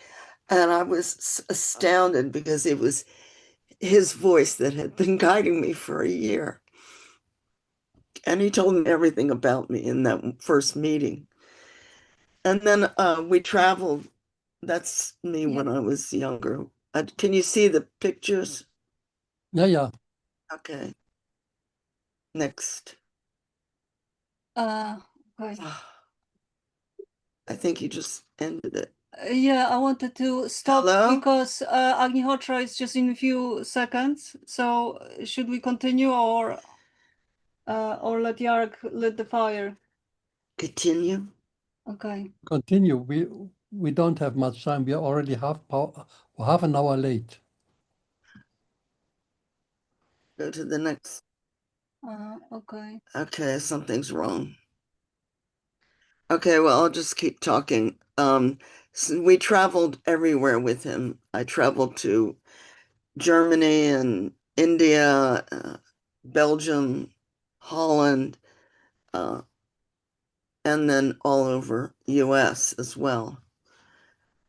And he had a lot of patience and kindness with people. I remember, this is in Kochivas. It was a sacred river. I remember in India, in Aurangabad once, some man came and he was yelling at him in the train station, are you a Christian? Are you a Christian? And he kept at it and he wouldn't stop and stay there. And he wouldn't stop. And then finally Sri turned to him and said, gently and kindly, he said, oh yes, I am a Christian and a Buddhist and a Jain and a Muslim and a Jew. And the guy was freaked out and ran away. But he said it with so much love and embraced all faiths at the same time. This next slide is when I was with him in New Mexico. We had gone to a center in Taos, outside of Taos, New Mexico, and we went out from the building. We were in a really nice center, and then he said, let's go, so we were out in the car. The landscape was cactus, cactus, and cactus. And so at one point he just said, turn left, turn right, turn left, turn right at the different cactuses. And then all of a sudden in the middle of this field, which is shown here, he said, we'll do a fire. And so we did the Viruti Homa. And I received a message saying that this was Holy Land, Anasazi Indian burial ground. And then So we sat in meditation. And then when we left, there was a ranger, and he said, "Oh, you have just been to the Anasazi Indian ground, burial ground." And it was like confirmed within 30 seconds. 30 seconds, yes. How much time we have? What? 30 seconds to Agnihotra. 30 seconds till Agnihotra. We'll stop for half a minute. So we'll stop for a minute, half a minute, and Okay. then continue. Okay. 20 seconds.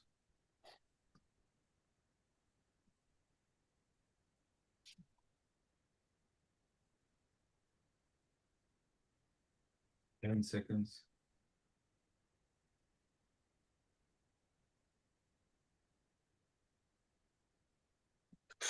Agnaye svaha, Agnaye idam namama, Prajapataye svaha, Prajapataye idam namama.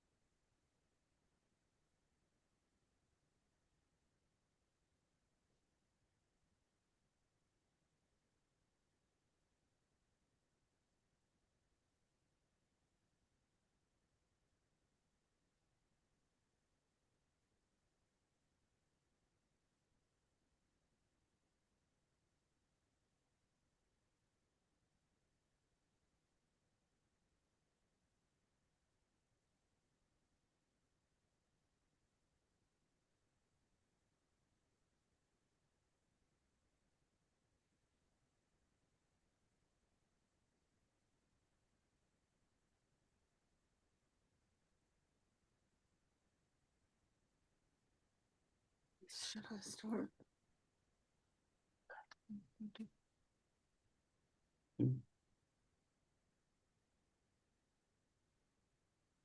It's done over there. Oh, okay. Okay.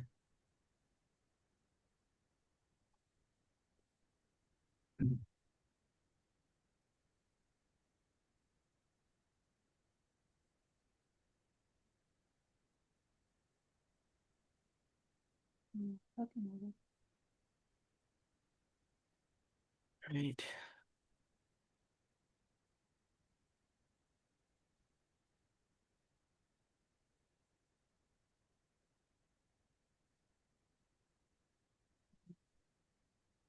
Trey was full of joy. He always used to say, "What when you're on a spiritual path, it's not necessary to have a stern countenance or, over serious." He always encouraged us to be joyous, more joyous. It was really amazing. Joy, and he loved music. Once my son was playing rock music, and the person who was with Sri Vasant said, "You cannot play that, not with the guru." And then he turned to them and held his hands up and said, "Let him play what he wants, because ultimately, all music is mantra." I thought that was wonderful. This is us surprising him with a version of the Fivefold Path puppet show. This is Sri Vasant outside of the temple in Pramadam. Not in Poland. Sorry, in Poland at Brigorania. And then this was, the next slide is of Sri Vasant. And he said, now I would like to send light to the world. And everybody gathered in his room. And he chanted mantras, and it took some time. It's quite beautiful. And at the end, he checked people, if anybody took photos. And Darlene had taken a photo, and she said, well, I don't think it worked out. And he said, well, show it. And that was it. You could see the light pouring out of him.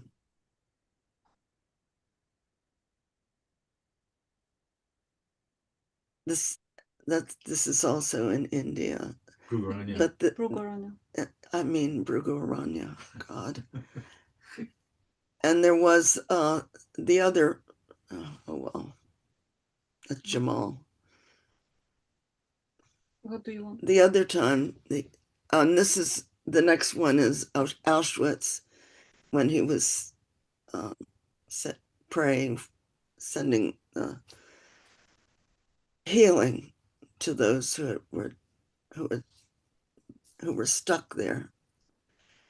And then, did we see this already? Yeah. We saw that. Of them. Okay. Oh, and here, the next one, this is in India.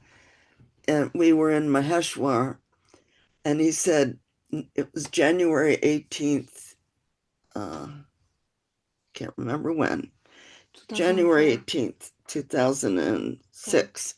And he said, we have to go and send light to the planet from this rock, this place along the Narmada River.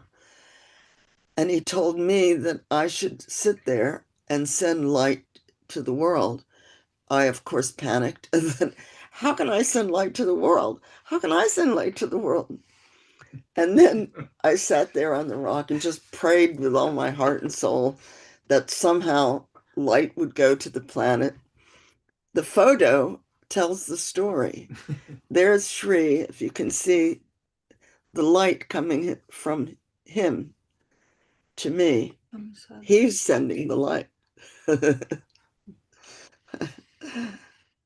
And you can see it looks like Orion constellation in the background. It was an amazing experience, and a lot of orbs, but the light shows up. So lest you think you're doing something, it's really all the divine. And this is the cover of the Messenger of the Sacred Fire. And he was very aware of the subtle world, but he was also grounded. He was always encouraging people to start gardens and to create Homa farms and communities where people could live in harmony with nature and with their human nature. And he treated people with kindness. And that was, for me, his greatest message. His love that was beyond. I'm going to just read one short paragraph from Messenger of the Sacred Fire. Sri Vasant said, we had never sought to amass followers or devotees, disciples. It was never our intention to do so. Still, it happened that those who adhered to the Fivefold Path began to work with great devotion and diligence to teach homotherapy around the world, to start programs based on Agnihotra. It is those people to whom we are most grateful. We are most grateful. Okay. Thanks a lot, Parvati. That was really nice, giving some insight on the character and what it means being next to Sri Vasant. And now, next thing would be Karina Sovindi with her song, but I don't see her. Can anybody call her? I sent her the message, but she did not reply. It's Agnihotra. Yeah, but Yeah. I know. You're right. My Anybody phone is calling her? not working. Maybe yours will work. I'm calling her. Oh, there she Oh, she's here. She's here. Okay, great, great, great. Thank you. I don't know why you couldn't see me before. I was here the whole time. Oh no, your video was not on. Anyway, Yeah, it was. Oh, She okay. was So, there for so long. Yes, yes. yeah. okay, so I was blind. My fault. Okay, so I'm going to play the song written by Parvati and I hope you enjoy.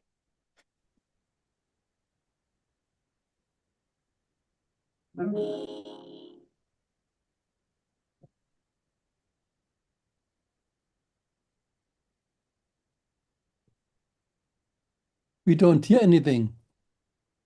We don't hear anything. Not just about us. Okay. Yes, yes, we can. Just about us. It's about our,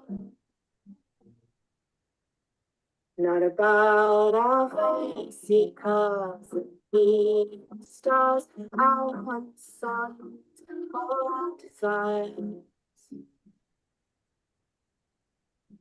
It's about our planet's fate, our Mother Earth in dire straits. Rise up in prayer, rise up in prayer.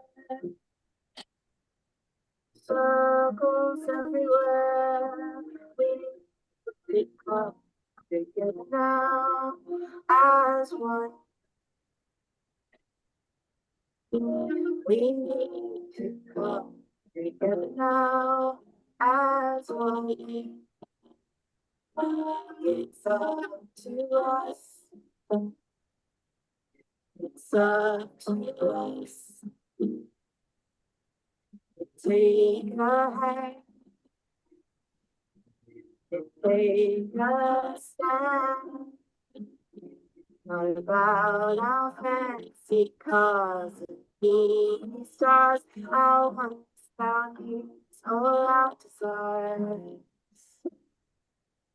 Rise up in prayer, rise up in prayer.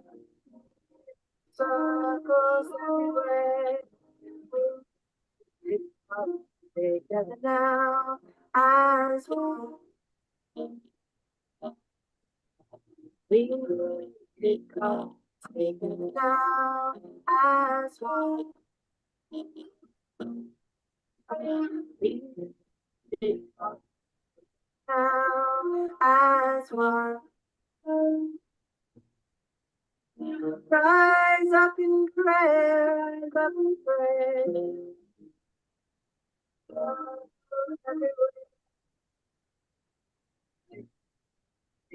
Now as one. We come together now as one. We come together.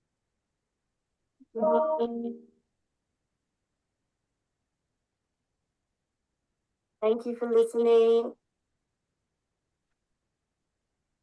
Okay. Thank you, Karina. The sound was not perfect.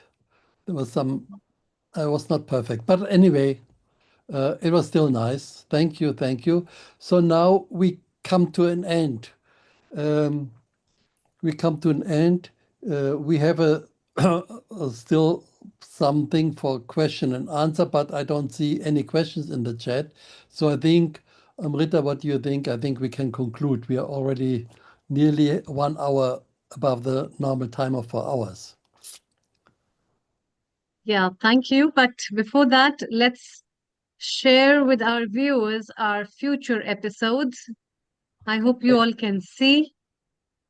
So, in the near future, the upcoming week, the next week, we are having Janmashtami special episode that is dedicated for the celebration of Krishna Janmashtami in a joyful devotion and embracing the divine melody of Sri Krishna, and it will be broadcasted to everyone on 30th of August 2026 at 2 p.m. BST onwards.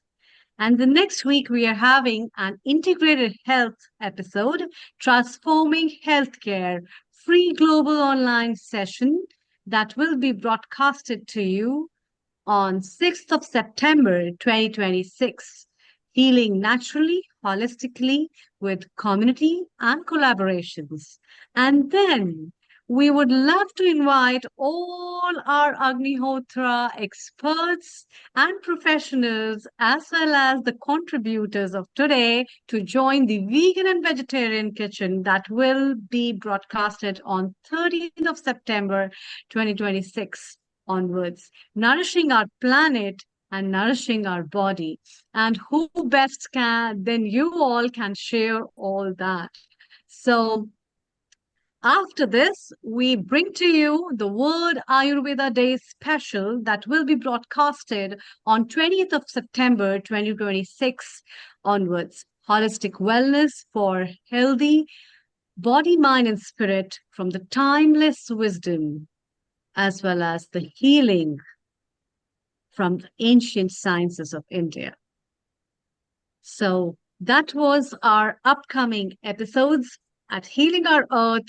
We are really very grateful to everyone. Before we conclude, I would like to take 1 minute of your comments before we say goodbye to all of you. You have all done a marvelous job. It was very incredible and outstanding, and we really appreciate. From Australia first, I think you all have spent so much of time waking up all night. It's like I'm really humbly grateful to you. Yes. Oh, well, thank you, everyone, for your marvelous contributions. And I would just like to thank Sri Vasant for inspiring us all. And his work continues. And I think it's just going to expand all over the planet. And it's very, very necessary for these times. And one of the messages he's giving us right now is start to store food, because growing food, yes, we need to grow our own food, but we also need to store food because things are not moving in a good direction at the moment. Things will be wonderful after a few years, literally heaven on earth, according to Sri Vasant and many prophets of these times. But right now we're in the most difficult times. And so it's important to access food in a healthy way, grow your own, store pulses, store rice, things like that. I want to thank you all for all who have contributed today. It was wonderful to see all the input from various places around the planet. And the wonderful thing what unites us all is that fire. And I'm very grateful to Sri Vasant for making this massive effort for about 30 years to keep communicating about Agnihotra to whoever he would meet. And you know, the planet is in dire need of light, and every time we light that Agnihotra fire, a tremendous descent of light is there.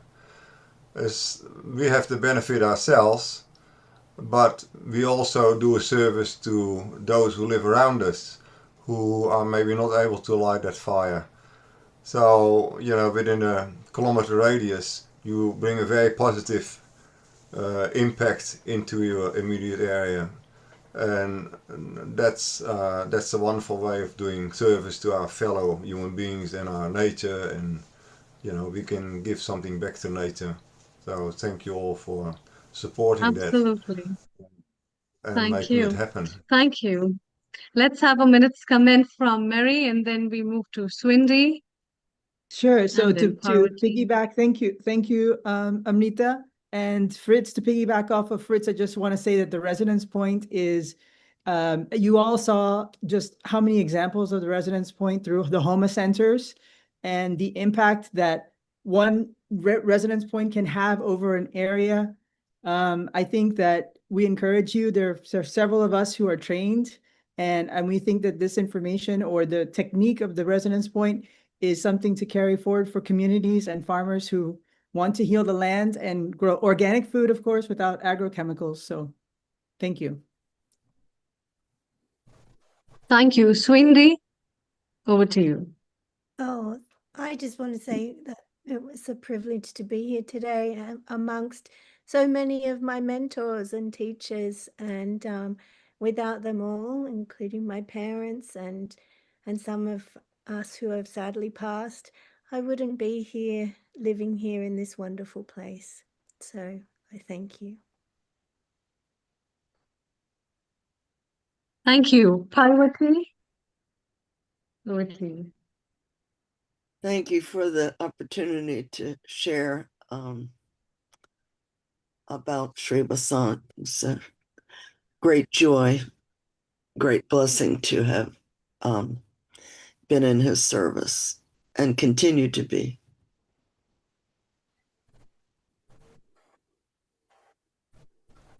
Thank you.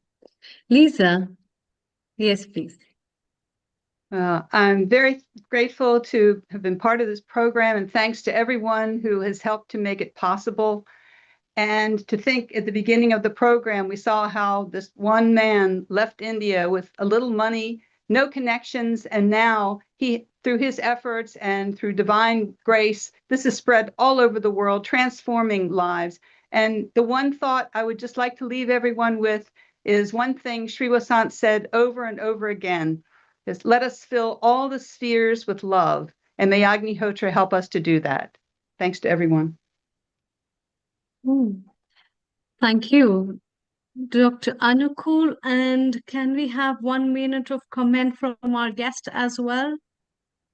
The one thing that, Yes, Dr. Anukul. thanks, Global Namaste Yeah. for everybody. I just listened to everybody so intently. I really enjoyed listening to every little bit. One thing that struck me was with Dr. Henry Gregory. He talked about the working. I could not make out why he named the place as Family Life Center. Is it that because the family is a center at the smallest structure in any society? And I think it does require a huge amount of work over there. And it is great to see when he has named that as a family center, because that is where the entire energy will flow from. Number one. Number two is one thing that I find that all of you have had some sort of connection with Swami Vasant Paranjpe. Something is very unique about him. It seems to me that he could sort of get everybody together so easily. If one were to just talk about, Agnihotra as a system, I think it was good that he propagated it, because there's something very spiritual about him, that it looks to me something like that. Because if I were to go and tell Agnihotra to anybody just very casually, I don't think that will work out. It has to be somebody like Swami to have get it through, and also Dr. Ulrich, who has taken it on upon himself to really spread it so widely. It is a real pleasure to see him really doing so well. Thanks a lot for all the presentations. It is very informative. Yes, indeed, it was very informative, definitely. Dr. Ulrich, and we have our guest. Can we have the comment from, could you please name yourself? Barry? Yes, Mary, please go ahead. Sorry. Yeah, so I have to disagree from what you just said, the last speaker. Agnihotra speaks for itself. In fact, Sri Vasant made it clear and Sri Gajanan. After them, the fire. After them, the fire. So even people who will never meet either of those two in the body, if they do Agnihotra, then they are basically getting something close to the same experience. That's what we've been told. And the last thing I want to say is that there was emphasis on young people in this presentation today, especially in Baltimore. And we are making a push now in Poland, trying to figure out the best way to meet, to get to young people. So far, we've settled on music so far, but we have a long way to go. And when we say young, we don't mean like Henry, 50 and under. I'm thinking of more like 30 and under, you know. So we're open for ideas of how to make that happen. Thank you. I would certainly like to visit Poland sometime soon to visit your place. Sure. You're most welcome. Come before winter. Unless you like snow like me.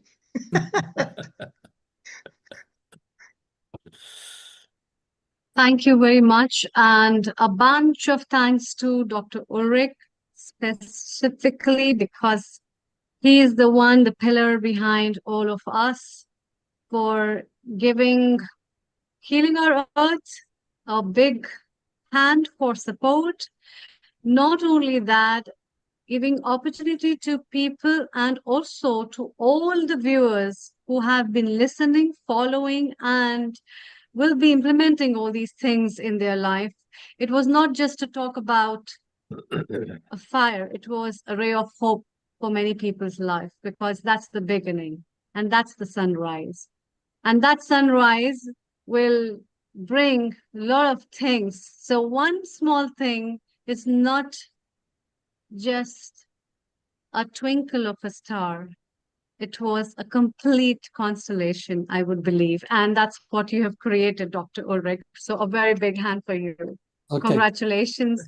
Thank you. Really Thank you. appreciate these kind of glistening stars may keep shining, because the amalgamation of that is not just about for invoking spiritual fires and energies, but also talking about sustainability, healthy life, lifestyle, bringing wellness, well-being, incorporation for longevity of life.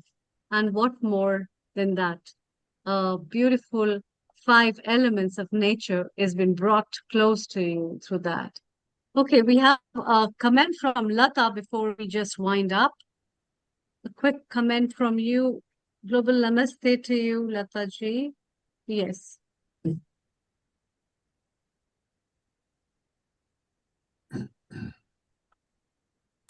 Good evening and global namaste to all. I absolutely adore this theme of Agnihotra, and I just love to say a big warm thanks to Dr. Ulrich, because it was so unique. I've experienced so many different sessions in different subjects, but this one is so peaceful, serene, and calming, and it really connects us, you know, to understand fire and the cleansing and the purification aspect. I think is just phenomenal, very educational, very informative. I found it very entertaining as well. And so you delivered it so beautifully, and your dedication, all the team's dedication just flowed through, and it was just remarkable, really. Wouldn't you agree, Amita, Absolutely. Dr. Amita? Yes, Thank yes. you. Namaste. Your comment, Mita ji, before we wind up. Over to you. Global Namaste, everyone. I have been logged in 2 devices. One was the phone before, doing multitasking, but I thoroughly enjoyed. If you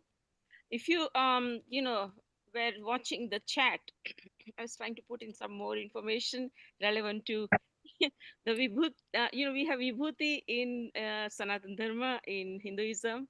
We have Bhasma Arti. Bhasma is ashes. And one of the presenters, I'm trying to remember who did mention about the scientific, importance of how it curing and therapeutic Bhasma or ashes of Agnihotra is. So I'm just flabbergasted how much work you are doing in this area, and we are forgetting our roots, and you are putting us back to where we should be going, especially in the tradition of Sanatana Dharma in Hinduism. The youngsters are not getting the values which are coming free of charge to them, and I'm so impressed that you are reawakening us. Please keep doing and continuing this work, and would love to have more of this such programs. It's so good, and as Lata said, it's very calming. And thanks very much to Amrita for coordinating everything, and Nishit Bhai. So we are so happy, and Anupal ji, we are so pleasure. We are so happy to have this, and we are so lucky to have this. Yes, absolutely. Thank you. Sure. Okay, Definitely. can I say a few words? I don't have much time because now Agnihotra is here. Yes, yes, yes, Okay, please. so first, of course, I'm always grateful to our teachers, Sri Vasant, about whom we talked a lot today. Normally we don't, because it is for him the message was important. His person was not important for him. So, but now we talked a little bit about that background also. And I'm very grateful to all the participants who did a lot of work to put together all this information. And some of that was even new for me. So I was very, very happy to have that from all the people around the globe. I know it's a lot of work. So I'm grateful to all of them. And then, of course, I'm grateful to the organizers, Amrita Sharma, to Nishit, Kotak, who does the technical part, and he worked in late at night also to put together the posters and this and that. And then our friend Dr. Anukul, who is always here.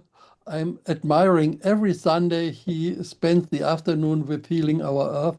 It's always good to see you on that platform. Yeah, so I'm grateful to all that. And now I wish you all some. And we are also grateful to our technical director, Nishit Yeah. Kotak, for assistance, support, as well as for being with us for Global everything. Namaste, everybody, and what a wonderful session. From the way it Yes. started, I could just tell, it's such a powerful session. And honestly, it blew my mind away because there were so many things I had never considered about Homa. And also seeing the big strength of your team and the way Homa has been there for many, many years. And we are not sort of aware of it. So thank you for bringing that to our attention. Okay, great. Thank you. Yeah, big thanks to Ulrich, your team, and your effort. And the time zones are so different, and still the enthusiasm and total dedication is so visible, is so obvious, and Yeah. yeah. Thank you, everyone, for joining in. Thanks a lot. And we would look forward for future episodes as well as bringing in something more interesting and vibrant. But stay tuned and please join us for the Janmashtami episode, which will be very vibrant, colorful, as well as full of inspiration from the discourses of Bhagavad Gita, as well as the Lord Krishna's some stories, insights, and wisdom that we love to share with you, along with bhajans, kirtans, and chanting. So, thank you so much. And Om Suryaya Namah, Om Agnyaya Namah, Om Adityaya Namah, Om Idam Namah, Om Shanti Shanti Shanti.